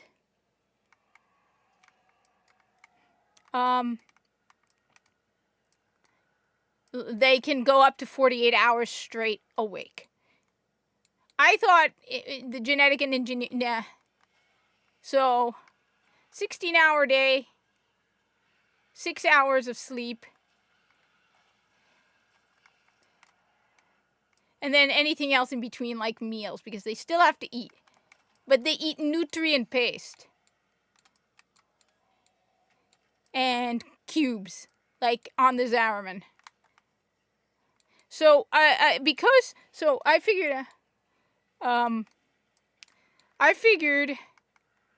okay, the Corpus Recycle system means they have a certain specific diet. So my idea is this, because there's no way they have catheters and all that stuff built into their suit. That would not make sense, okay? It would just not work. So my idea is so the suit is 2 layers. There's the main suit that we see them wearing in the game. And underneath that is a skin-tight suit that has sensors built in. They also have implants that connect to the suit. They have auto-injection systems where drugs are automatically injected to keep them like stimulants and stuff. But it also has temperature control, because we know they have temperature control. And waste is absorbed through the skin. But normal food cannot be used because it wouldn't work. So they have to. There's certain most Starfleet food they cannot eat because it would not be compatible with their suit.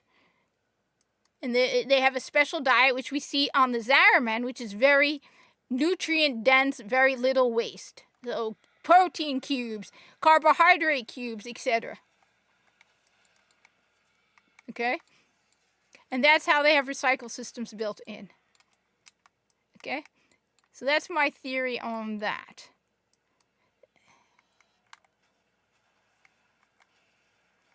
Light 400 Gallahorn.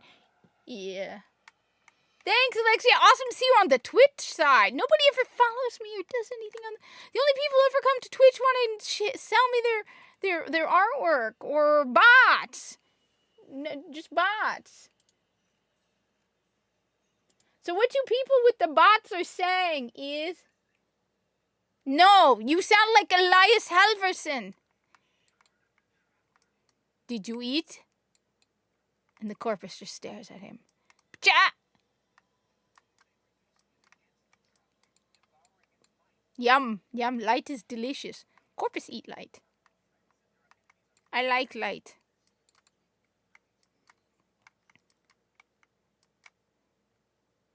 Yay! See? I play Destiny 1.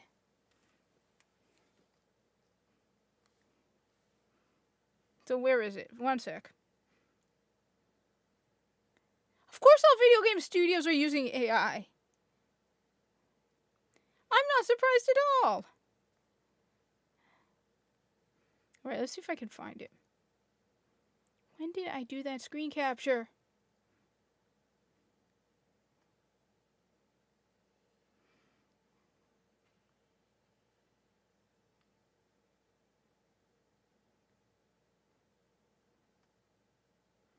Okay.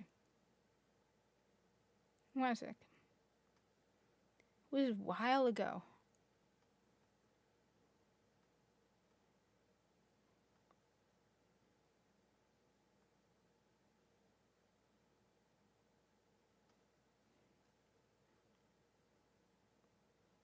Alright. Give me a sec. Alright.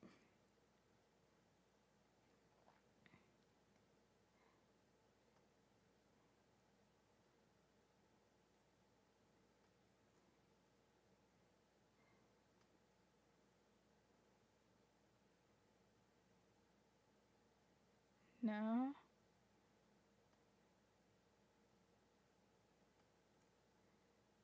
No.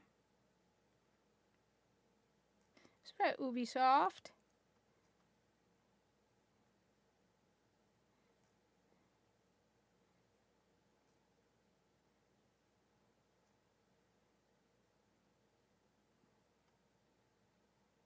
I'm sorry, I am trying to find what I found out about that writer.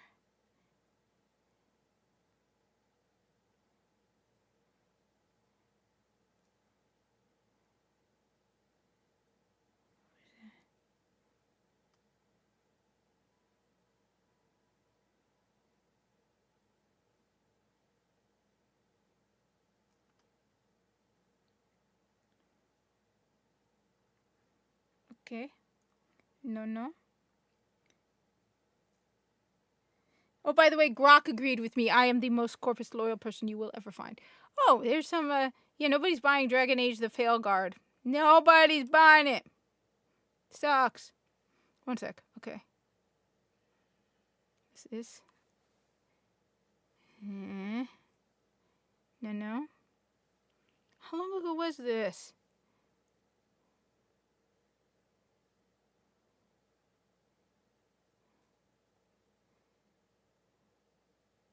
This is a very long time ago. Where is it?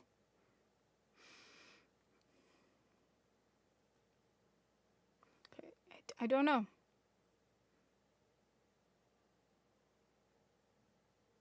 I had screenshot.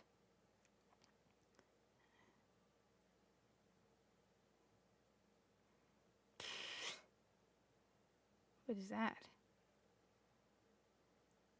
Oh yeah, that's that. That's when that... Okay. Okay, let's see.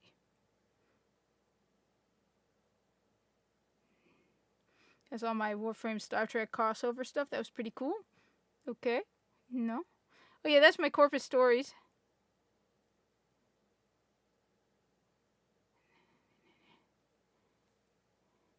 Tomb Raider players. Okay.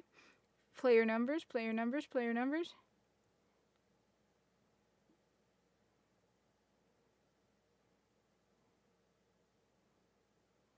There's a picture of Mei Mei. There's another picture of Mei Mei. There's another picture of the Mei Mei. Okay. Oh, that's the jerk who destroyed... Who went on about... That's Mei Mei's treat picture. Why did I take... No.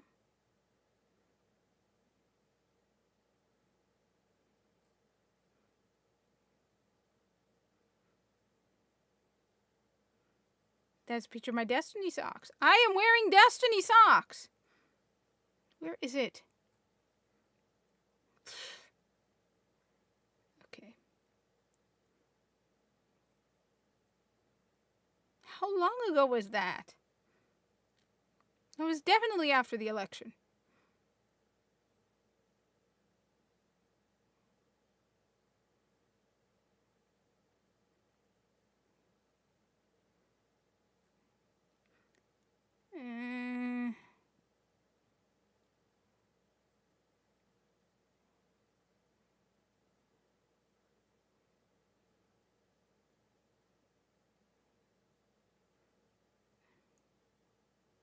Okay, I don't know. It don't matter. All right, let's see. What are we upgrading? We got hand cannon. Okay. 37, 35. This is a horrible... Oh, we got a scout rifle. Ooh, scout rifle. Let's see what else we got here. Okay. 38, 38.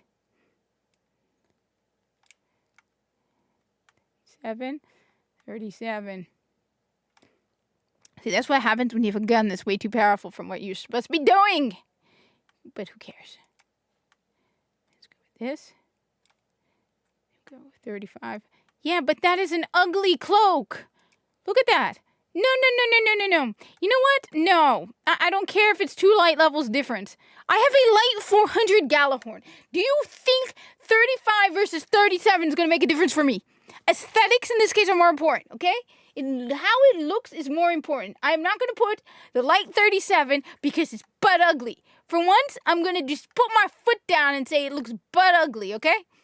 That's it, okay?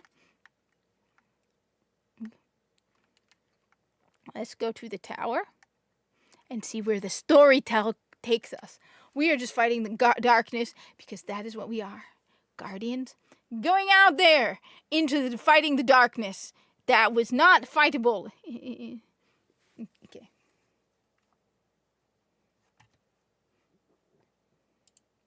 So I'm guessing if all of a sudden I ended up with like 3,000 people watching, that means I botted. I'm not. It's wrong. That would be also kind of weird.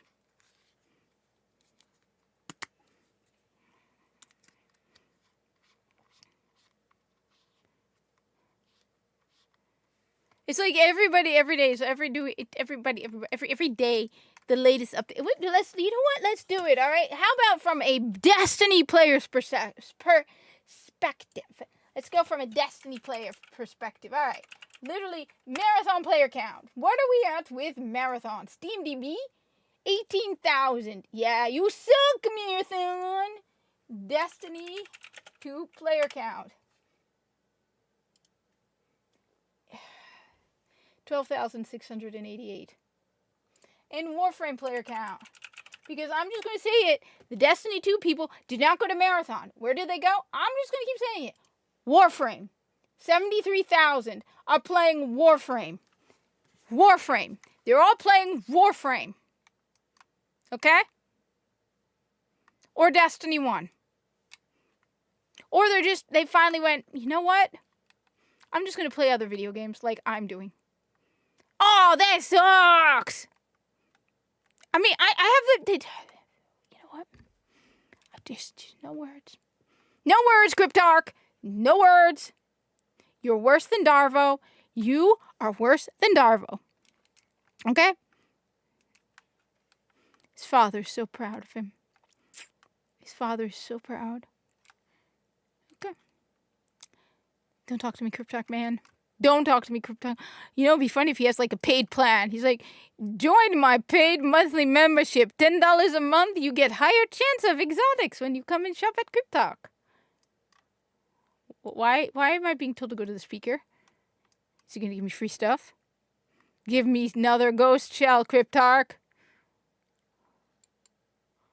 Do you have present for me?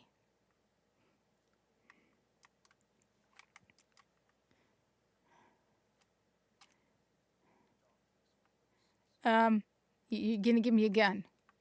This better be a good gun. Okay. I expect something badass. Like the Arcaplasmor. You can tell me, no, but Guardian, the Arcaplasmor is a Warframe gun. Okay? Don't care. I want Arcaplasmor. Give me Arcaplasmor.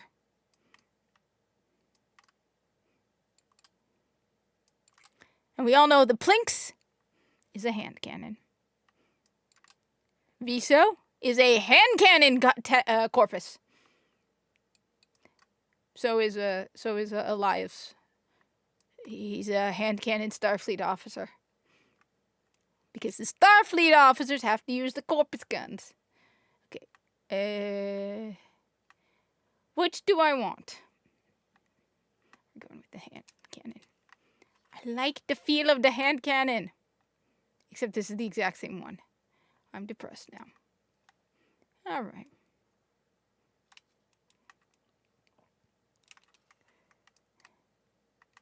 Wait. Nightfall! That's how you know. Somebody has motes flying around their head. It means they did the Nightfall. I'm too lazy to do the Nightfall. Because I don't want to solo it. Because I'm just being lazy. I just want to find my Mei. Where's Mei? Make some ramen. Good morning, Cade.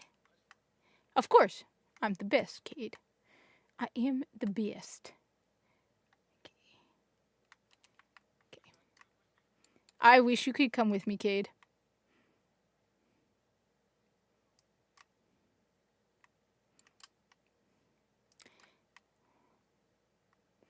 Like, why haven't they fixed the tower in Destiny? This is just it's so depressing. Yay, it's Venus. I like Venus. I like Venus. I could do that, but ooh, let's do this. The Fist of Crota. The Fist of Crota. I want to play Pragmata, though.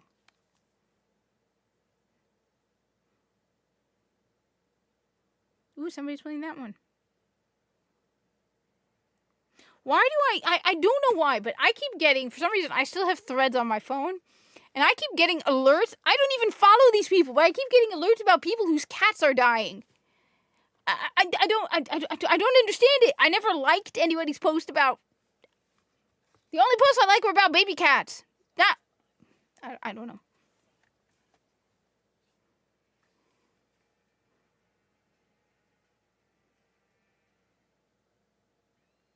With the...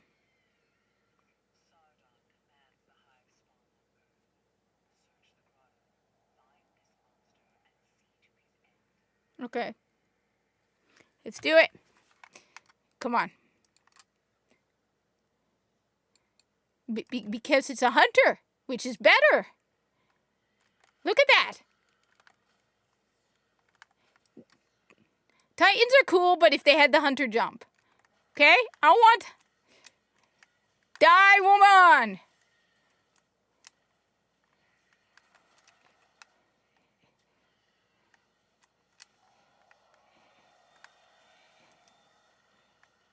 And I have a light for 100 Gallahorn. I have a light 400 Gallahorn.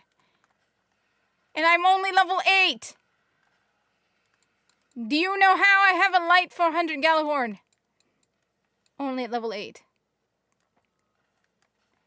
Come on. Come on, Habibi. Let's do some headshots. Oh, cute. Here we go. Bam! I love me that Gallahorn. You don't believe me? I show you. Star Trek versus Destiny 2. Well, no, Destiny. Star Trek versus Destiny. It's been nice knowing the Federation. But the Hive came. The day the Hive came, the Federation ceased to exist. The Romulans. No, you won't die on that hill alone. No, you won't die on here. Look! Iron Gallahorn. Look, I don't like the Titan jump. I think Solar Titans are badass. I think the Tychonaut is one of the coolest exotics in the existence of Destiny. And I will absolutely, totally agree with you on that. But I hate the Titan jump, and I hate the Warlock jump. And I can't do them.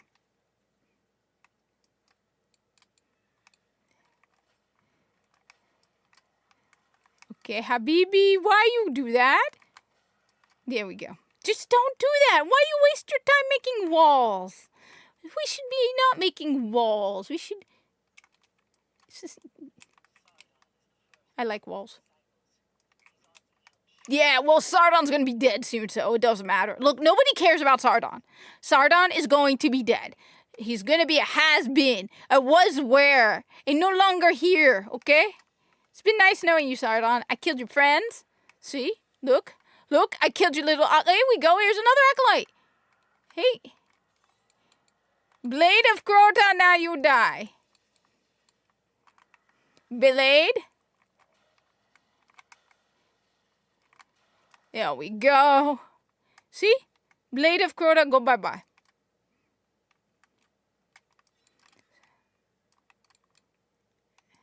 I have a sword. Bam. And then people want a lightsaber in Destiny. Who needs a lightsaber? We have swords. Bam.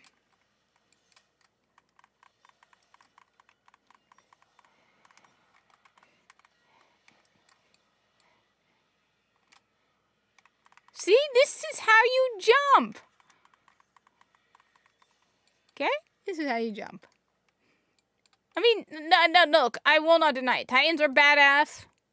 I completely agree.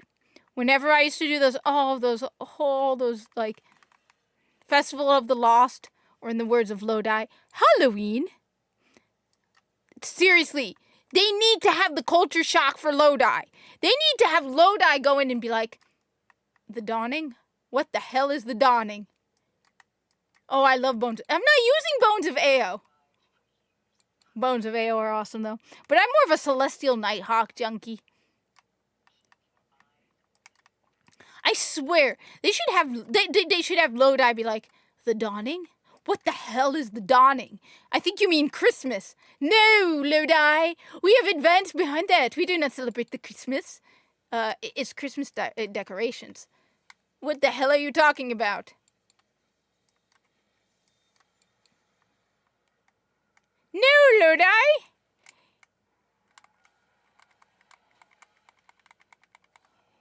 It's not a Halloween. It's the Festival of the Lost. Yeah. Yeah, I see that, Ikora. It's Halloween. Okay? It's Halloween.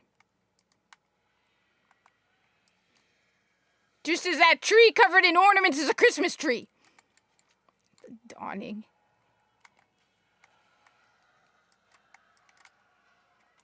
See? I told you. Sardon, Sardox, whatever the hell, Sargon is gone. Okay? Sargon is gone.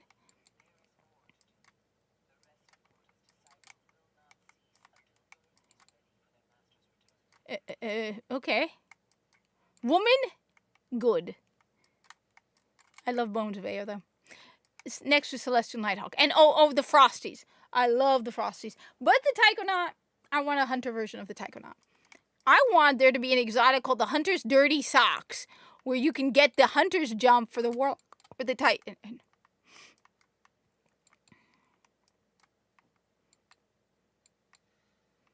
Look, I mean, I feel for you guys, Titans. Cage 6 died a hero, okay? Let me just be clear, okay? Titans, Warlocks, I feel for you, alright? Cage 6 died a hero. He remained badass all the way through. You guys, Saint 14 and Osiris, turned out to be major mega weenies, okay? I'm sorry. I feel for you. Okay?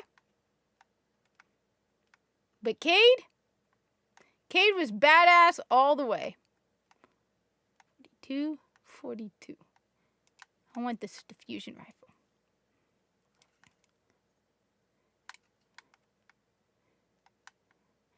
But Cat, you say, how do you have a light 400 Gallahorn? Iron Gallahorn. I'm not telling anymore. I've already explained it. Figure it out. I have a pop socket. It's a pop socket for my phone. Pop socket. It is magnetic.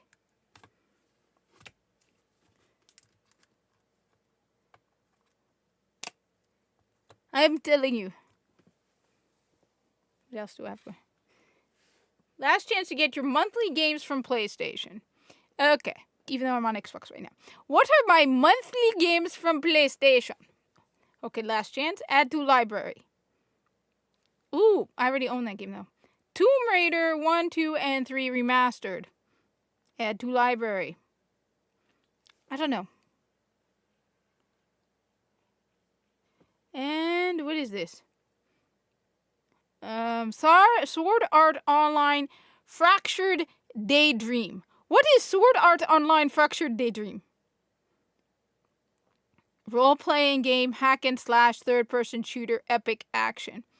Okay, third-person shooter, action, epic. Okay, I like the epic. Yalla habibi. Let's do. Okay, what are we getting? I can't use any of it. Level 12. It's my own fault. Okay.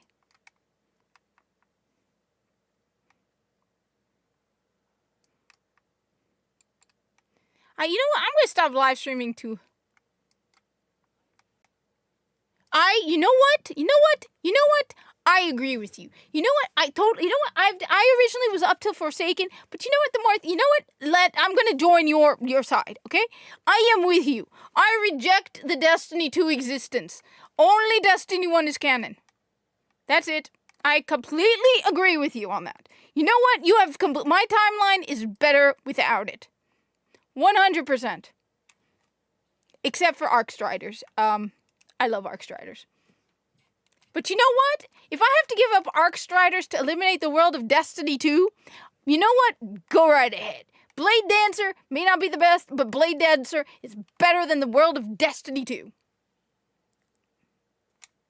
100%. I am 100% with you. Destiny 2 never existed. It's just Destiny. Ooh, Venus.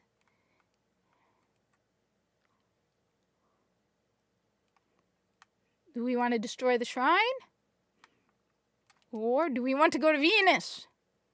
Let's go to Venus. Let's go to Venus. I like Venus. And I liked Titan. And they got rid of Titan. I have not forgiven them for that. I liked Titan. New Pacific Arcology. The next frontier is you.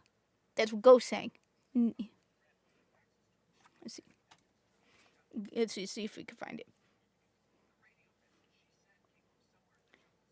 Destiny. To Arcology.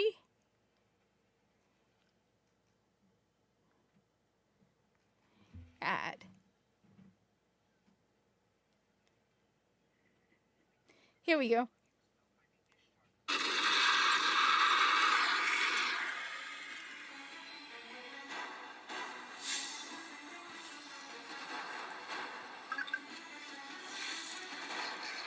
Here we go.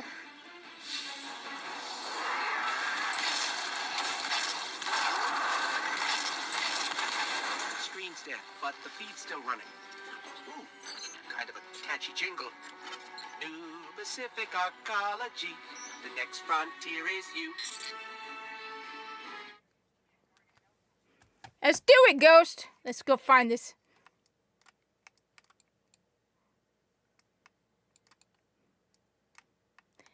They ruined everything with Destiny when they put a 2 on it.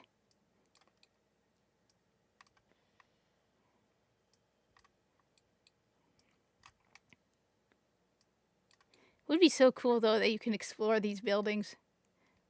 That would be cool.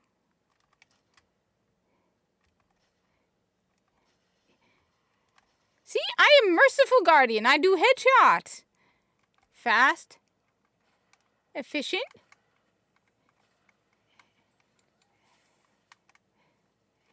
You better not keep doing that. Come on.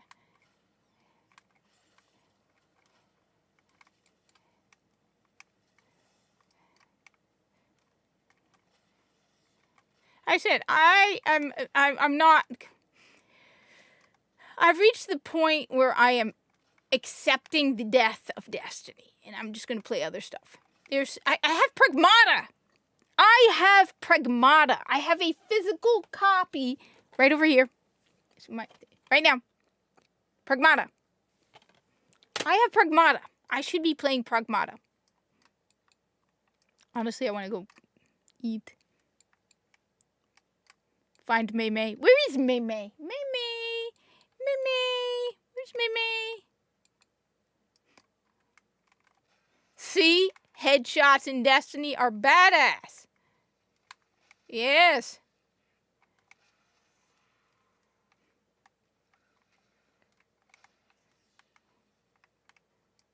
The thing is, you know what? I check your...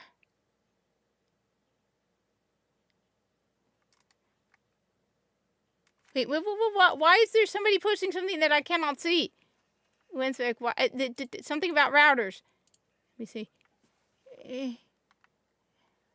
Oh. It kicked me briefly. Honestly, it is a pain in the butt sometimes with Destiny. Like Friday mornings. First off, I have learned that if I want to make my Xur videos on Friday morning, just go with Xbox. Okay? PlayStation kicks me out constantly. Any other time of the day, I'm perfectly fine. Friday mornings, when Xur drops, I can't get into Destiny 1. Okay? In general, I don't have a lot of problems with Destiny when it comes to hooking up. Except on Friday mornings, when I'm trying to make Xur videos and I'm trying to get to work. See, one of the reasons... I think I'm invisible right now on Xbox. The reason I'm invisible is because... people try to invite me to play Destiny on Friday mornings, and I can't because I have to get to work. So instead, I just go invisible.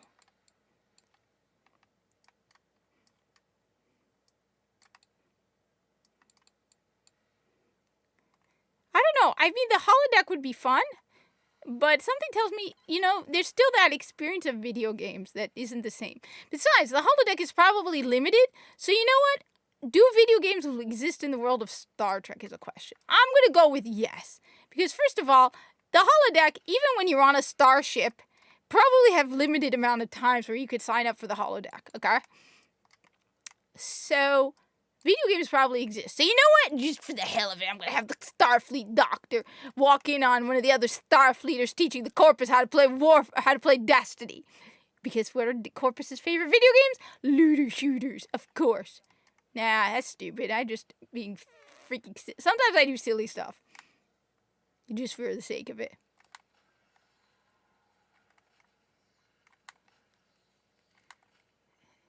Be like, he walks in and the 8-year-old Corpus is doing headshots. Stop teaching the Corpus that stuff. No.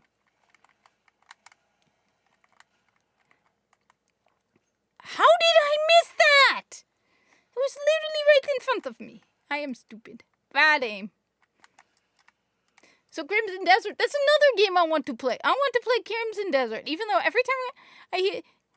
Apparently, there are people who are making complete total fools of themselves when it comes to the puzzles in Crimson Desert. And so I'm kind of like worried about it because every time they're like, yeah, it took him half an hour to do a 5-minute puzzle. So now I'm like, what are these puzzles that make people go absolutely nuts over? Okay, let's do this, Ghost. I know exactly where we're going. I've done this a million times. I like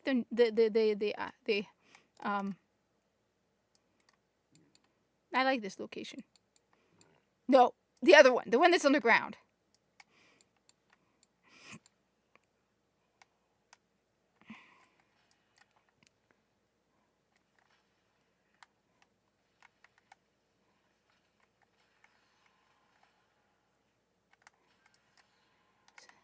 So are you like holding the engram in your pocket and when you die you drop it? Is that what happened?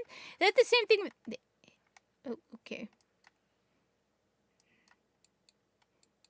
Thank you. But I am a level... I'm okay. I'm not as weak as I look, okay? I've been doing this a very long time. Okay? Warlock.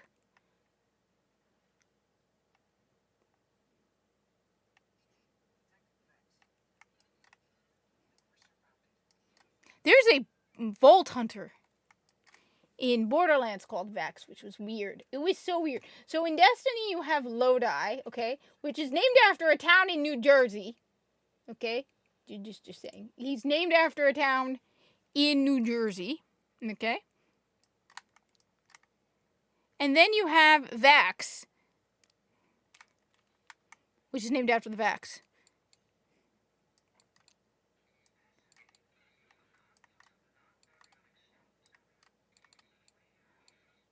To hell. It's all going to hell. Ghost?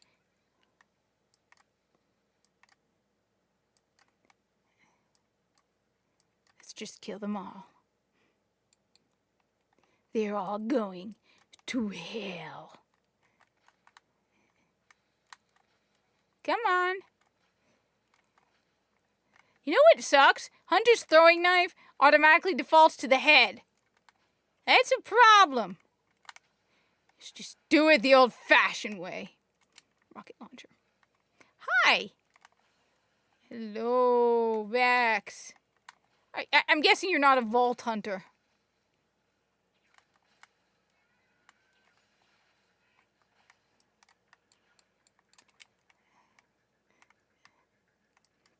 See, they still have books.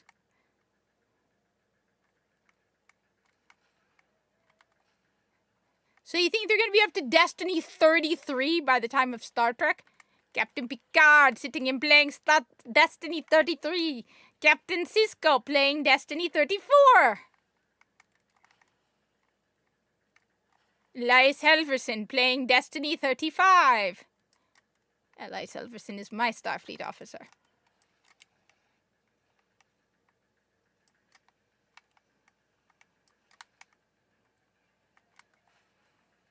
See, now that's how you make Star Wars make sense in the world of Destiny, okay?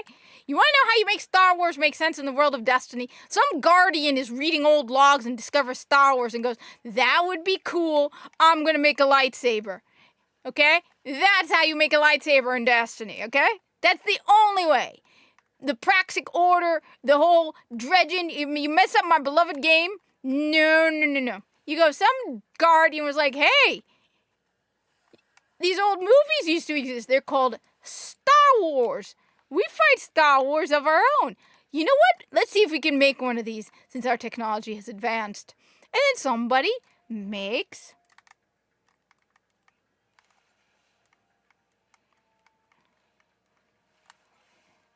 I also need to play Wind Rose or Rose Wind or something. Rose Wind, I think, or Wind Rose or something.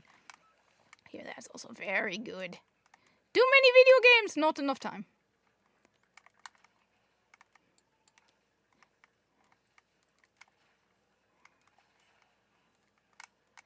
I am not felted. The Vex are going to be felted. Die, Vex. Die, Vex.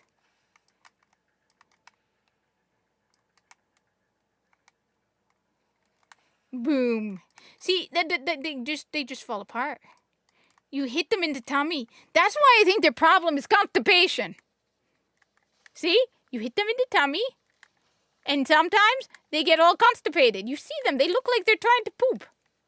They do look like it. They have the opposite problem of the quartering. Okay? When you shoot them in the head, they do the poopy dance.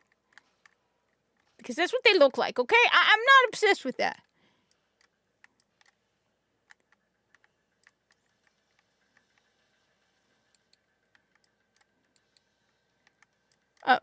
It's good. Yeah, you're right. The next Star Trek game is definitely going to be an extraction shooter. The problem is Starfleet isn't badass enough to be doing extraction shooters in the first place. Okay? What? We shoot to kill?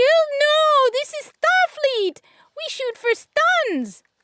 And everyone else is laughing at them. Like the Vex just run into the Starfleet officers and they're like, no, we must stun the Vex. And the Guardian's like, you're insane. You don't stun Vex. No, Guardian. It goes against our ethics to shoot to kill the Hive. Yeah, no, I agree. He definitely needs to lay off the alcohol. Dude definitely needs to lay off the alcohol. For the love of God, Jeremy, just stop with the alcohol.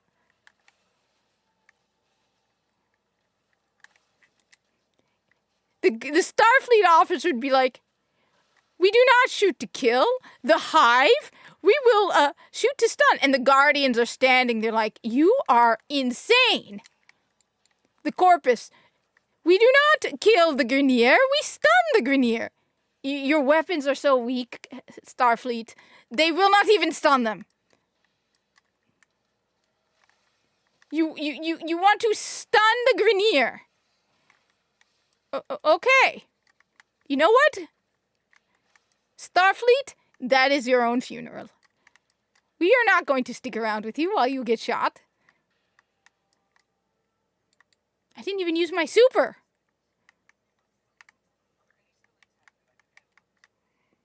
I got a machine gun. I joked that he picked the wrong religion. This is a joke. Let me be clear. So nobody comes at me and goes, the Muslim is trying to convert everybody to the Muslims. Okay, I'm just joking, okay? This is a joke. He should have joined my side of the my team. Muslims don't drink alcohol. Or aren't supposed to. I know a lot of Muslims do. I don't have time to explain. I don't have time to explain. She was cooler in Destiny 1.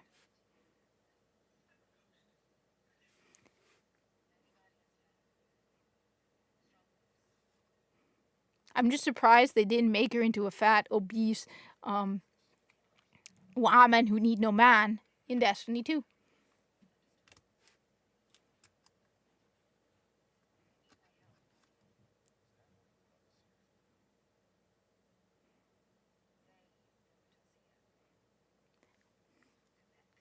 The Vex. Evil so dark, it despises other... See? The Vex were cool. Evil so dark, it despises other evil. And now it's like... They're weenies. Everything is a pathetic little weenie loser in Destiny 2.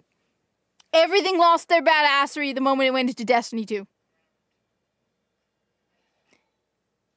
Okay?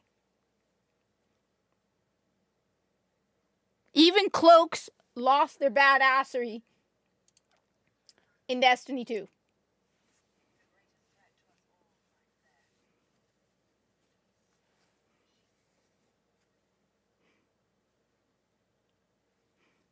Only then will your traveler begin to heal.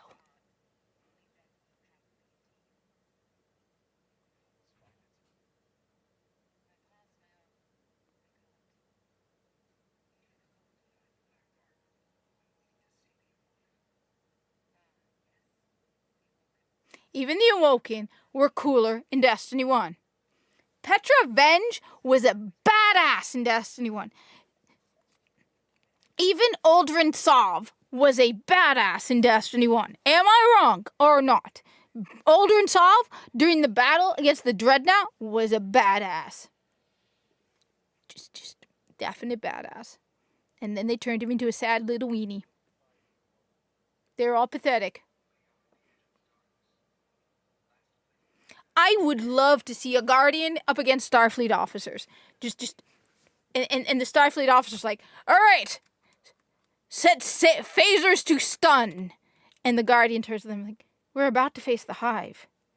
Yes, we do not shoot to kill in Starfleet. And the Guardian turns to us like, we're about to face the Hive. They don't stun, Starfleet. Our weapons do not kill! Okay, well, you need new weapons then. Let me introduce you to my friends in the Corpus. Tex Mechanica. Seriously, the weakest sci-fi is Starfleet. Everyone's gonna kick your butt, Starfleet. They're all making fun of you, Starfleet. The Guardians in Destiny are making fun of you, Starfleet. So we're patrol Mars. I haven't even unlocked Mars yet, I don't think. Ooh. What do we got?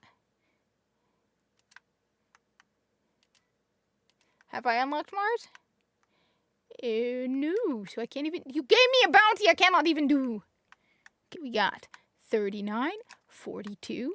Okay. 38, 43. 42, 42, 50. Kicks butt. Okay. So where are we going now? 42, 32. We get rid of that. And then we go to the tower. As I said, I stopped watching The Quartering months ago. Okay? I stopped watching him because I just got tired of the grifting. I did not realize how wealthy he was until I started watching the Kino Casino. And they're like, he has a plane. He spent $16,000 on a and then it's like, I need $14,000 to go to Amfest. Okay. So you want us who make a fraction of what you make to pay for your trip to Amfest. I don't ask people for money for a trip to TennoCon. I want to go to TennoCon. I can't afford to go to TennoCon. But I don't ask people to pay money so I can go to TennoCon. So why should we pay for you to go to Amfest? So I kind of stopped with the whole grift. I don't care about the bull. Okay? Makes no difference to me. Okay? Really doesn't make a difference to me. Okay? Doesn't matter to me. Alright? Is it true or not? I have no clue. I don't care. Okay? Okay? Makes no difference to me. The platforming people, on the other hand, I have a serious problem with. I don't watch The Quartering anymore. Do I want him to be deplatformed? No. I just don't watch him. I unsubscribed in December. There are some people I just don't watch. Okay? Where's the soccer ball? I don't,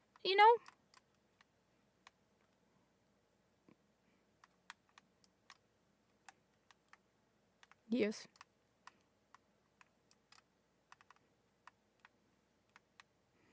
So, yes. All right.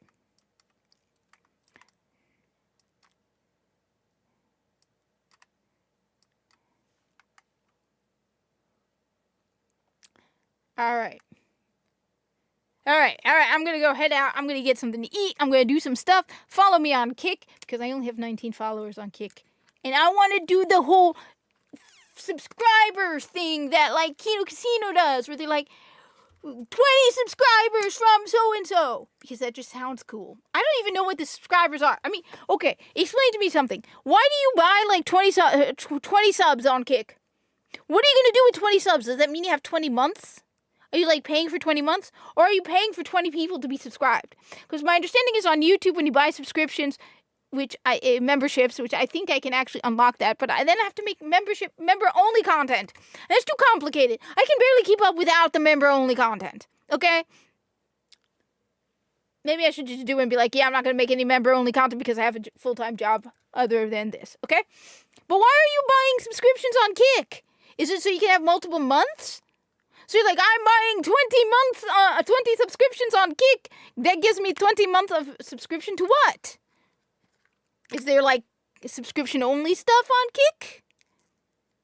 It just sounds exciting when Kino Casino is like getting all hyped up about it. And they're yelling about how they got 10 subscriptions on Kick. Right? And whatever. It just sounds exciting. So I need more people to follow me on Kick. Okay? Because it just sounds cool. It sounds cool. I feel like I'm missing out on something cool. I don't know. Anyway, it's been fun. I'm going home. Well, I am home. I'm going to go make some ramen and eat the ramen. Then I'm going to feed the Mei. Then I'm going to do the laundry. Then I'm going to clean the litter box. And, have fun having a Starfleet officer teach a corpus how to play Destiny. I don't know. I will continue the campaign in Destiny 1. I don't know when. I should try during the week.